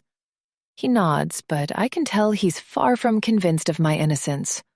Look, Ellie, I know it's been a long time, but I know you have a history of outbursts. Carlos, I was 18, Freddie, and I didn't kidnap the guy. I just slapped him a little too hard. Okay. Look, we're in the first steps of the investigation. To talk to you and see if there's any information you could help me with. Do you know of anyone else who might have had a bad relationship with Mr. Hoskins? God, how I wish I did. Freddie and I want to solve the same mystery, even if we can't work together on it. The impulse to tell him about Sophia and Harry overwhelms me, but I can't do it. It would only make me sound crazier, more unstable. John Hoskins, I say, is, to put it mildly, an enormous asshole. Everyone at Powerhouse hates him. He has no shortage of enemies. The two other partners there basically just let him run the place while they collect paychecks. The last time I saw him, he literally bragged about the enemies he made in his previous positions. If I were you, I'd look into his old jobs. He might have pissed somebody off. Freddie nods again. Thanks, I'll look into that. And if you have any more information, seriously, if you think of anything, please don't hesitate to call me. He hands me a card with his number handwritten on it. I accept it with a forced smile. Sure, I say. I'll let you know. Thanks, Freddie. Freddie turns and heads for his car, and I close the door and go back to the couch. I should be feeling relieved, even though someone lied and said I was having sex with the most repulsive man I've ever met. But I'm far from relieved.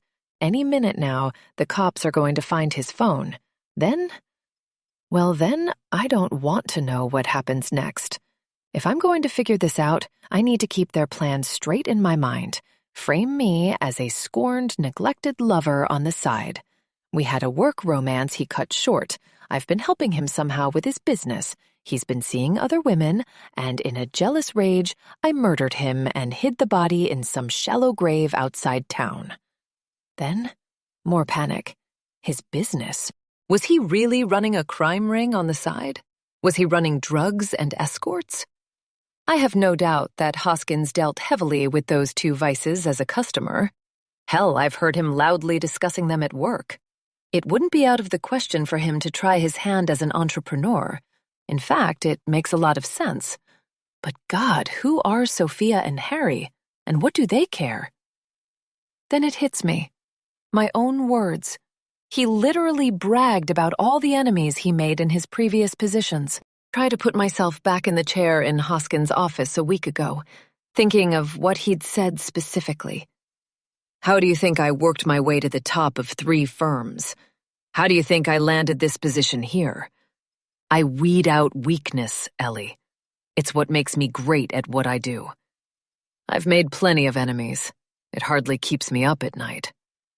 It must be one of Hoskins' old colleagues getting revenge. Maybe he stole someone's job, got them fired, then ditched the position when he got bored. That's a hell of an insult. Maybe he framed someone for something so he could rise to the top. I wouldn't put much past him. It would have to be someone seriously rich to piece this together. Someone with a lot of resources. Maybe someone who could afford to pay people $5,000 a week to do seemingly pointless tasks. Maybe Sophia was opposed. That's why she was arguing with Harry in the driveway that first day when we moved in. Still, it didn't stop her from fabricating texts on my phone. And who was on the other end, working John's phone? Harry was with us. For the first time, I start to feel like I might have a tiny grasp on what's going on here. But I'll need more than a grasp if I'm going to figure out how to expose this mess. The thoughts begin to settle, and, overwhelmed, I lie on the couch and let out another round of heaving sobs. With my eyes closed, the thick weighted blanket feels a little bit like Henry. Chapter 28.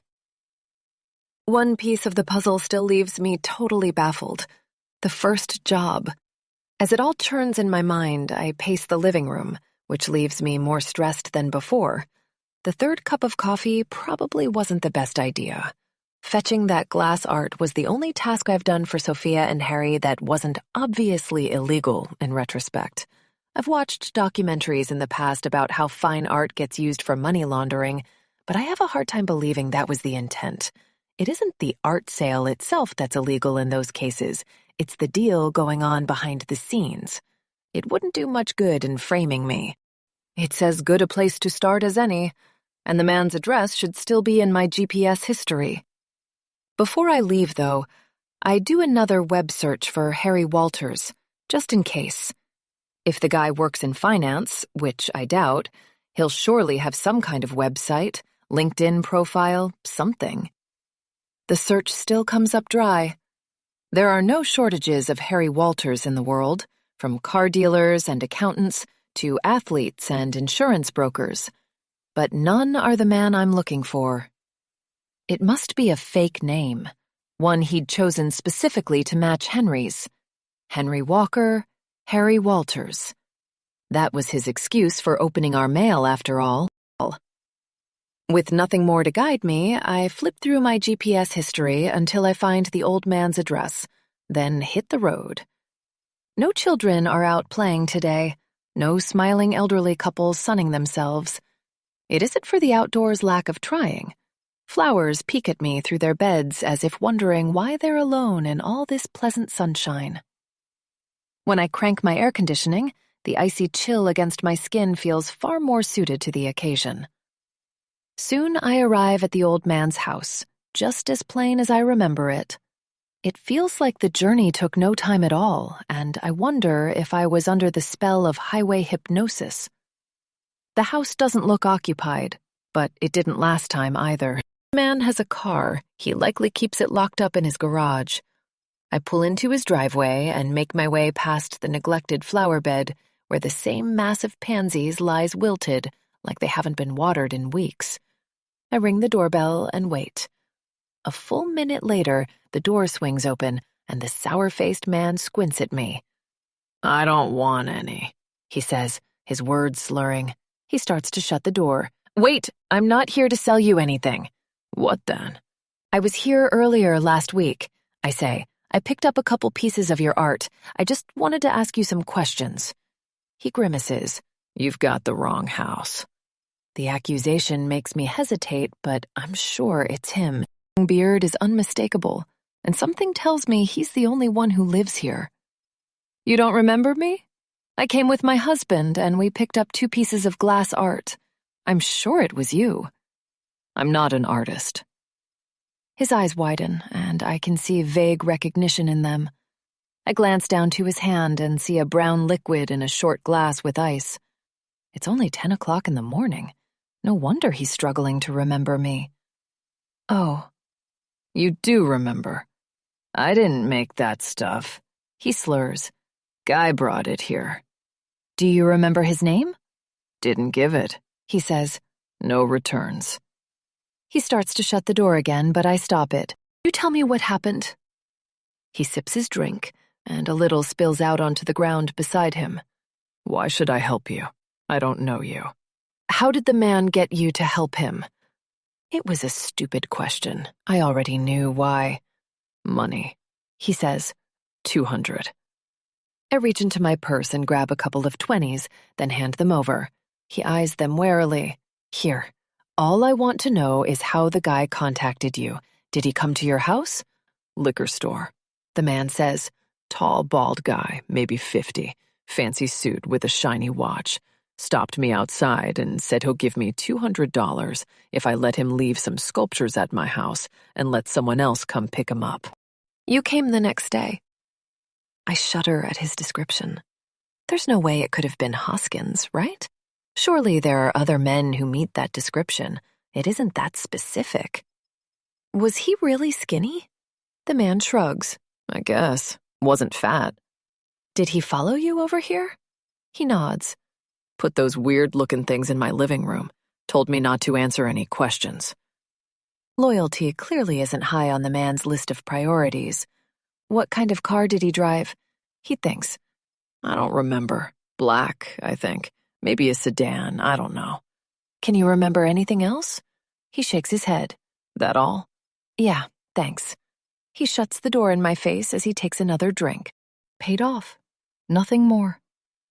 Is there anything money can't buy? Probably not, and my behavior only seems to confirm this. Maybe I should feel ashamed, but I don't. Money is power, and people follow power. I can't be blamed for living in a society that worships the almighty dollar. Could Hoskins have been involved from the beginning? God, that'd be a hell of a curveball. Maybe he got betrayed partway through. Or maybe he and another rich guy were just butting their shiny, bald heads. Fancy watches were par for the course with his type. It would only make sense that others like him might look similar. While I'm out, I have another stop to make. Yukon is in nearly the opposite direction, but I can't help but wonder where I might have dropped Rachel and Mandy. I've been operating on the assumption that Hoskins's was the murder scene I cleaned up, but I can't be sure of it. If I drove those girls to a slaughterhouse, I'll never forgive myself, and I can't deny that the two houses were close, probably no more than a mile between neighborhoods. Following my GPS history again, I arrive at the house where I dropped the girls off around 10:40. There are two cars in the driveway, but neither looks familiar. Nerves pulse through me as I head for this door. The old man wasn't threatening, but stories of violent pimps echo in my mind. The last thing I want to do is piss somebody off. My knocks are soft, but I hear footsteps almost immediately. A woman with curly blonde hair opens the door. She's probably mid-40s, wearing a red evening gown that matches her lipstick. Smoke spirals upward from the end of a cigarette, which she smokes from a plastic holder like someone out of a 1930s movie. She's pretty. Could have been a model in her youth. She furrows her brows at me. Who are you? She looks me up and down. Looking for a job? I'm unsure how to take that. No, I dropped some girls off here last week. I was wondering if I could ask you a few questions. Do you know Rachel and Mandy? Sorry, lady. We don't mess with names here. If we do, they're fake. Those are probably the fake names. I'm concerned about what might have happened to them. I describe the girls in as much detail as I can remember, and recognition slowly creeps onto the woman's expression. She smiles. Why don't you come in?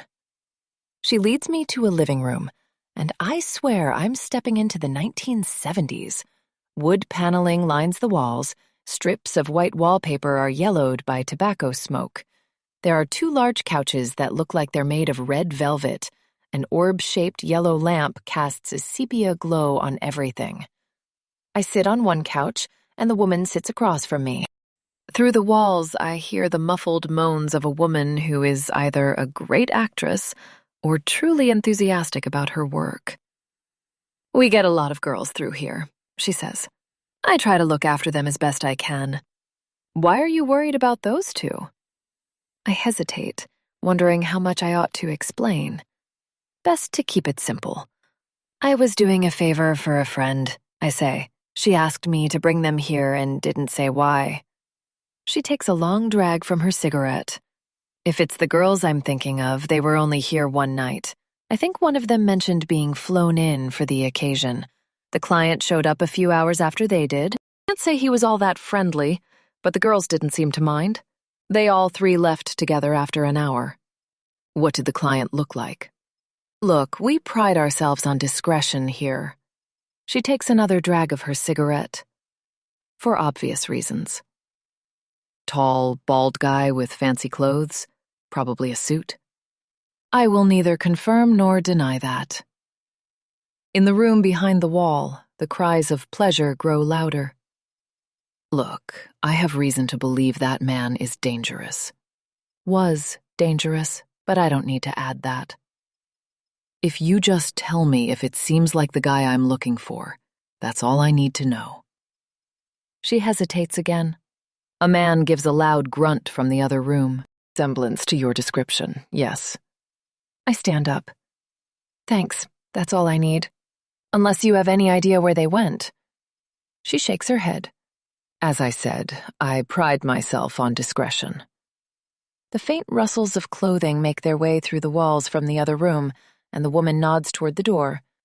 Feel free to ignore this question, I say as I head out. But how do you get away with this, in the middle of a neighborhood? She laughs. You assume the cops never come here. I turn to look at her, and they don't. Most of them are just men, and if they don't like what we're offering, we can afford to keep them quiet. Happy to look away for the right price. Of course, it's true. Anyone can be bought. That reminds me. Do you know a girl named Kate? Curly black hair, olive skin, stick thin, always wears a flower necklace? She's a working girl? Yeah, was. Not sure if she is now. Doesn't sound like one of my regulars. If she's still working in this city and she isn't going through me, you'll find her downtown. Downtown? She smirks. I'll write it down for you, sweetie. Chapter 29. I should go look for Kate now. The only other place I could check is all the way across the city, and I'm not eager to go visit that farm just yet. It doesn't seem likely that a bunch of young, rich pot farmers with a mountain of cocaine will want to answer many questions. The person I really want to talk to is Kate anyway, so the area the madam specified is worth a try. Too bad I haven't seen her once since finding the body. Too bad I never once thought to ask her anything else about her life. Where she lives, what she does outside of these weird jobs, anything at all. But if she isn't working for Sophia and Harry anymore, she might be there. She used to walk the streets. I don't like the idea of a cop seeing me look for working girls. But it seems like my best option right now. My GPS directs me to go around the west side of downtown, through a series of side roads I've never set foot on before. I've lived in Oklahoma City my entire life, but it's so enormous and spread out that every once in a while, I still manage to find areas I've never seen. It quickly becomes clear why it's unfamiliar. To my left, a homeless encampment, filled with ripped vinyl tents, has taken over a small city park. Abandoned businesses line streets where the cracked pavement looks like it hasn't been treated in years. Urban decay has reached its most advanced stages here. It seems like an unlikely spot for a sex worker to find clients. It seems like an unlikely spot to find anyone beyond the local homeless population, who can hardly be expected to dish out a few $100 to get lucky. Yet, to my surprise, once I reach the area in question, there are two ladies walking down the cracked sidewalks a little too slowly to suggest they're heading somewhere in particular. The sunlight has given way to clouds, so both have coats on, but I can tell by their stilettos and traces of fishnets that they're dressed up. A gust of wind blows through, shaking the few nearby trees, sending pieces of garbage swirling in dust devils, and making the two women clutch their hair in hopes of preservation. I pull up slowly, and once I come to a near stop, they both give me big, fake smiles. They're young, depressingly so. A brunette looks like she's barely into her 20s, and her blonde companion likely still can't rent a car.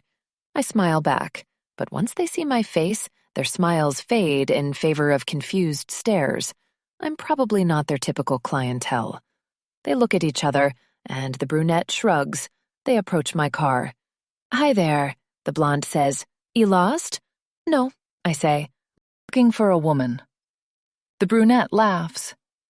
We can be flexible, for the right price. Not like that. Do you know a girl who goes by Kate? Skinny, dark hair? Oh, geez, the blonde says. I don't think you want her tonight. She's over at Rocco's, her companion says. Saw her heading that way about an hour ago. I don't think she's going to be much help to you, though. Trust me, you want one of us. Who's Rocco? I ask, trying to pick my words carefully. Does he handle your money? He's not a pimp, the blonde girl says, if that's what you're asking. Doesn't need to be. With what he's selling, he gets whatever he wants. My heart sinks. Poor Kate. Any chance you could tell me where his place is? Trust me, the brunette says. You don't want to just show up there. Rocco gets trigger happy when he's strung out. Just what I need. Could one of you go with me then? I ask. I'll pay. $50 just to get me to the door. They look at each other. We don't use, the blonde woman says. Rocco doesn't like anyone who doesn't use. I'll do it, the brunette says. Rocco and I are cool. I run errands for him sometimes. Her friend glares at her. What? He pays good money. And so does she, apparently. $50 for a 5-minute cart ride? Fuck it. The blonde girl shakes her head, but her friend gets into my passenger seat. Smells like lavender and cucumbers. What's your name? I ask. Carla. Ellie. I hand her $50, and she stuffs it somewhere in her coat. Hang her right up here. 5 minutes later, we enter a neighborhood that could more accurately be called a trailer park. Immediately, the streets get shoddier, with giant potholes so ubiquitous that I'm swerving in giant S-shaped patterns to avoid them. Tied-up dogs yap and snarl at us, and one man with a giant beard stares at me while he pees into his front yard. Right here, she says. I pull up to a trailer where a giant flag covers the front window and reads, "Only God will judge me." I'm not here to judge. If he makes so much money, I ask, why does he live here? She shrugs. Home is home, I guess. And so much money don't mean the same thing to everybody. We get out, and a light flicks on behind the blinds of Rocco's trailer.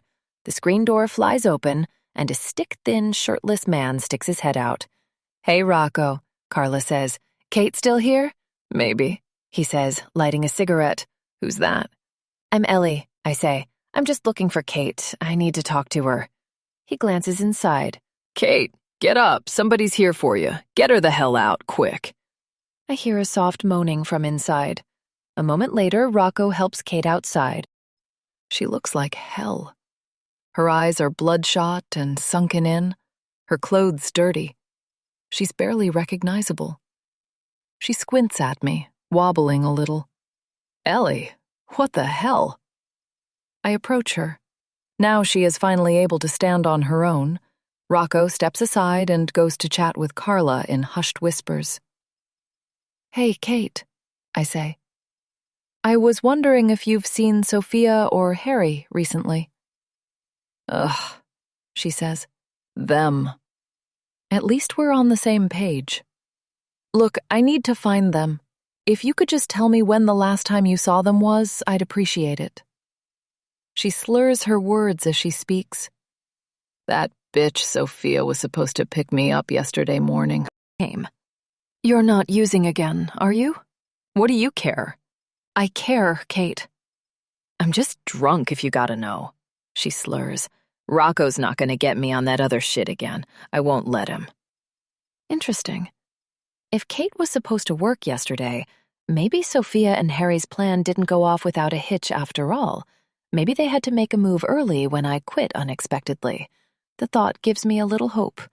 Kate stumbles, and I reach out to help her. This isn't a good place for her to be drunk, but I can't take her to my house. Even so, I must do something. Come with me, okay?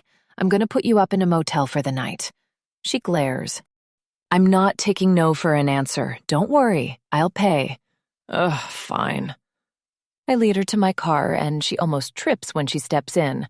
A Google search shows a motel 2 miles east. The reviews aren't promising, but anything is better than Rocco's trailer. Once we're inside, I set off for the motel. How did you first meet Harry and Sophia? Did Sophia pick you up while you were out walking? She starts to nod off a little, then catches herself. No, their stupid friend did. My pulse quickens. Friend? What did their friend look like? Bald guy, kinda tall, looked rich. You've got to be kidding me. What did he first say to you? She sighs. Said he had good money for me. Should have known. I didn't like the way he looked at me. Yet again, it seems that Hoskins' shadow is hanging over everything. Do you remember anything else he said to you? He said he was going to get me out of here. Help me get my own place. Fucking liar. The part of my brain that's struggling to remain focused and methodical breaks a little. All she wanted was a new life. Smart girl. Sharp when she's in her right mind. I wonder what landed her in this line of work to begin with. I wish I could help you more, Kate. She scoffs. Get out of here. You don't want to help nobody but yourself. It isn't true, but what good is a desire to help when I can't do anything? Not now. I like to believe I'd be the type of rich person who would try to make a difference, but I'm not sure that'd be the case. Not that it matters. I shake my head at the thought. I need help right now, too. At least I'm putting her up for the night. Kate, I say, Sophia and Harry are bad, bad people. They screwed me over as much as they did you. Ha! Bullshit. You're not getting wasted in a fucking trailer park. They framed me for murder. She freezes, then looks at me. We say nothing for a minute. Wait. What? I nod. We're far from the trailer park now, and the motel sign peeks out from behind some trees. Who? She asks. My boss, I say. Worry. I pull into the motel parking lot. Through the window, I see a bored-looking front desk worker glancing our way. Kate seems to be sobering a little, but her thoughts still come in sputtering bursts. I don't know if this helps, she says, but the guy, their friend or whatever, I didn't get his name, but I offered him, services. I thought it's what he wanted. He laughed at me, said I didn't have the right equipment for him, and I looked good that night. Wait, he was gay? Thank God, she says. I didn't want to touch him. Could Hoskins have been gay? Surely not. Some of his worst days involved dialogue that was borderline sexual harassment, and as far as I know, only against women. But that could have been a front. Those macho types sometimes overcompensate, and I can't say I've heard him talk about his wife a single time. It isn't necessarily useful information, but intriguing all the same. Maybe he was having an affair with some guy behind his wife's back. Wouldn't break it off with the wife, so the other guy went for revenge. I add it to my list of possibilities. If I could prove Hoskins was gay somehow, it would sure as hell work in my favor for the cops. Women don't usually have affairs with gay men. Here, I say. Inside, I pay in cash for a room for 2 nights. The clerk doesn't ask any questions, so I take the key and head back out to the car. Kate is staring out the window. She turns to look when I offer her the key, but she doesn't take it for a long moment.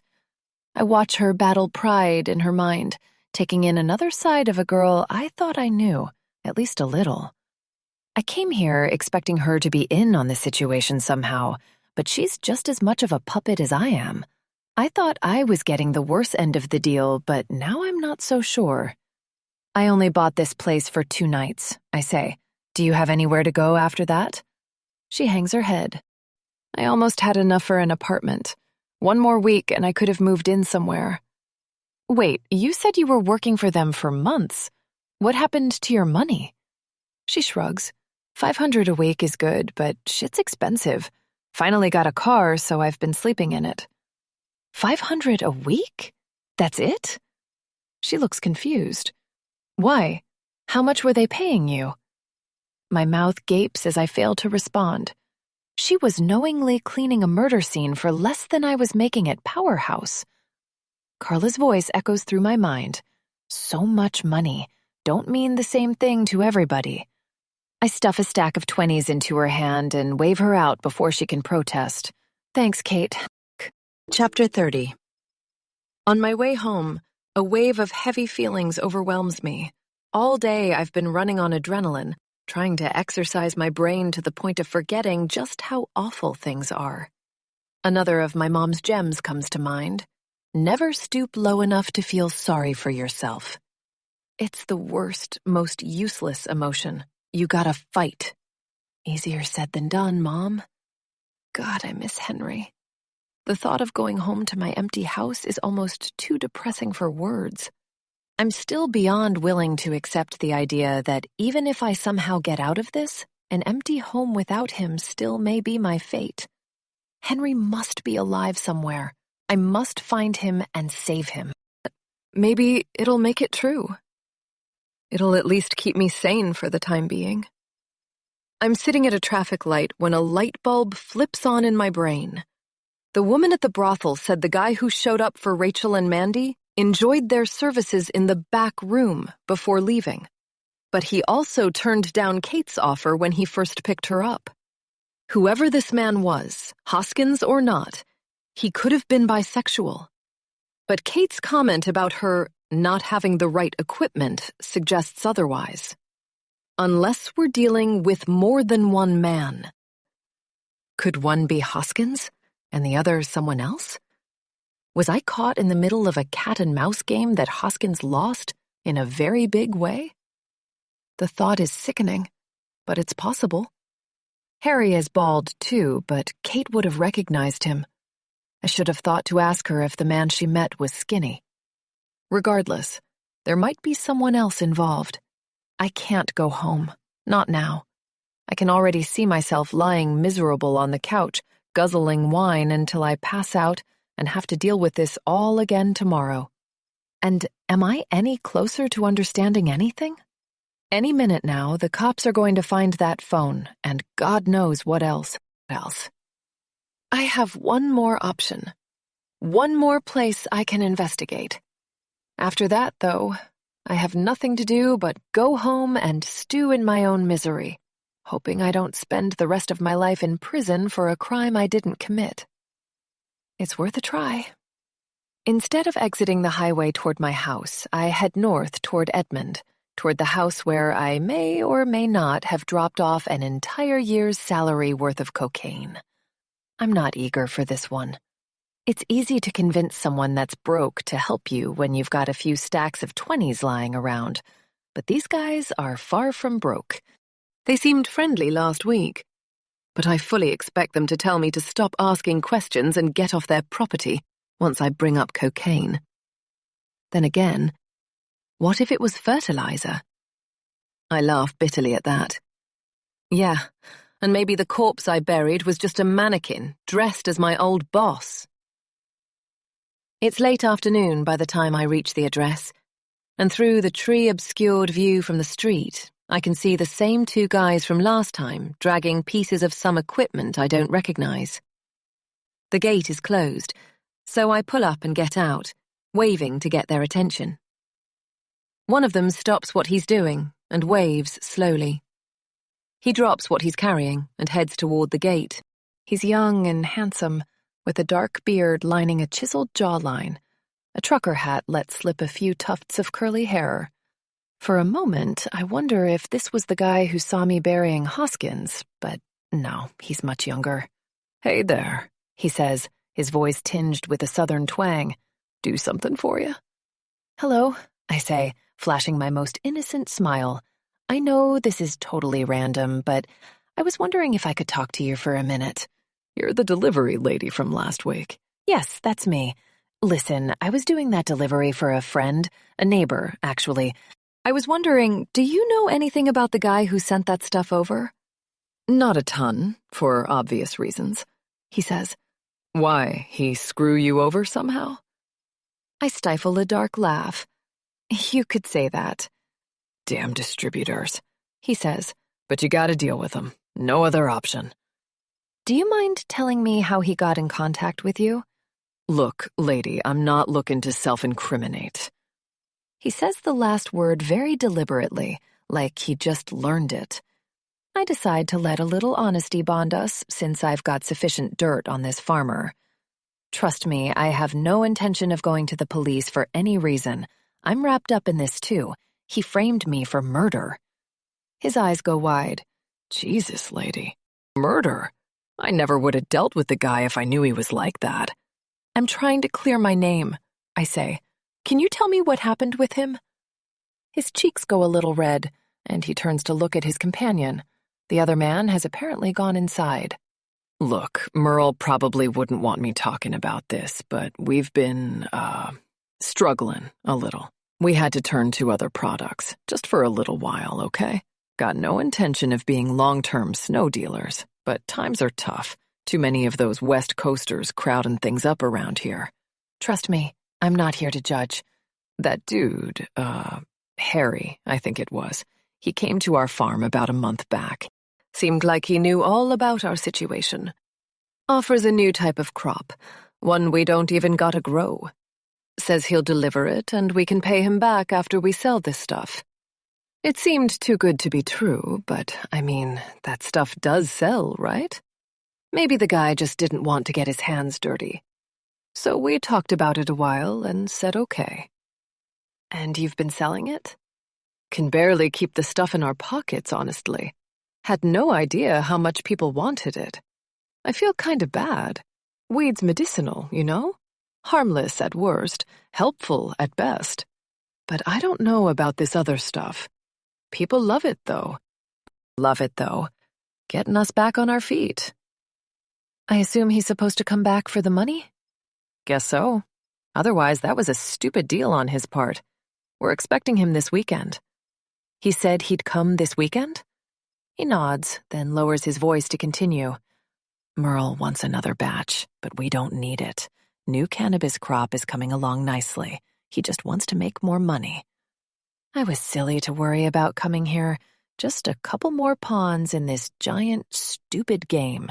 Interesting that Harry introduced himself using his real name. If it was the same Harry I knew. What does Harry look like? He looks away for a moment, thinking. Tall, kind of thick, I think. Full head of hair? He shakes his head. No, I believe he was bald. He was wearing a ball cap, though, so I can't be sure. Interesting. Looks like the Harry I knew did at least some of the dirty work. Maybe all of it. Could it have been him who paid off the old drunk and got with Rachel and Mandy? Sophia seemed at peace with his philandering. My theory wraps back around to there being at least two people involved. Hoskins and Harry working in tandem, maybe one more. Maybe Harry betrayed him, threw him to the wolves after lying. But if that's the case, what did Hoskins originally think the plan was? Thanks, I say. Did you have any other interactions with him? He shakes his head. Just the one. Then afterward he sent you with the goods. That's all. Appreciate it. My brain's still in shambles. I head back to my car. Hey, wait one sec, the man says. Yeah? When he first came here, he took a call in the middle of his pitch. I didn't hear much of what he was saying, but I remember he answered it by saying, "Hey, John." Dunno if that helps, but it's all I got. Well, that certainly supports my theory. Thanks, it does. I wave goodbye and get in my car.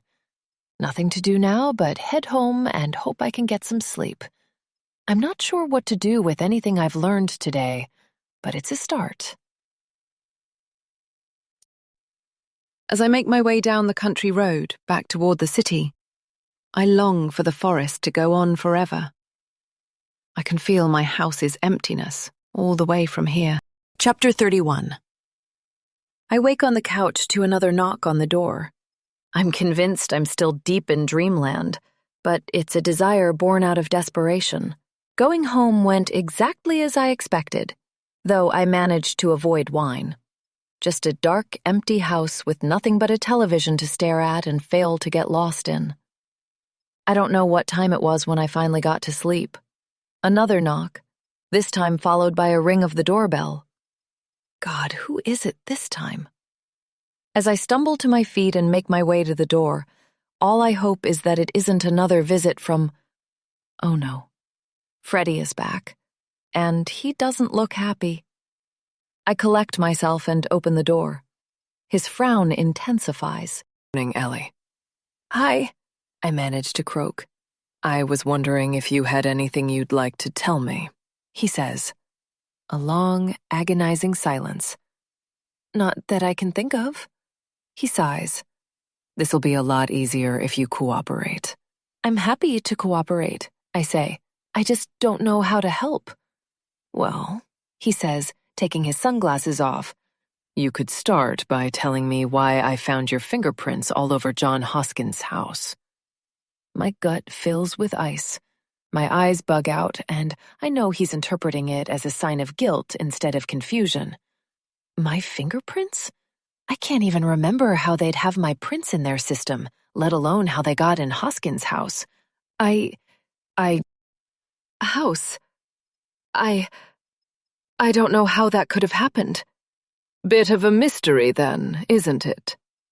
I need to say something, but I've got nothing. Then it hits me. Right when I got done with college, I briefly worked with a firm that did some government contract work.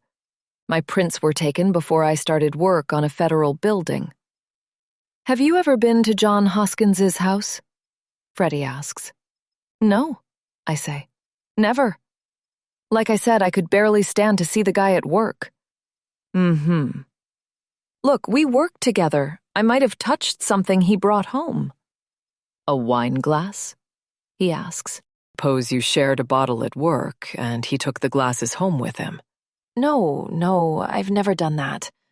Well, your fingerprints ended up on that glass somehow, Ellie. And that glass ended up at a missing man's house. We found your prints on some sculptures, too. That's a lot of prints. I just want to know how that might have happened. I'm gaping like a fish when it hits me. The glass art. That was the point. No gloves, no boxes. We just picked up pieces of glass with our bare hands and moved them. That's one way to get fingerprints. One incredibly convoluted, silly way. They must have planted that wine glass I drank from just to seal the deal. Why not just take something from my desk at work? Oddly enough, Mrs. Walker, your husband's fingerprints were found at the house, too. Any idea why that might be the case? Henry's. I barely manage. Yes, your husband's. We found his prints in our system. Guess he got arrested for driving without a license about a decade ago. Look, I want to remind you of something, Ellie. I'm here to solve a disappearance. I know we used to be friends, but that doesn't mean jack right now. You lied to me yesterday morning. Who are you trying to protect? Yourself? Your husband? John Hoskins? I'm not. The anger in my voice surprises me. Idea how our fingerprints got there, but it's some kind of mistake. I would tell you if I knew anything else, but I just don't, okay? I'm digging a hole for myself, but I can't stop. I can't imagine how guilty I must look right now. My heart is pounding. My head is spinning. You want to talk about the text messages? I gulp. The jig is up. Those were faked. Oh, but you do know about them. My mouth gapes, but no words come. I didn't send them, I swear. My neighbors took my phone. Your neighbors? I start to respond, but hesitate. There's no way to explain this that sounds remotely believable. I don't know what happened. He sighs. Is your husband here? I'd like to speak to him. No, I say, struggling to prevent tears from forming. He's out right now. How convenient. Can you give me his cell phone number? I can, but he usually keeps it off at work. He sighs. Of course he does. Well, when will he be back? Later this afternoon, probably. Maybe 4 or 5. My panic intensifies. I just gave myself a hell of a time limit. But what else am I supposed to say? He's gone indefinitely. I don't know where. Sorry. I also wish I knew. But saying he's disappeared too isn't going to look good. Great, he says, still frowning. Look, Ellie, the boys are fixing up a warrant today. Come here and give you a chance to fess up before we have to haul you away in handcuffs. My lip trembling, I say, okay. Is that all you have to say? You know I'm helping you out right now, right? Tears distort my vision. Freddie, I have no idea what's going on. Staring at me, he takes a deep breath. For what it's worth, I'm not convinced you had anything to do with John Hoskins' disappearance. The guy was clearly into some deep shit. The tension in my body lets up a little. Oh, that's good. Thank you. My words feel stupid. That being said, I'm certain you know more than you're letting on. Protecting somebody. And I'd like to know who that is and why you care. I say nothing, force a stoic expression. This is beginning to unnerve me. I don't think police are supposed to behave this way, but what do I know? I've never been questioned before. The warrant is going out today, Ellie, probably within a few hours. You have my number. I advise you to use it. And don't even think about leaving town. It'll only make things worse for you. He starts to walk away, but stops. I'm sticking my neck out for you, Ellie. I don't know why. Maybe I feel a little bad about taking Carlos's side back in the day, but this is my job. Talk to your husband. Do whatever you need to do. Couple hours, this is going to become a much bigger problem for you. He doesn't wait for a response before leaving. Chapter 32. Once Freddie is gone, I sit down for a few minutes. Hopelessness overwhelms me. I'm not getting out of this, am I? I can't believe I didn't see it before. That first job, the fingerprints, it seems so obvious now. Why should there be any part of this process that doesn't point toward me wanting to murder my boss? I'm picturing myself now on the stand in court, trying to testify with the most unbelievable story imaginable. Ladies and gentlemen of the jury, please understand. My neighbors, who used fake names and moved in just to frame me, hired me to do random tasks for $5,000 a week. Other people were involved, but they won't testify because the jobs were illegal. Not that kind of illegal. Yes, I guess I committed some crimes, but killing my boss wasn't one of them. One guy might testify if you give him some booze money. He'll tell you that I showed up and picked up some glass sculptures one time. It was all a part of me getting framed. It's a fine start for an insanity plea. Sophia and Harry and whoever else is involved are going to get away with this. Nothing else adds up, nothing that doesn't put me as the murderer. I'm going to rot in prison for the rest of my life as a villain, suffering for a crime I didn't commit. The tears are coming now, harder than ever before. What I want in the world right now is to get lost in Henry's arms, and I can't even have that. After a few minutes, I start to get it together. The tears taper off, and I realize that it isn't over yet. There's no point in giving in when I still have a few hours to spare. My mom was right. Feeling sorry for myself is a useless emotion. I'll have a life sentence to serve where I can feel sorry for myself every day if I feel like it. For now, I have to keep fighting because there's nothing else to do. I get up and stare at the Walters house across the street. Still empty, still silent. God, if I just knew where they went, I could confront them. I could buy a gun and wave it in their faces until they give me answers. I could demand to know where my husband is, why they're doing this to me. I could break in. The thought is almost funny at first. I'm apparently guilty of murder, hiding evidence, and drug trafficking. What's a little breaking and entering on top of that? Ma'am, we were going to give you a light sentence for murder, but I'm afraid it's 25 to life now that we know what a monster you truly are. To hell with it. Something is inside that house. Something that might help me figure this situation out. If I get caught, so be it. I'm out of other options. Talk myself out of it, I grab a rubber mallet from the garage. The clock shows 9:30. This is a white-collar neighborhood, and most everyone is at work. Even so, I stroll onto my lawn slowly and glance around. No kids playing, no runners out getting exercise, just a long stretch of deserted suburbia. My pulse quickens when I cross the street, but I refuse to let doubt slow me down. The front seems too conspicuous, so I unlatch the gate that leads to their backyard. There might be an alarm. If so, so be it. I can run back home and pretend I never left. But before I smash my mallet into the handle, I feel compelled to try something else first. I reach out to see if it's unlocked, but I stop just short. A plastic sack sits on their glass patio table, pinned down by a candle. I wrap it around my hand before I try the door. No more fingerprints. It's unlocked. My God, these people left the door unlocked. After all this elaborate planning, No, stop right there, Ellie. This is obviously intentional. I glance into the dining room, staring at the table that now looks ominous and taunting, like it's daring me to keep digging. The white walls look barer than before. No personality, no warmth, nothing that feels real. The refrigerator is undecorated and probably empty, the appliances pristinely clean, like store displays.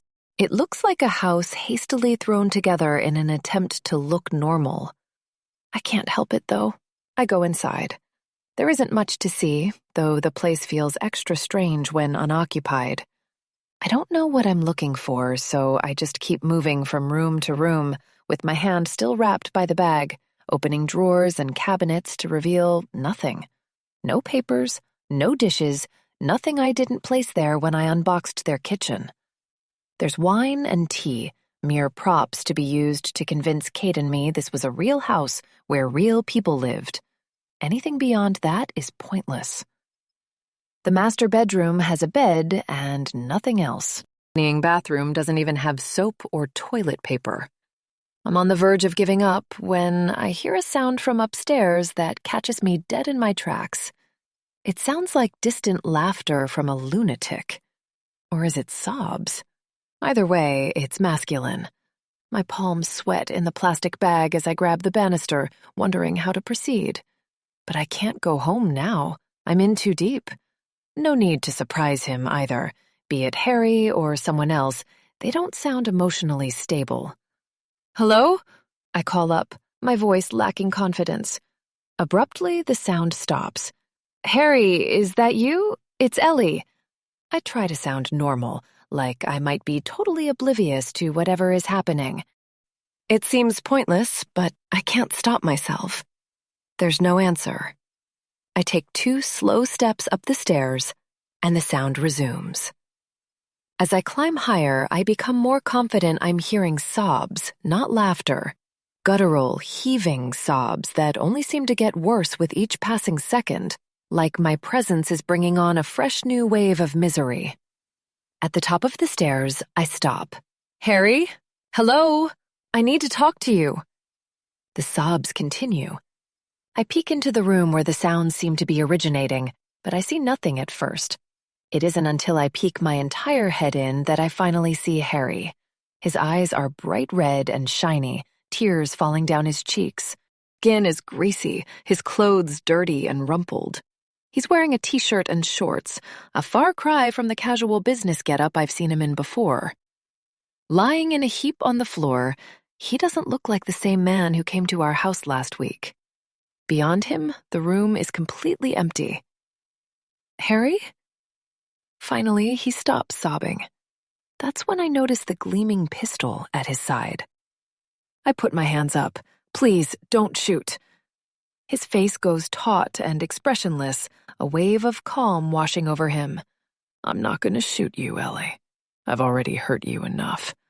"Harry, what's going on? Where is my husband?" "I don't know," he says. "I think he took him." "Who? Where's Sophia?" He doesn't answer. "What's going on? I need to know." "You think I know?" he says. "He didn't tell me anything. Nothing that would help you." "Who is he?" "I don't know his name." "Harry, I need you to talk to me. What is happening?" "I'm so sorry, Ellie. I saw the cop. It must look so bad. I don't want you to go to prison. I never meant to ruin your life. I had to do it. I'm so sorry." He sets his pistol down and reaches into his pocket. From it, he pulls a wadded-up piece of paper with a couple dark red stains on the side. When he holds it out, he reveals a hand with bloodied knuckles. I step forward and grab the paper, unfurling it. It's a debt statement, a request for payment. It's a debt statement, a request for payment.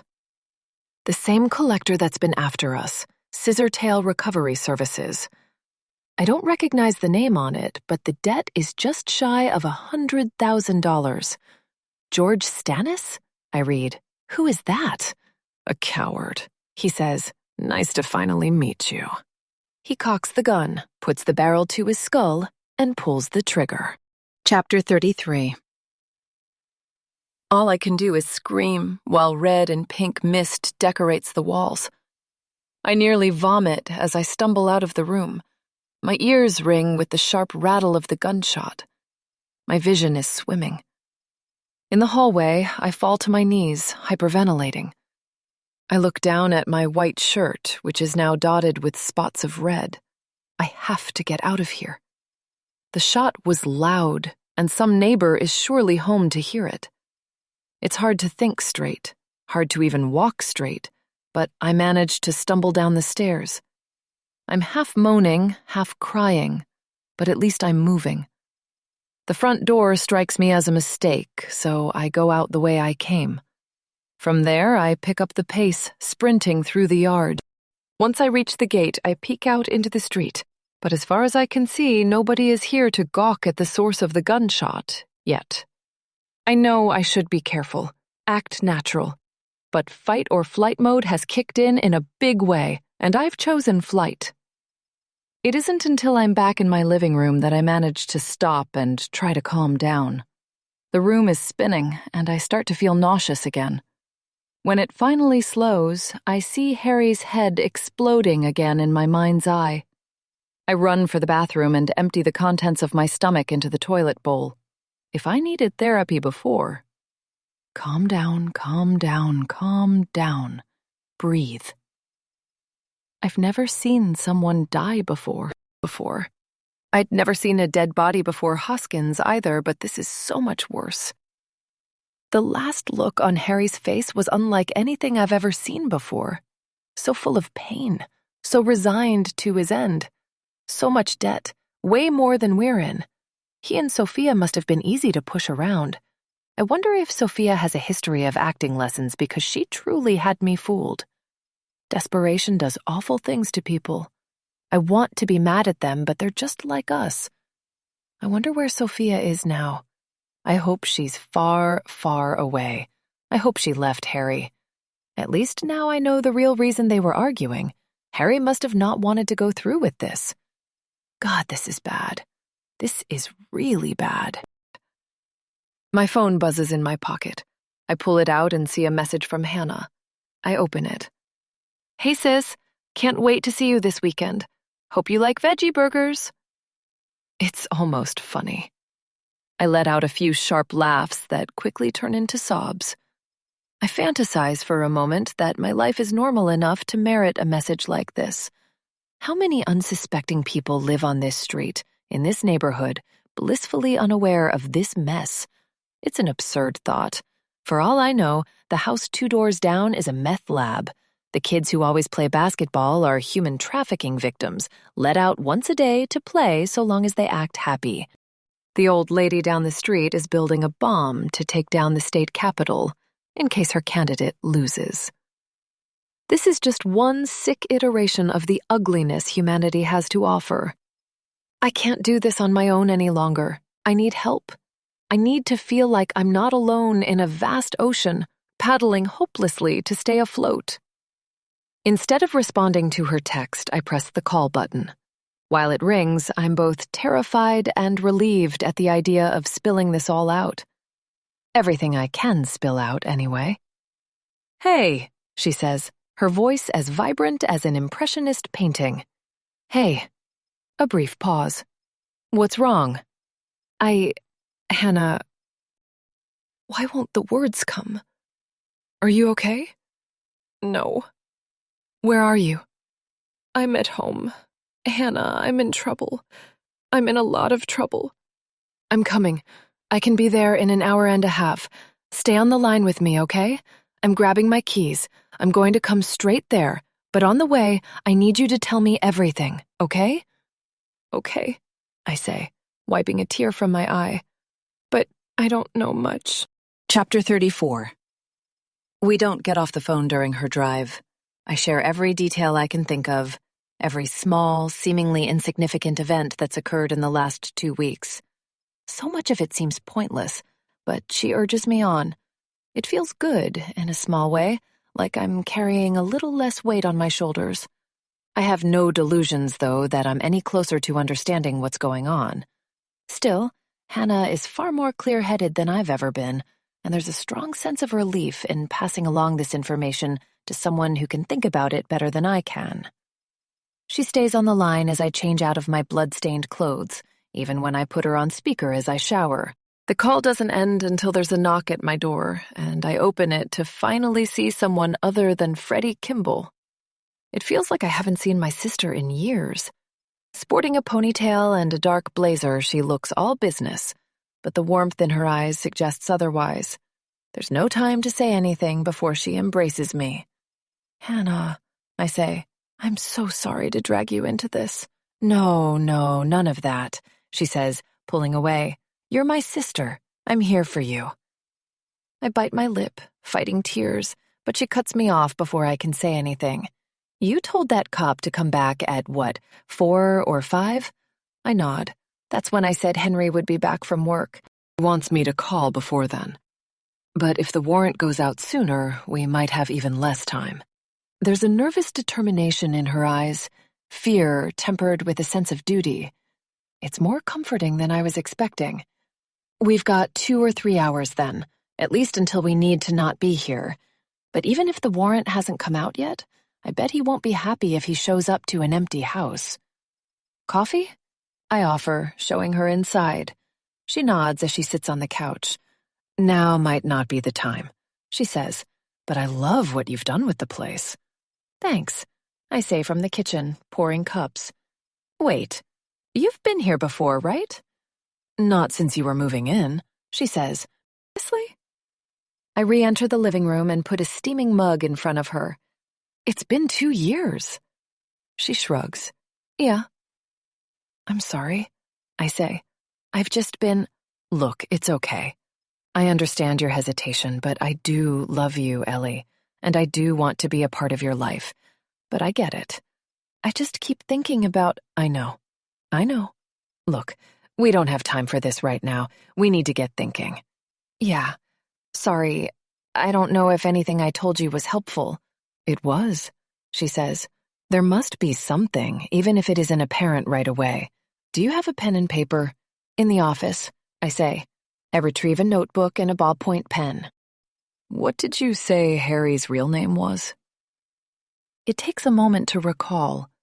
The image of his head erupting is too prominent in my mind. "George Stannis." "Did you keep that sheet of paper with his debt on it?" "No," I say. "I dropped it on the way out. It got covered in blood. I really don't want to go back for it." She writes it down. "Did anyone investigate the gunshot?" I shake my head. "Didn't see anyone." God, he's still in there. "Look, if I had to take a wild guess, I'd say whoever is responsible for all this didn't mean for that to happen. Sounds like they were done using him as a pawn and cut him free. Maybe he had nowhere else to go. Some serious dirt on him." She pulls her phone out. "Going to Google his name, see if I can find anything." "George Stannis, Oklahoma City. This him?" She shows me a LinkedIn profile with his familiar face. "Yeah. Pretty bare. No other social media profiles. Looks like he was a manager at Riverwind Casino. Still is, according to this. Wouldn't that pay well? No idea. But if the guy was working at a casino and was over 100,000 in debt, he might have been a gambling addict. For some reason, this revelation feels like a punch to the gut. Getting his payout from Hoskins or whoever else and blowing every dime in one afternoon, only keeping enough to buy a gun. Then he retreats to the only place he ever felt like a somebody and ends it all." I shake the thoughts away. These are pure speculation. "You said you had the same debt collector, right?" "Yeah." "What's the name of the company again?" "Scissortail Recovery Services." She bites her lip as she Googles the name. "Looks fairly normal. Scummy business model to begin with, but nothing out of the ordinary. She looks at me for a long moment. Accident. A couple months ago now. And when did you start getting billed by this company? I think for a moment. Must have been about 3 weeks after Henry got out of the hospital. She says, tapping the pen against the notebook. Why? You guys ever been in debt before? No, I say. Neither of us. Not even for car payments or anything. Then I guess you don't know that's really soon to pass off payments to a collector. How does it normally work? Hospitals are private companies, and they want to get paid as soon as they can, right? Normally, they bill your insurance company, but if you aren't covered, they bill you right away, sometimes before you even leave. Then they wait around 3 to 6 months for you to pay. If they think you aren't going to pay, they'll try to make whatever they can by selling the debt to a collection agency at a reduced cost, thinking it's better than nothing. Then that company will start trying to collect, hoping you'll pay them more than they paid for your debt. But 3 weeks is crazy fast. It wouldn't make much sense for a hospital to give up on you paying that quickly. The only reason I can think that they'd do that is if the collection agency made an early offer. A good one, too. The legality is murky, but I wouldn't put it past either party in an exchange like that. Trust me, I work in a hospital. I know how scummy they can be. They bid on my debt? Maybe. While she thinks this over more, I go into the kitchen and grab a billing statement from last week. I look it over thoroughly, but nothing seems suspicious. At the bottom of the sheet, it gives me the website where I've been making payments. www.scissortailrecovery.com/payments. Next to the instructions, a box reads, "Please type URL by hand. Google compatibility is unreliable." It hadn't seemed strange before, and for all the payments sent so far, I'd followed the instructions. "Hey, Hannah," I say, walking back into the living room. "Did you reach that debt collector site from Google?" "Yeah, why?" "And it worked?" "Yes." "Read the URL to me." "Okay. www.scissortailrecoveryservices.com. Oh my God! I laugh at how stupid I've been. It's a fake site. Seriously? With my phone, I type in the URL from the paper. Let me see the real one. She obliges, and I hold the payment portal pages of the two sites side by side. They're almost identical. Maybe they are identical. Good eye. I grin at my discovery, at the feeling of making progress, but the joy is short-lived. Wait, so if they bought our debt early, I say, not eager to continue, that means they've been pulling the strings since the beginning, since we were in the hospital. Or at least since somebody found out you were in debt, they saw an opportunity and ran with it. Why us? People go into medical debt every day. My guess? You were unique. Somebody knew you might have a motive to kill Hoskins. Then they played it up with the whole affair thing to make it look extra real. But Hoskins was involved somehow. Like 3 different people I talked to described him. She sighs. Yeah, that part I'm still unclear on. I think you're spot on with there being multiple people responsible, though. At least 2. We're both silent for a minute while we think. Hannah, why are you so good at this? What do you mean? I mean, you just walked right in and started asking all the right questions. I get that you had the whole drive to think about it, but this is kind of impressive. She half smiles, half frowns.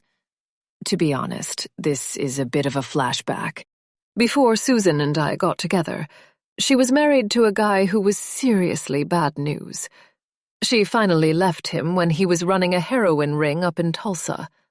Wasn't happy when he found out she was with someone new, especially a woman.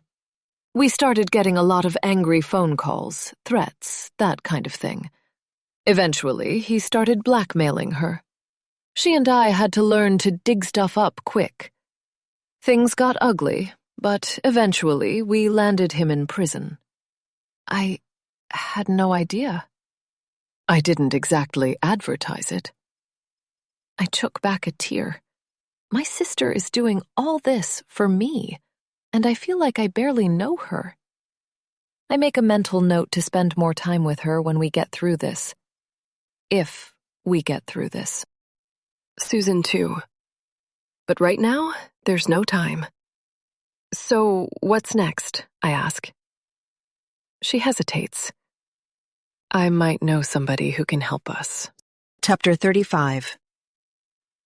We arrive at a house in south-central Oklahoma City around 1 o'clock. It's a corner of a neighborhood I've never been to before, a cul-de-sac back-ended by an elementary school. Hannah leads the way to the door. She knocks in a set of 3 followed by 2, then repeats the sequence. She shrugs and looks at me. She gets a little paranoid. 2 minutes. A voice from inside says, I guess this is someone you know from the Susan situation? Hannah nods. She's good. Susan's ex was taking crypto payments for drugs. She blew the ring wide open. Guy's in jail thanks to her. Idiot was using a very poorly designed coin, apparently. Not that I understand how any of that stuff works. But she cracked it in less than 2 hours. Try not to be put off by her setup. She's got a bit of a flair for the dramatic. She knows how to use it, though. The door opens, revealing a woman of middle age. She frowns, the expression matching her rumpled clothes and frizzy hair. She squints into the daylight like she hasn't left the house in days.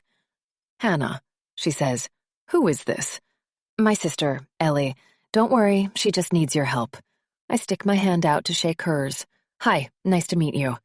She stares at my hand like it's crawling with germs. Maria, come on in. Her house is so plain that I wonder if she's squatting. Nothing about this place suggests a flair for the dramatic. No art, no personality, just simple furniture. As we weave through the living room, I notice how impeccably clean it all is, like the entire thing has been freshly dusted and sanitized. We enter what could only be her office, and I understand what my sister was referring to. Maria's setup looks like a movie set. 3 monitors form the centerpiece of the display, with an enormous chair before them. Huge twin speakers pour creepy ambient music into the room, like something out of a cyberpunk dystopia. There's a poster for an anime movie called Ghost in the Shell on the wall. I wanted to ask how many sets of hands she has, considering the 3 keyboards, but I keep my mouth shut. I want this woman to help us. What's up? She asks. We've got a debt collection website, my sister says.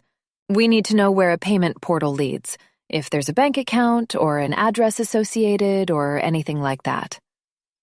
Those things are usually secure, Maria says. Very secure. Hannah shrugs. If you can't do it. I didn't say I couldn't do it. I'm just letting you know it might not be possible. It might not be very secure, I say, surprising myself. It's a fake website for a fake company. The few people who use it probably aren't very tech-savvy. No, I fell for it. Apparently, my sister's confidence is rubbing off on me. Despite everything, a strange feeling of optimism is seeping through my despair. It feels good to have her by my side. The horrors of yesterday feel further away. These are scammers? She asks. Probably, Hannah says, but not conventional ones. Basically, they don't, she says. I don't want to know. If I can do it, I want $1,000. Give me the website and an hour. Hannah and I look at each other. Okay. I write down the URL on a post-it from Maria's desk. She snatches it from my hand and sticks it to one of the monitors. She waves us out of the room. Hannah and I go back to her living room, sit on her couch, and wait. We're silent for a few minutes. This is the first time since I dialed her number that we've had a chance to breathe. I'm lost in thoughts of Henry when she mercifully disrupts them. You could have called me right away, she says. I would have been here no matter what. I didn't want to drag you in. I thought maybe I could handle it. You don't always have to do everything alone. Mom was miserable. Her advice did more harm than good. I know. Can I ask you something? Butterflies flutter in my stomach. Of course. You and Henry, you guys got married super quickly. It surprised me. When I first met Susan, she was asking me out for months before I gave in. I was lucky she was so persistent. My therapist and I talk about it a lot. I guess I just can't help but wonder why you were able to open up to Henry so quickly, especially with how young you two were. I take my time before answering. I've been wondering the same thing, too. To be honest, it was the first thing I thought about when he disappeared. I thought maybe... God, it feels too awful to say now. No judgment here. I thought maybe he was involved somehow, like he knew how much I hated Hoskins, and he took it into his own hands or something. But he would never do that. I was just scared. So anything seemed possible. And he seemed so happy with the job situation. He was already talking about doing it long term. It was a stupid thing to believe. If I don't trust Henry, I can't trust anybody. I'm not suggesting anything, Ellie, but that doesn't answer my question. I'd answer it if I knew. Truth is, I have no idea why I trusted him right away. Maybe I was rebelling against Mom. She said not to trust any men, so what better way was there to get back at her? It was more than that, though. He just felt right. College was a hard time for me. Everybody seemed so fake, so focused on their image. And he was just this cute guy who loved doing yard work. Unpretentious. I don't know. Hannah laughs. It makes sense. Susan was already in art school when we met. I was intimidated. I still give her crap for being pretentious. I've only met her once, but she intimidates me, too. She laughs again. I'll let her know to tone it down. Does she know where you are right now? She shakes her head. She works a long shift at the museum today. I'll explain to her later, maybe an amended version. We're silent again. The only sound is the clacking of Maria's keyboard from a room away. Look, for what it's worth, I can't see any possible way Henry could be involved. If he wanted to kill your boss, he'd find a way simpler method. Didn't involve framing you for it. He's not the type to pull something so complicated. I mean that as a compliment. I laugh. Yeah, it's a silly thought. I'm trying to be better about my paranoia, but, well, hard to do when you're getting so validated for it. Right. Ironically, it feels like 15 years of following Mum's advice finally paid off. Only it didn't really pay off. What good is getting validated when you have no idea what it is you're suspicious of? We're going to figure it out. I just wish you would have called me the minute you found a dead body in your house. Dead body in your house? I know you didn't want to get me involved, but sisters are supposed to be there for each other. A wave of shame washes over me. In my defense, it only happened 2 days ago. 2 days is a long time in the world of investigation, but that's okay. I'm here now. 20 minutes later, Maria emerges from her office with a smug grin. I found something. She waits for a moment, enjoying our anticipation. Go on, Hannah says. Whoever set this up is either very stupid or very arrogant. The portal doesn't even link to a protected bank account. It's a PayPal account. Took about 5 minutes to figure that out. Hacking into the PayPal account was a little tougher. The name is probably fake, but there's an address associated with it, and it's here in the city. What's the fake name? Hannah asks. Dirk Robinson. Looked him up, but there's nobody by that name anywhere in OKC. Plenty in other places, but that's your business if you want to look it up. Did you look up the address? I ask. She smirks. What do I look like, an amateur? Yeah, I looked it up. It's a house, purchased 6 months ago by the same name. Whoever bought it is at least consistent. Can you write it down for me? I ask. Already did. As soon as you fork over $1,000. I reach into my purse and withdraw a stack of hundreds. After counting out 10, I hand them over. She hands me a post-it. 1425 NW, 120th Terrace.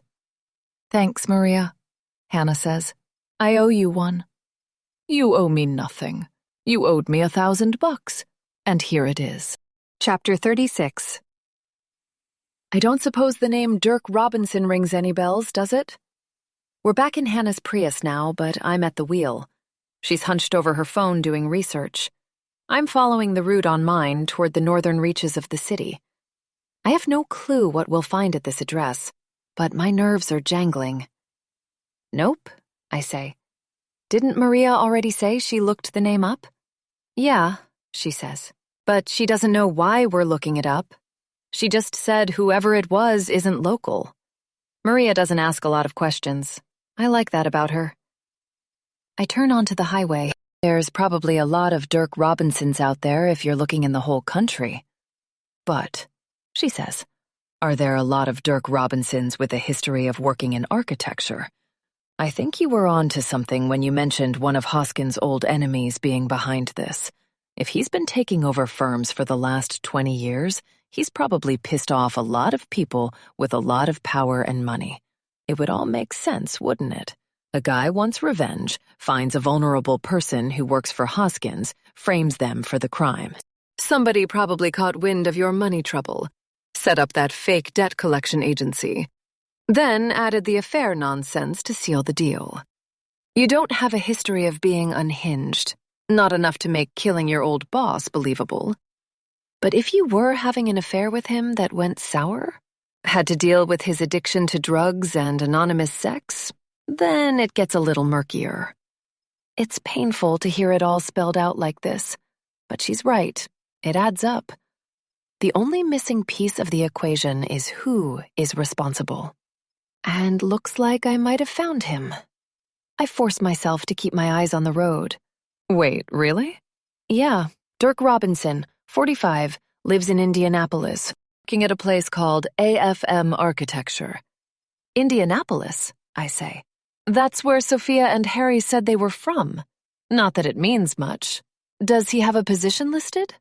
No, which suggests to me he probably isn't that high up. But it looks like he was a former partner at a firm called Kylo. Holy shit, I say. I swear I've heard Hoskins mention that place before. Looks like we might be on the right track then. My body feels suddenly lighter, like I'm being lifted out of my seat. Tears form, but they're happy tears. For the first time since I saw Hoskins's dead body, I finally feel like I know what's happening to me. The lightness suddenly becomes rage. Dirk Robinson. A man I've never even met. A man who wanted revenge so badly he was willing to ruin the life and reputation of a total stranger for it. I hope he's home, and I wish I had a weapon. My knuckles turn white while I squeeze the life out of the steering wheel. Apparently, Hannah can see what I'm feeling. Let's not get carried away, okay? We could easily be wrong. This seems a little too easy. He's probably an arrogant bastard, I say. Probably thought I was too stupid to get this far. She doesn't respond to that. I exit the highway. The GPS tells me I'm only 5 minutes away. Hannah remains on the verge of saying something else, but restrains herself. Neighborhood. It's a generic new construction area where all the houses are matching red brick and have very little personality. It's the kind of neighborhood that's been built repeatedly over the last few decades as our city indefinitely sprawls, losing its soul the further it gets from its heart. The kind of neighborhood I grew up in, that I told myself I'd never live in again. We finally reach the house, and I'm underwhelmed. I don't know what I was expecting, but it's about as nondescript as they come. Those same red bricks, some bushes in need of water in a bed, cheap white shutters. It's the sort of place anyone with a decent salary might live in. But it doesn't look like the sort of place where a man wealthy enough to fund this insanity might live. We wait for a minute. Should we ring the doorbell? I ask. I don't know. If he's in there, he might know what you look like. Maybe I should do it. I'll just pretend I live nearby. Tell him my dog got out or something. I nod and she gets out. We're across the street, and I'm in clear view of the door, so I sink into my seat and peer out through the bottom of the window. She rings the doorbell and waits. Nothing. After a couple of minutes pass, she walks back to the car and gets in. "What now?" I ask. "Guess we wait." A glance at the clock. It's 2:30. For all I know, the warrant could be out already. Still, what can I do but wait? It's the best lead we have, but knowing this doesn't ease my nerves. At least we're in my sister's car, not mine. After about 10 minutes, we start pitching other ideas, talking to the farmers again, calling AFM Architecture, trying to track down Sophia, but none of it seems practical or useful. A call to AFM yields only a receptionist's promise to pass a generic message along. I'm starting to get very worried when a sound makes me jolt upright.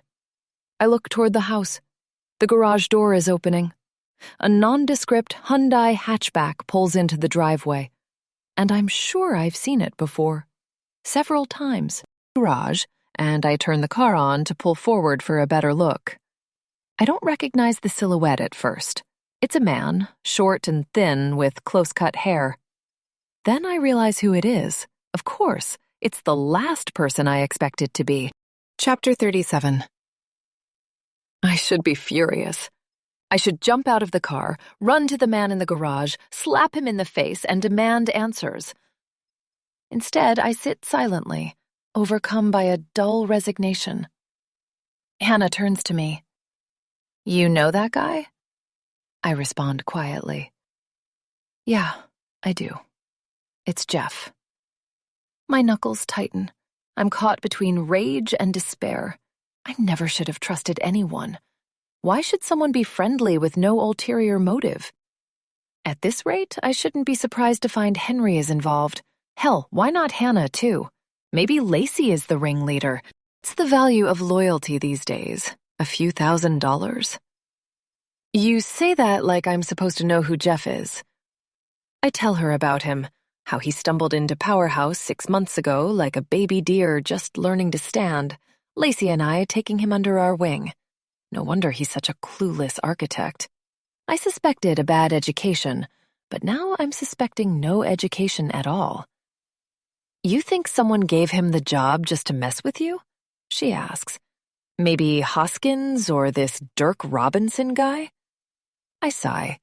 At this point, nothing is too ridiculous to believe. Maybe Jeff's behind the entire thing. We're silent while she adds everything up in her mind. "You don't know that. Put him up to it, blackmailed him, paid him off, whatever. Those ideas aren't much better." Guess not. Who's in charge of hiring at Powerhouse? Melissa Stevens, HR manager. The partners sign off on new hires, though. She loves Jeff, but she's kind of clueless. He probably could have landed the job on those doe eyes alone. She shrugs. "You gonna confront him?" "Maybe you should try again. He won't recognize you." "And say what? You already know who it is." I stroke my chin. Good point. Maybe I can guilt him into spilling his guts. After a deep breath, I get out of the car and make my way across the lawn. With every step, I get angrier. Everything I've done for this kid, after sticking my neck out. I ring the doorbell and stand to the side of the peephole. To my left, the curtains flash open and closed. Then there's only silence. The idiot has no idea I watched him go into the house. Maybe he's planning an escape. If so, he won't get far without his car. The city isn't exactly pedestrian-friendly, and he's too much of a coward for that. He's probably standing on the other side of the door, trying to stay completely still and panicking internally.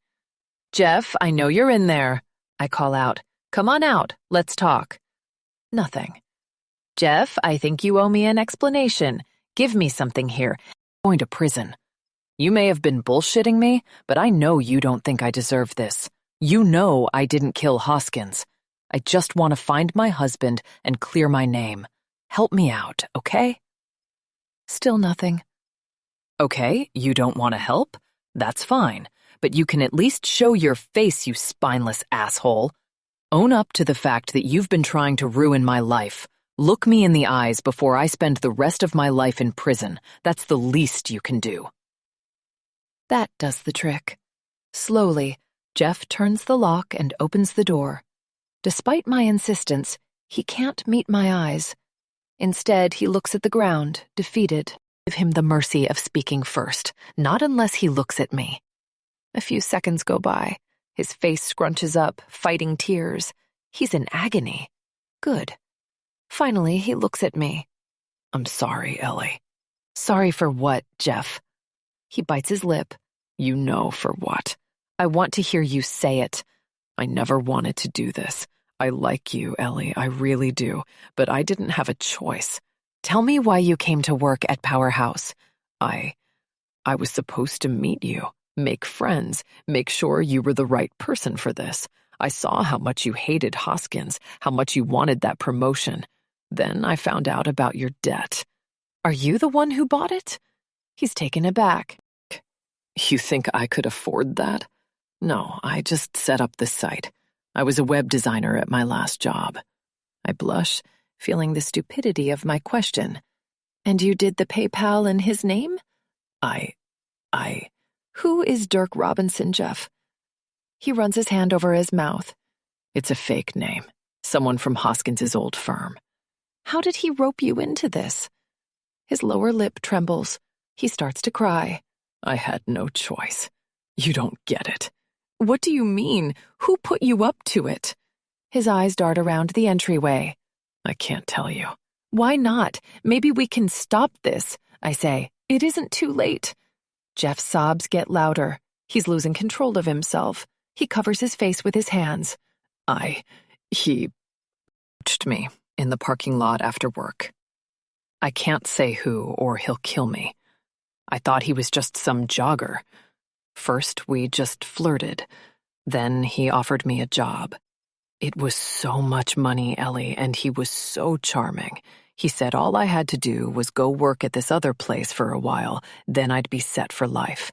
Just had to do a few favors. I hated my job, you know? When I told you about the old place I used to work, I wasn't kidding. I just lied about what I did there. And I know he was older, but Ellie, he wanted me. Somehow he knew. Things got physical. He took photos of us together. I thought he was just kinky, but he was getting blackmail evidence. I'm such an idiot. I'm such an idiot. My family, they can't find out. They're Catholic. When I found out what he really wanted, I tried to stop. I told him I didn't care about the money anymore.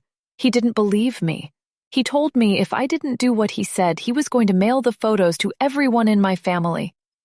My anger wisps away. I'm on the verge of tears myself. Just another life to ruin. Jeff, you have to tell me, I say. You have to tell me who is doing this. I can't, he says, bursting into a new wave of sobs. He's listening. I know he is. He keeps recording me. I already said too much. Too much. I don't care if I don't get paid, but if they see the pictures, they'll never speak to me again. Do I know him, Jeff? Can you at least tell me that? No, you don't. You've never met him. He made sure of that. How do you know he's listening? He gulps. The other day, I was watching some stupid competition show. He texted me halfway through, asked who I wanted to win. He just wanted me to know he was listening. Jeff, please come with me. We can stay safe together. We can find him. He shakes his head. You don't understand. No, I say. I don't, but I want to. Talk to me, Jeff. He jolts, pulling his phone from his pocket. It's lit up, but I can't see what's on the screen. Jeff's eyes go wide. They dart between me and the phone. Oh, God, he says. It's him. Jeff gives me a firm but gentle shove backward, then slams the door. He bustles through the house in a panic while I slam my hands against the wood. Jeff, come back! Please, I can help you! Of course, there's no answer. He only moves farther from the door, his actions muffled by the thick walls of the house. I move to the windows, where through a small crack between the curtains, there's a glimpse of movement toward the back door. I sprint across the front yard, where Hannah greets me with questioning hands from the car. There's no time to explain anything to her. Instead, I circle around to the backyard gate and fling it open. The backyard likely hasn't been mowed since last summer, and I'm forced to trudge through tufts of yellow grass that come up past my ankles. By the time I turn the corner to the biggest part of the yard, all I see is Jeff's feet as he hoists himself up over the back of the fence. The guy is more agile than I realized. I run to the fence, but it's a solid 6 feet tall, and I have to jump just to peek over the top. There isn't another yard. The property backs onto a greenbelt where a forest of trees separates the neighborhood from the nearest major road. A creek runs through it. Sprinting as fast as his legs will take him. Damn it, Jeff! I won't be able to catch him even if I can scale the fence. I go back to Hannah. Maybe if we're lucky, we'll be able to intercept him before he finds somewhere to hide. Chapter 38. You drive! I shout as she rolls down the passenger side window. Without hesitating, she jumps over to the driver's seat and turns on the ignition. What the hell happened? I'll explain in a minute, I say, breath heaving. Hang a left to go behind the house. Head for the main street. She doesn't question the order, just flips the car around and does what I say. I'm grateful that she doesn't press me. There's something to be said about sisterhood. To our right are more neighborhood fences. To the left, the woody expanse that contains Jeff. We're a quarter mile from the major street. How do I open your sunroof? I ask. She responds by pressing a button on her dashboard. The overhead glass moves at an agonizingly slow speed. Once it's open, I peek my head out the top and look. Don't crash, okay? Wasn't planning on it. At first, I see only trees with faint traces of a distant shopping center visible in the gaps between them. Then, a blur of motion. He's running right through the densest part. Suddenly, the movement stops. I retreat into the car. He's hiding, I say. I see where. Pull over. You sure he's going to talk? She says. No, I'm not. But unless you've got a better idea, I'm going for him. He's our only lead. She pulls to a stop, and I get out. Get out. I wish I was wearing running shoes, maybe some shorts and a tank top, but I wouldn't have guessed I'd need them today. These worn-down flats and jeans are going to have to do. I start by sprinting, but slow down once I get close. Don't want him to panic and flee. I crouch as I continue onward. If he doesn't see me, maybe he'll think I'm a cat or something. He's between 2 bushes, and I can just see his shoes sticking out to the left of one. Once I'm close enough for him to easily hear me, I speak up, trying to stay calm and soothing. Jeff, please don't run.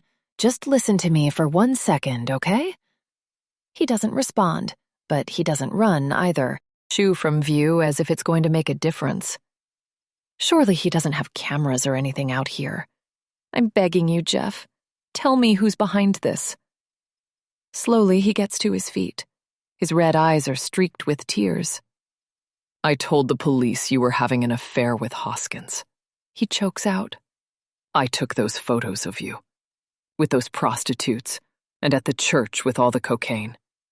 He has them. I'm so sorry. That night in the diner, I knew the guy looked familiar, but I never would have guessed. Who, Jeff? His eyes dart around wildly. Okay, I lied. It's Dirk Robinson. That's his real name. He's the guy behind all this. He's the one who killed Hoskins. Why? He shrugged. Revenge or something. I don't know, he never told me. He jolts, pulling his phone from his pocket. Once again, his eyes bug out. Oh shit, he's still listening. Shit, why did I use his name? He furiously types a response. Jeff, come with us. We can go to the police together. With your story. No police. I have to go. He'll kill me, Ellie. Jeff, wait! It's too late. He sprints off again, this time headed toward the main road. I'm too exhausted to chase him further. Instead, I head back toward the car. Hannah is jogging toward me. I walk until we meet in the middle. You going to chase him again? I shake my head. What did he tell you? We were right, I say. It's Dirk Robinson. As we walk back toward the car, I fill her in on the rest of what Jeff told me. She listens with rapt attention. Jesus, poor kid. At least it adds up. Dirk Robinson must be gay. That explains why he turned down Kate. We get in, her in the driver's seat again. Someone still got with Mandy and Rachel, though, I say. Could have been Harry. George. Maybe, I reply, shuddering. Robinson would have put him up to it, though. I don't see it. Hoskins, then? Before he got killed? I sigh. Yeah, maybe. But it still doesn't make much sense. First of all, why would he work with Robinson? Second of all, what did he think he was framing me for? She bites her lip. Yeah, I don't think it was Hoskins. What about the other two partners? Doubt it. They were the only two people who actually liked Hoskins. They're going to be totally screwed without him. Plus, they don't fit the description everyone keeps giving. Look, the only reason we thought it might be Hoskins is because people keep describing him. But it isn't like Hoskins is the only tall, bald sociopath with fancy clothes and jewelry. Maybe Robinson teamed up with another one of Hoskins' old enemies. He's got plenty to go around. It takes a lot of money to pull this off. Maybe more than Robinson had alone. Guess only one person had to deal with Jeff, Hannah says. No reason to show all their cards to him. I glance at the clock, which reads 4 o'clock. Any minute now, the police are going to set out for my arrest, if they haven't already. And we have no idea where to go from here. My sister and I sit in silence for a moment. Hannah squints and stares at me. Ellie, who hit Henry's car? The question catches me off guard. I don't know. Somebody with a truck? Henry never saw him in person. He was too hurt at the time. Why? She starts to say something, then stops. Well, come on, you can't just say something like that and not follow up. Well, it's just... It seems like the deeper we dig, the more we realize this whole thing was set up from the start. No coincidences, no luck. I mean, Jeff got a job at your firm 6 months ago just to prepare for this. Your neighbors bought that house just to set you up. Maybe there's even more. I know you said you guys were struggling a little bit thanks to Henry's mom's place, but if it wasn't for the accident... A light bulb clicks on in my brain. We would have been fine. Henry was just starting to make more money. It was winter, too, right before the best season for landscaping. If I hadn't gotten the promotion, it would have sucked, but it wouldn't have been the end of the world. I doubt I would have taken those jobs. She shrugs. Maybe the accomplice is the guy that hit Henry. Plus, didn't you say it happened during the 1 week he was between insurance policies? I nod. Yeah, he was on my policy, but he was switching to an independent one. There was some kind of tax benefit to going through his own business. It was weird that there was a coverage gap. Ellie, I think somebody intentionally ran into Henry's truck. I shake my head. The accident was Henry's fault. That's why they didn't cover him. What exactly did Henry say happened? He said, "It got onto the street going left. And this other truck seemed like it came out of nowhere. He swore to me that he looked. They were going alongside a wooded area."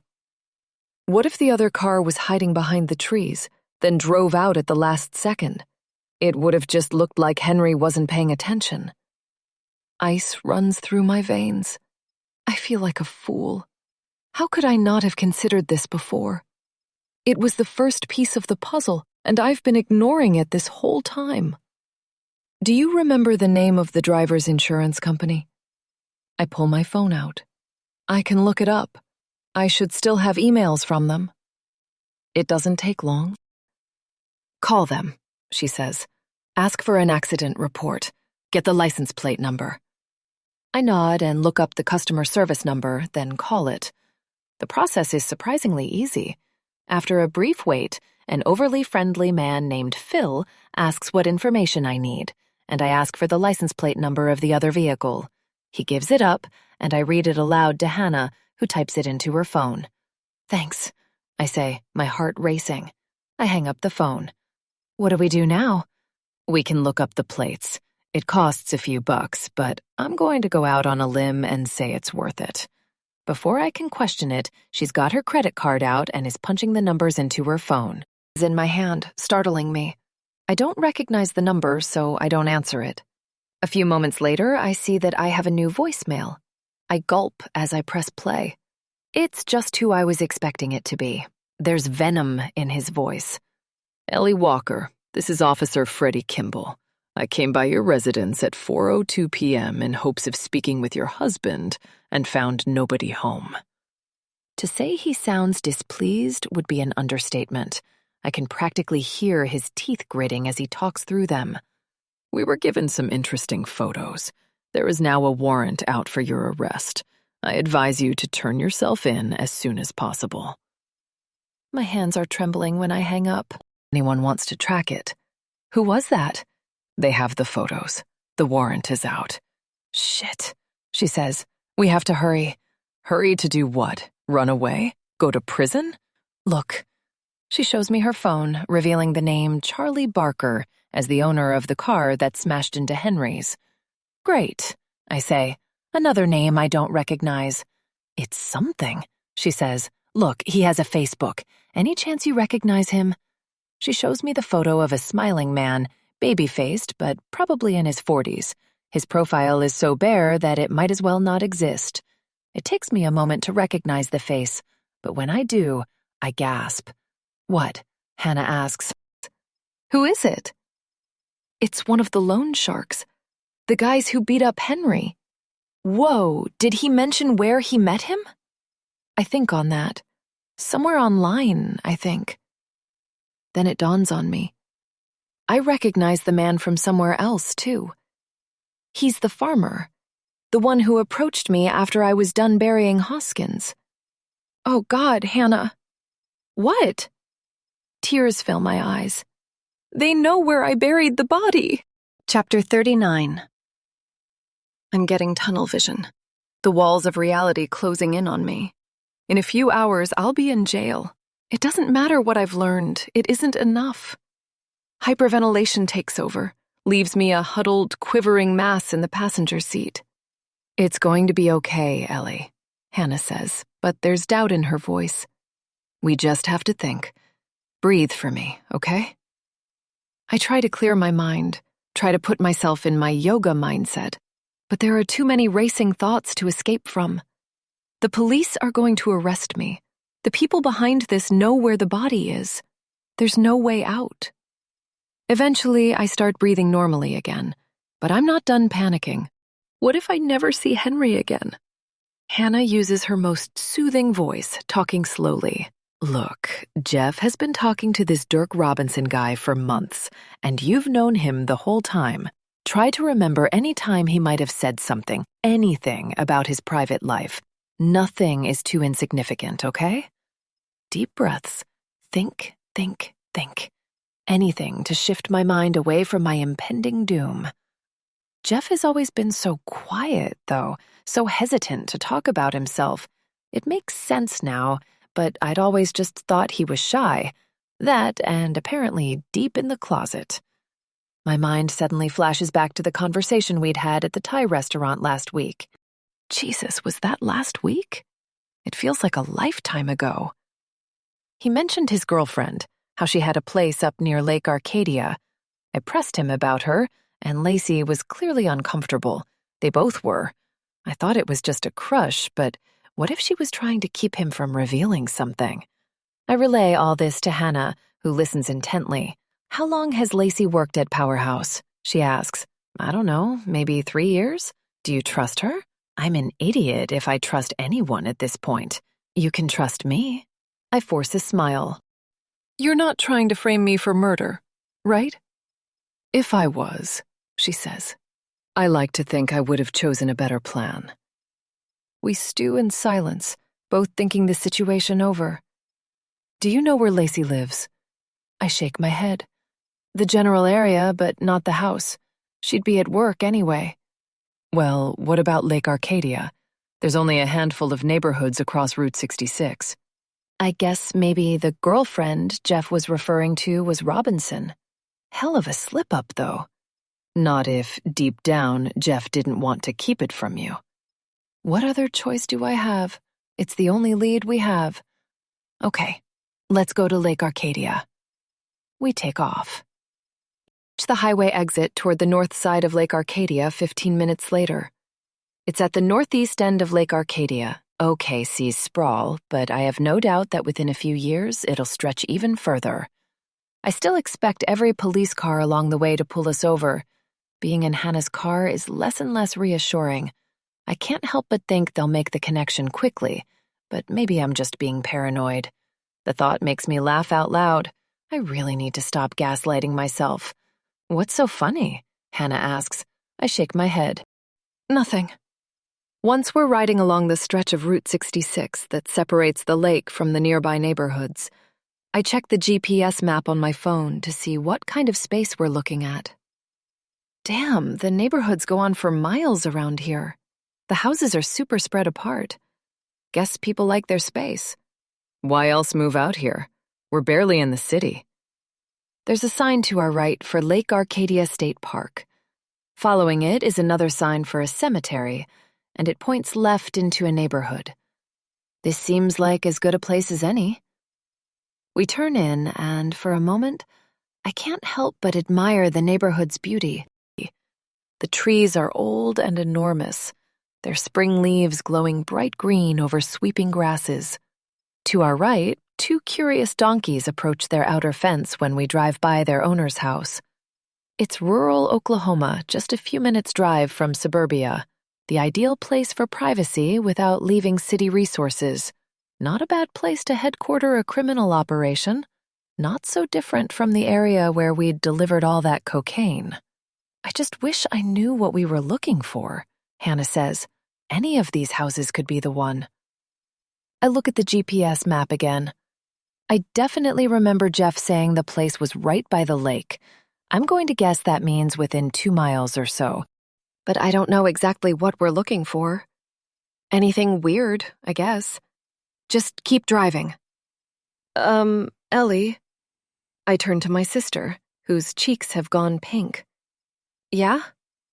Look, just in case it gets ugly, I want you to know I have something. Open the glove box. Something? Just open it. I pull the handle, and when the glove box slides open, the sun reflects something shiny inside that forces me to look away. When I look back, my eyes go wide. I didn't know you owned a gun. It's a tiny thing, just big enough to do some damage while being easily concealed. Susan's ex was a nasty guy, she says. We needed it for protection. I grabbed it when you called me, before I left. I could hear the danger in your voice. Why didn't you tell me before? What if someone was at that other house? That was in the middle of a suburb, she says. Gunshots don't go unnoticed there. The cops would be on us in a minute. Bad for the other guy, but bad for you too. We're basically rural out here. People have different attitudes about guns and cops. I pick the pistol up carefully, examining it closely, keeping it pointed away. It's damn simple, she says. If you need to shoot it, you just pull the safety down and squeeze the trigger, okay? Got it, I say. Guns have always made me nervous, but this time, the grip of it is reassuring. Thank God my sister thought ahead. What are we going to do? Barge into a criminal's house and hope they surrendered? Even with the gun, we're probably going to be outmatched. If we find something, she says, as if hearing my thoughts, I don't want this to turn into a firefight. It's a last resort, okay? Okay. If we find Dirk Robinson or Charlie Barker, I don't know if I'll be able to resist pulling the trigger. We circle the streets for almost an hour, weaving our way through every path in the neighborhood multiple times, hoping for something, anything. With each passing moment, I get more tense, my palms sweating bullets. I glance at the clock on the dashboard, 6:42 p.m.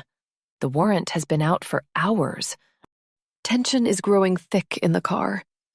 The growing darkness makes seeing anything more difficult. The neighborhood's monstrous trees cast spindly shadows, the edges still jagged from winter stripping them bare. Then I see it. "Stop the car," I say, throwing my hand to my sister's shoulder. She does. "What?" The house itself is dark, painted a charcoal gray that's blending into the encroaching night. I may have missed it entirely if not for the car in the driveway. The silver BMW glints in the headlight beams. "That car," I say. "It looks like the one Jeff was driving when we had all that cocaine." "You sure?" "Hang on, turn the car off for a minute." "And let me see your phone." She does as I ask, turning the lights off. I quietly exit, shutting the door as lightly as possible. I cross the street for a closer look. When I'm standing behind the car, I glance in the windows of the house, but there's nothing detectable inside. I turn on the flashlight from my sister's phone and look into the car. There it is. The Maple Leaf air freshener. I run back to the car and report my findings. "That's it," I say. "You're totally sure?" "It has to be, come on." I doubt myself for a moment. I'm so desperate for answers that I'll take anything, but I know what I saw. I think for a moment. Work back a few houses. She turns the car on and reverses 2 properties down. There's a narrow bank off the road where we leave her car. We're about to get out when I stop her and gesture to the glove box. She nods. I stash the gun in my pocket and we get out. We start toward the house and stop when we reach the property line. My heart is pounding harder than I thought possible. The house, in all its silent darkness, looks like it's challenging us. Chapter 40. A short white fence separates us from the property. We stop and look everything over. Toward the back right corner of the property, there's a black barn with a large door on the front. On the side of the barn facing the house, there's a raised concrete platform with some chairs and a smaller door. A few dozen yards to the left lies the house itself. It's 1 story, simple. From where we stand, I can see only the house's front door and side, but the hint of a back porch is just visible. From behind a curtain, a light flicks on in the house. Looks like somebody is home. "Get down," Hannah says. We crouch behind the fence, staring at the lit window through the gap between posts before the light flicks back off. The weight of the gun in my pocket presses against me. "Maybe we should check out the barn," I whisper. She nods, and I throw myself over the fence, landing with a thud before resuming my crouch. Hannah follows, losing her footing momentarily when she lands. It's nearly dark now, but if someone were to look out the window, they'd see us. We move quickly until we reach the barn and disappear behind it, letting it block the view of the house. Behind the barn, the fence continues, and there's nothing but a rack of firewood separating them. Peek around the barn's corner toward the house and jolt. The house's back porch light is on. 2 figures move close to the door, but I can't make them out before I get too nervous and pull away. I hold up 1 finger in front of my lips, and my sister nods. A few moments later, 2 voices become audible. One of them is nervous and frantic, the other, severe. "Look, I would have," the nervous one says, "but I panicked, okay? And she knows my car. She would have followed me." Jeff sounds like he's on the verge of losing his mind. "So you waited and took my car instead. Great," says the angry one, who I can only assume is Dirk Robinson. "You're an idiot. You know that? I sent the cops the other photos, okay? She's probably in jail. I just checked, and there's been a warrant out for 2 hours. She better be." The barn door unlatches, and the 2 men move inside the barn, their voices muffled by the wooden walls. I can't make out the conversation anymore. I look at my sister and point to my ear, but she shakes her head. We wait a little longer while Jeff and Dirk fumble with something inside. It sounds like they're dragging heavy objects around. Finally, the door opens, and they come back out. "If you fucked this up, I'll kill you too." Dirk sounds calm considering the severity of the threat. Jeff doesn't respond. They make their way back inside the house, closing the door and shutting the porch light off behind them. "Did you hear that?" Hannah asks. Kill you too. Panic overwhelms me, and tears blur my vision. Yeah. She hugs me. They were talking about Hoskins. Had to be. Yeah, I say again, unconvinced. Please, please let Henry still be alive. Still crouching, I circle around to the front of the barn and try the door. Unsurprisingly, it's locked. I feel Hannah's presence behind me. Don't suppose you know how to pick a lock? She shakes her head. Damn it. I've come too far to let a locked door stop me. I pull the gun from my purse, tracing the line in the air where I might smash the butt down on the handle. That's going to be loud, Hannah says.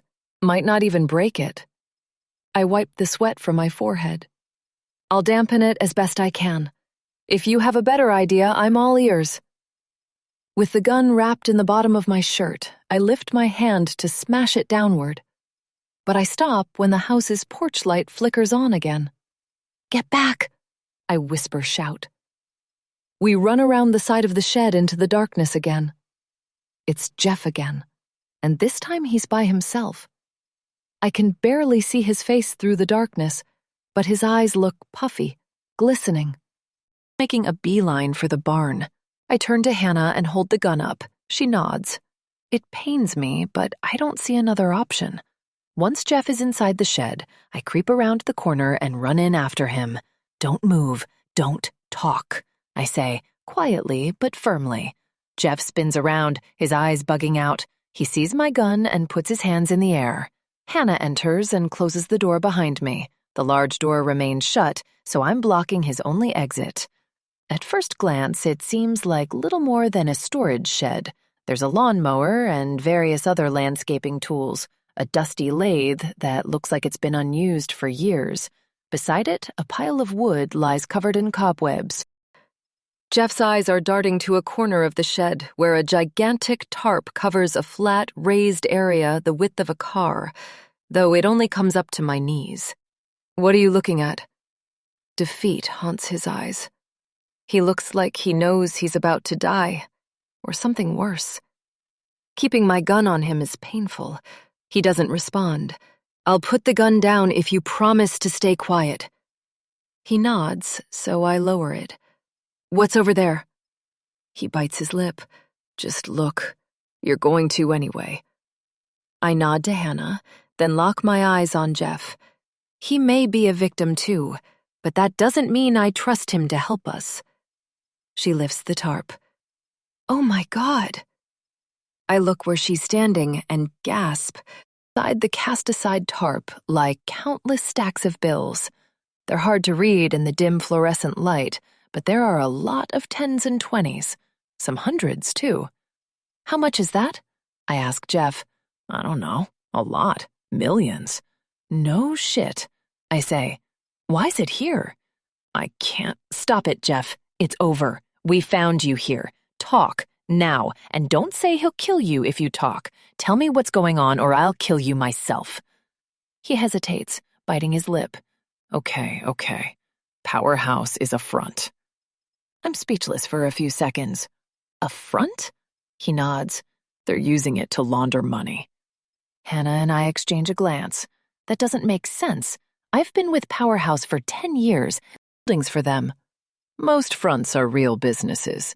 They just don't make anywhere near as much money as what goes on the books. Hoskins' Rolexes, the fancy suits, the cars, not to mention the other partners. I figured there was more money in the projects I wasn't working on, that others in the firm got the high-dollar accounts. Another reason I was right to be paranoid. So where does the real money come from? Hannah asks him. I already know. They're running drugs, I say, and a prostitution ring. He nods. They want to pin it all on you and Hoskins. Jesus, Jeff, who? He hesitates. Dirk Robinson.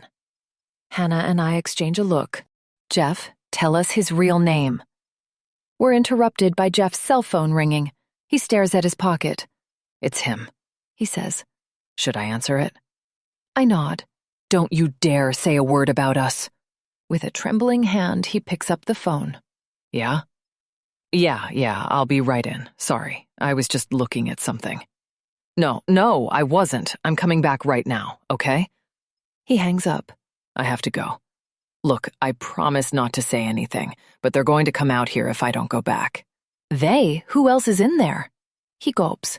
Who, Jeff? Is my husband in there? He nods.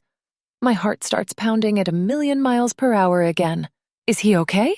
Yes, Jeff says. My stomach does a backflip. he's okay. For now. Is he involved in this? I ask, dreading the answer. He looks confused. No, why would... He shakes his head. Look, I have to go now. I point my gun at him again. I just need a minute to think. I have to go. Hold him hostage, Hannah says. A trade. Jeff's eyes go wide at it. No, please, God, no. They don't care about me. They'll just kill your husband and let me die. I bite my lip. He's right. I look at the money stash next to Hannah. Now there's our hostage. Hannah, go check to see if there's any gas for that mower. She runs across the shed and picks up a bright red gas can from beside it. Beside the lathe, an ashtray sits littered with ancient, withered cigarette butts. Look for a lighter. Shit, they're coming, Jeff says, staring past me through the filmy window. When I turn, light from the porch is peeking through it. Found one, Hannah announces. She holds up a blue Bic, flicking it to reveal the tiny orange flame. Okay, I say to Jeff, here's how this is going to go. Chapter 41. I open the door to the shed and shove Jeff out, gun to his back. Before I can hear anything else, I slam it shut. Ducking beneath the window, I peek out just enough to see through it. 2 men are shouting at Jeff, but I can't make out what they're saying. It takes me a minute to recognize them. Out of context, they look like any random 2 old men. Oh, God, I say. There is no way. There is no way. Carl Johnson and Gary Farrow are standing in the yard, Gary waving a handgun while Carl shouts at Jeff. Hannah rushes to join me at the window. You recognize them? The other partners. She shoots me a really look. I thought you said those guys loved Hoskins. Apparently not. Both men turn to the window, glaring. I don't know if they can see me, but it doesn't matter. Keep the gas and lighter at the ready, I say. Carl takes a deep breath and shouts, Open up or your husband is dead. I step over to the door and open it a crack. Immediately, both Carl and Gary approach. Give me a stack, I say to Hannah. Hannah runs over and hands me an inch-thick pile of 20s and the lighter. I torch the end and wait a second for the fire to get burning. Then I toss the flaming money out the door. Carl and Gary step back, and I slam the door shut. With the butt of my gun, I smash through the filmy window, panicking, stomping out the fire. I duck under the window and shout into the darkness. I'll burn it all. Don't fucking test me. Bullshit, Carl cries. You burn that money, you've got nothing. I've already got nothing. Thanks for that. Why the fuck are you 2 doing this to me? Start talking. Carl gives an impatient grunt. You burn that money, we kill your husband. It's that simple. And we'll all end up in prison, and you'll be too broke to hire a decent lawyer. He forces a laugh. You think that's all the money we have? Honey, that's chump change.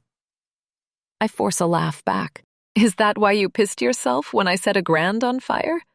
You idiots keep all your money in cash, probably too scared of a paper trail. If I burn this money, you're fucked.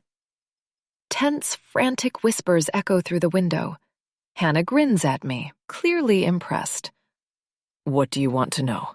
Gary asks. The stupidity of the question nearly makes me laugh. Why you're doing this? Why do you think? We wanted Hoskins dead, and we needed someone to pin it on. You were in the wrong place at the wrong time, sweetheart. And you still are. We just told the cops where the body is, and your DNA is all over the scene. In your house, too. Tell them whatever you want. Nobody is going to believe it. My vision goes red for a moment. I breathe deeply to hold it back. God, how I wish I had my phone with me. If I could record this, It would be worth the risk of being tracked. I hold my hand to my head in imitation of a phone, but Hannah frowns and shakes her head. She must have left hers in the car, too. Where's Dirk Robinson?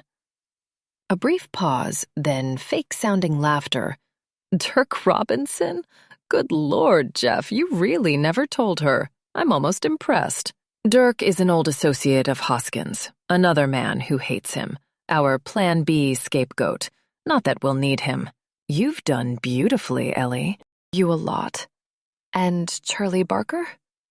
A pause. There is no Charlie Barker. My gut tells me otherwise. Which one of you is sleeping with Jeff? They bicker back and forth for a moment. There's a loud thud and whimper that can only be one of them punching Jeff. I wince. Me, Gary says, his voice small, ashamed.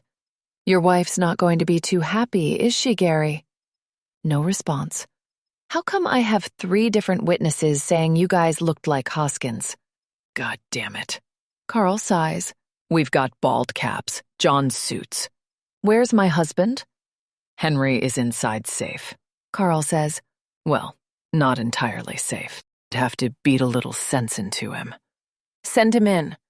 Now, really. Carl says, do you honestly believe we'd do that?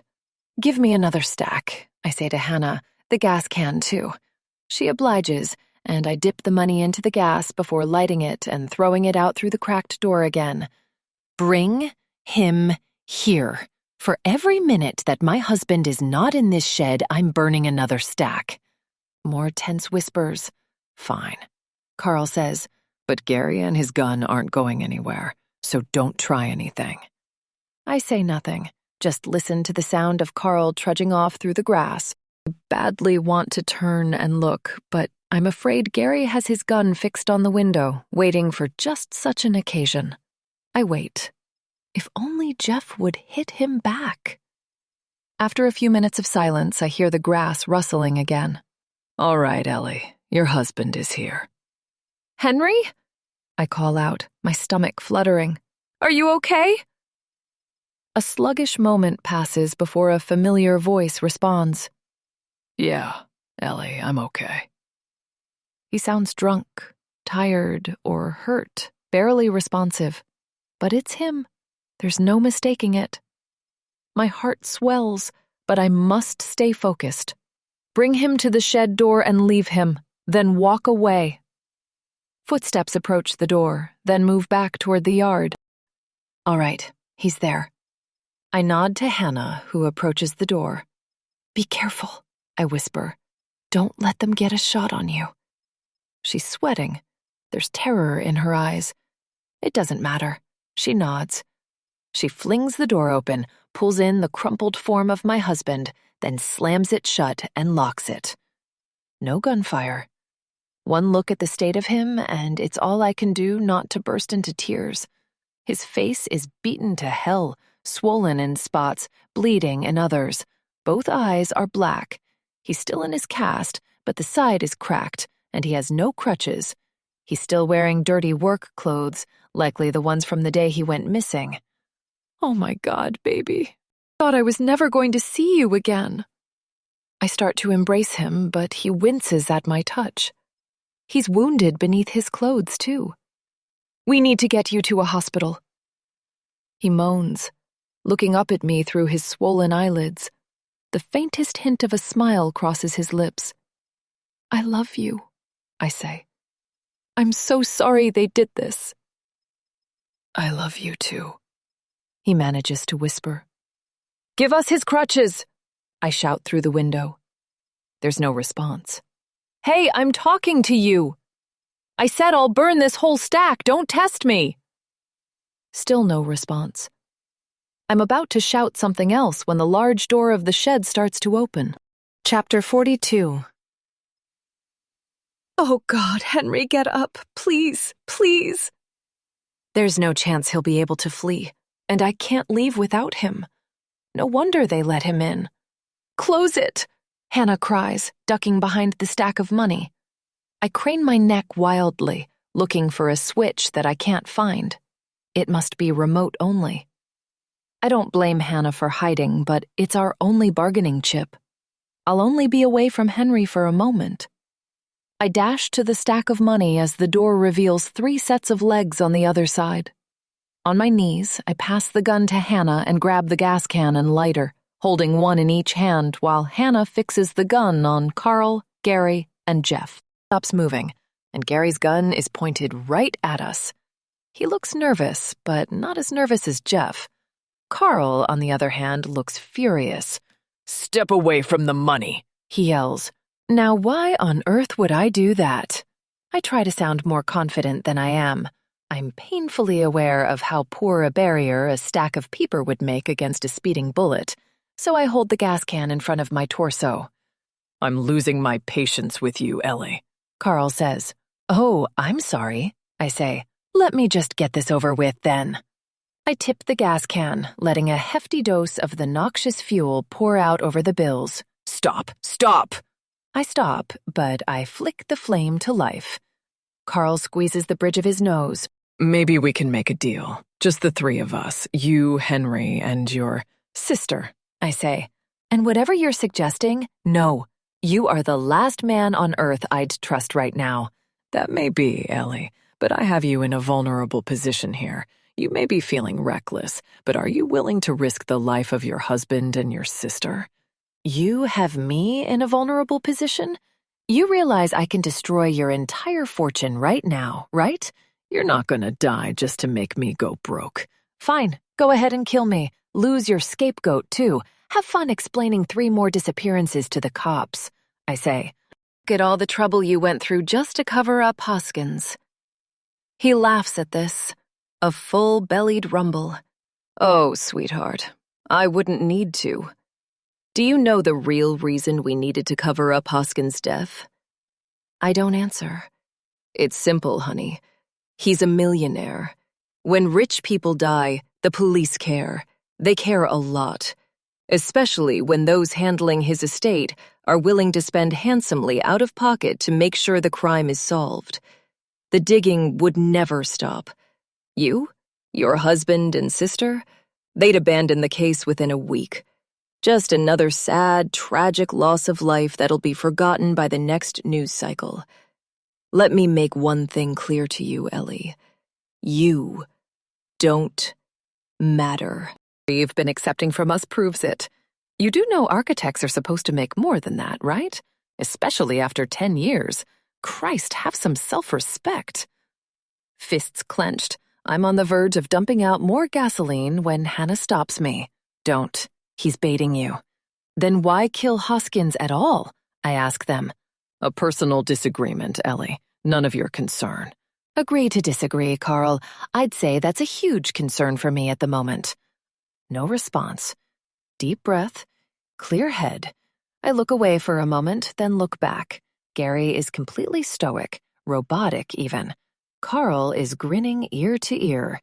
He's getting cocky. He thinks he has me in the palm of his hand. Neither is paying much attention to Jeff, who looks to be on the verge of a meltdown. He's vacillating quickly between panic and rage, his expression that of a madman losing his grip on reality. It's hard to imagine the level of psychological warfare these two have put him through. Carl's speech looks like it's too much for him to bear. Jeff screams, slamming a fist into Gary's face. The gun goes off with a deafening roar, ripping a hole into the ceiling as he plunges to the ground.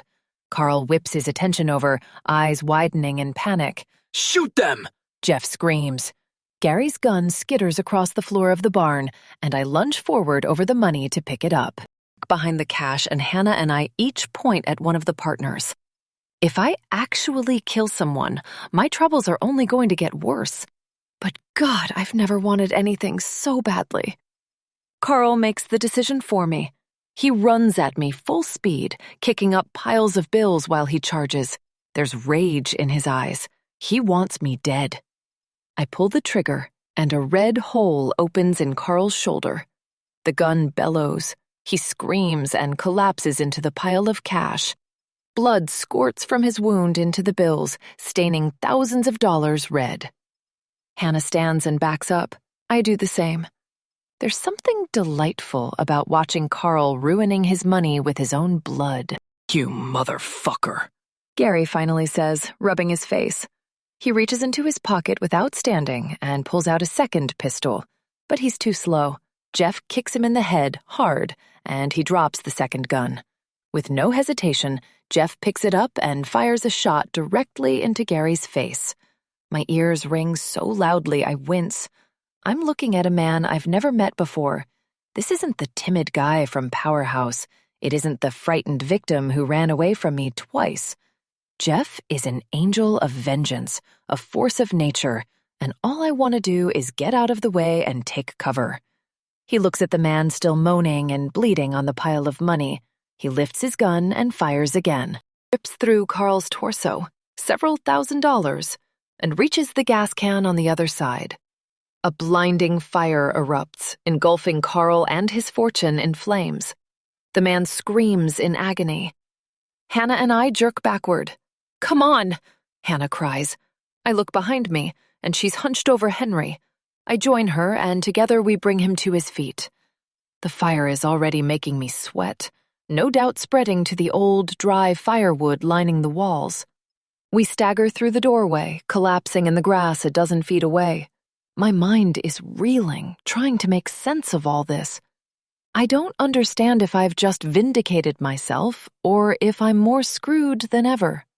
I'm also terrified of Jeff. Approaches us, though. He's resumed his old look of nervous terror.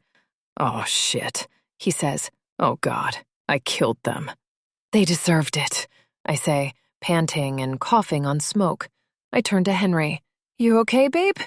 He's still woozy, but he nods. He needs a hospital, quickly. We have to go, I say. But when I look toward the front of the house, I'm shocked to see headlights flooding the driveway. Someone isn't coming. They're leaving. I don't get a close look, but a sedan is backing out of the garage. Jeff, I choke out. Who is that? I keep telling you, he says. It's Dirk Robinson. Chapter 43. Should we let him go? Hannah asks. No way, I say. We just killed 2 people. We need a confession. The car turns the corner out of the driveway and heads left, toward the lake. If we don't leave now, there's no way we'll be able to catch him. Hannah, I say, I need you to take Henry to the hospital, okay? I trust you. I want to go with you, but I need to do this. She nods, putting her arm around Henry, who is finally hobbling on his good foot. I suspect adrenaline has something to do with it. You got it. I kiss Henry on the head. I love you, baby. I'll be there as soon as I can, okay? I love you too, he says, voice still hoarse.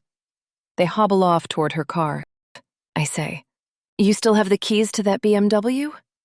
Yeah, he says, surprised. Why?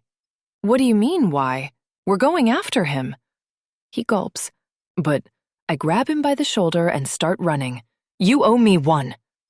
He doesn't protest. We run to the driveway and get into the car. He turns it on, backs up, then pulls onto the main road going toward the lake. You still have that gun? I ask. Yeah. It's still loaded? I think so. I'm not sure. Stop here. He pulls over to the side of the road where Henry and Hannah are still hobbling to her car. I roll down the window. Hannah, I yell, give me that gun. My phone. She doesn't hesitate, just sticks them through the driver's side window. I take them. Jeff recoils at the sight of the gun in front of his face. We drive off. Any idea where he might be going? I don't know, he says, voice shaking. That was his house, but he might have another. Jeff, is this the guy you were actually sleeping with? He nods, but says nothing. Anything he might have told you? Anything at all? I don't trust a single thing that son of a bitch ever said to me.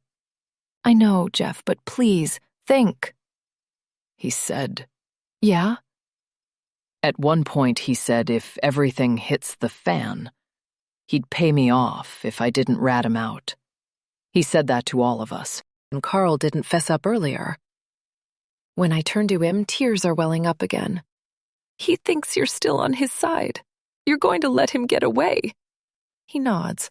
I tried to tell him I didn't care about the money anymore.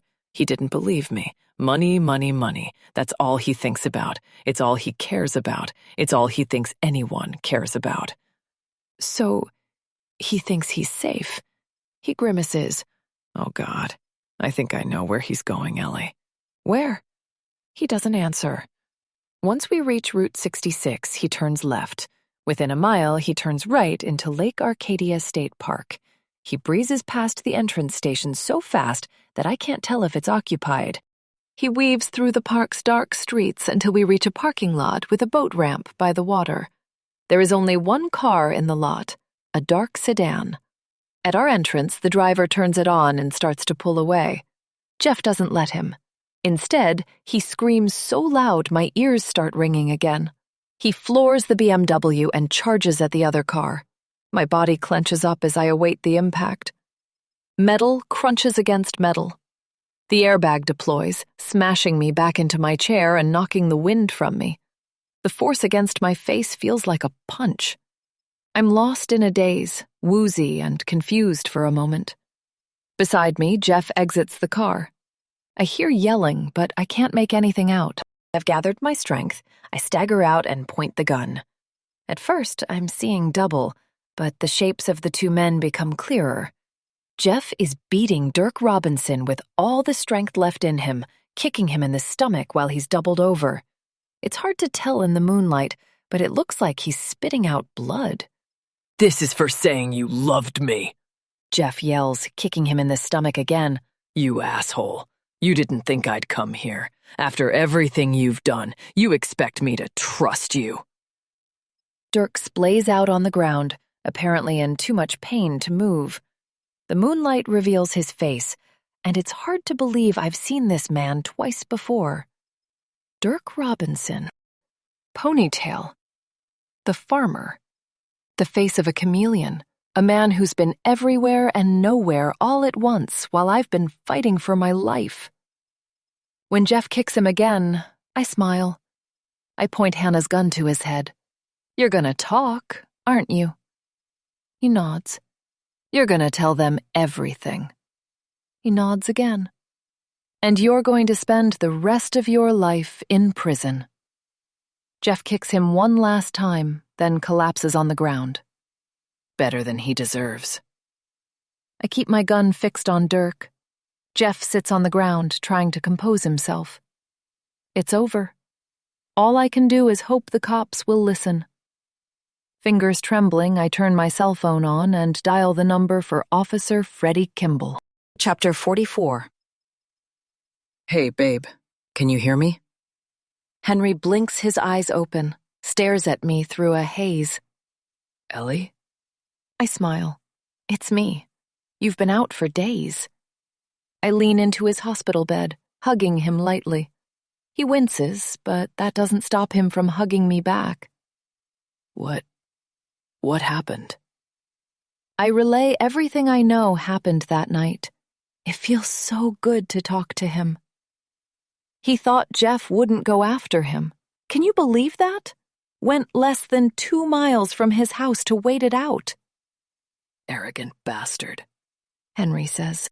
I guess when people keep taking your money, you forget not everyone is that desperate. We were. Oh, come on, he says. We weren't that desperate. You sure about that? He frowns.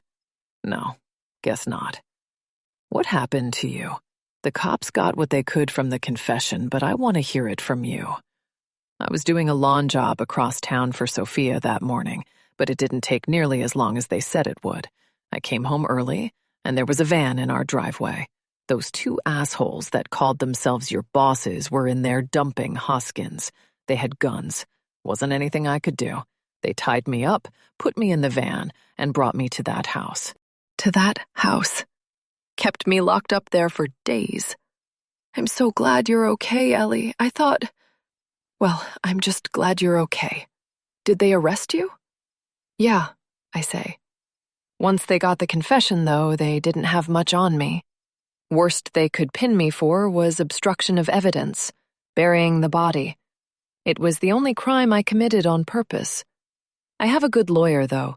She doesn't think any jury in their right mind would convict me. The cops were apologetic, if anything. You should have seen Freddie's face. He felt terrible. Freddie? The cop who... Never mind. So much of this happened without him. It's hard to believe I was dealing with it alone. If Hannah hadn't come, I don't think I'd be here right now. What about Jeff? I sigh. Unfortunately, Jeff killed 2 people. He'll go on trial for sure, but Hannah and I will be defense witnesses. Considering what they put him through, I have a feeling he'll be all right. Plus, Hannah and I will probably embellish the truth a little.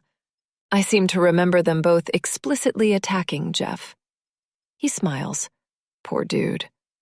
I'm a little pissed still, but I know it wasn't his fault. Still, if he had come clean earlier, this would have been a lot easier to deal with. I'm surprised this Dirk Robinson guy confessed so easily. I shrug. The jig was up, I guess. Doubt he'll get life. He didn't actually kill anyone. Never even set foot in that barn Kate and I cleaned up. That was Hoskins' blood, by the way. Lucky for him, Gary and Carl did all the dirty work. Or so he says. That, or they hired someone. I think they also brought Kate in for questioning. Still, the dude put an insane amount of effort into framing you. After all that, he's just going to confess? What an idiot. People panic, make stupid decisions. Guy must be nuts to build a house of cards like that. So what's the deal? Powerhouse is a front? I'm confused. I lean back into my chair, trying to sort everything out in my mind. Not everything is clear yet, but this is what I've been able to piece together. Hoskins and Robinson did work together, but they weren't enemies. Not at first. I guess Robinson owns Powerhouse and has since the beginning. He told Hoskins he was running it as a racket and asked him to go work there to run things with Gary and Carl, who were slacking. They got lazy. I was right about that much. A few years went by, and Robinson wanted to shut it down. Bigger fish to fry, not enough profit, or something like that. Hoskins got too big for his britches and started asking for more money. Blackmailed Robinson into keeping it going. Tried to find a way to get rid of him and shut down Powerhouse at the same time. Get a clean break from it. Wait. Jeff was just supposed to find the best person to frame? Are we that unlucky? Pretty much. They set up your car crash. I tell him about the faked affair and the photos. He frowns. Jesus, what a mess. No kidding. What about Harry and Sophia? It hurts to think about, but I describe what I saw in the upstairs room that day. How much money did Robinson blow for this plan? Hundreds of thousands. Maybe millions if you count buying the house. All for nothing. We sit in silence for a few minutes, thinking everything over. I'm just glad we're both okay, Henry says. God, this hospital bill is going to be rough, isn't it? I don't care about the money, I say. We'll figure it out. Hopefully we won't have to pay for this. It's not like it's your fault you got the crap beat out of you.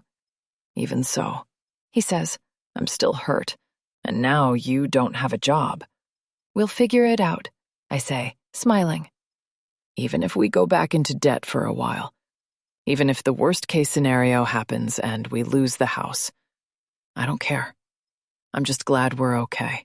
Alive, not in jail. We could be poor for the rest of our lives and I'd still be grateful. His eyes water. Me too. We hug again. I'm struggling not to cry. Wait, one more thing, he says when we pull away. What about Sophia? What about her? You said Harry killed himself. What happened to her? I ponder this for a moment. I don't know.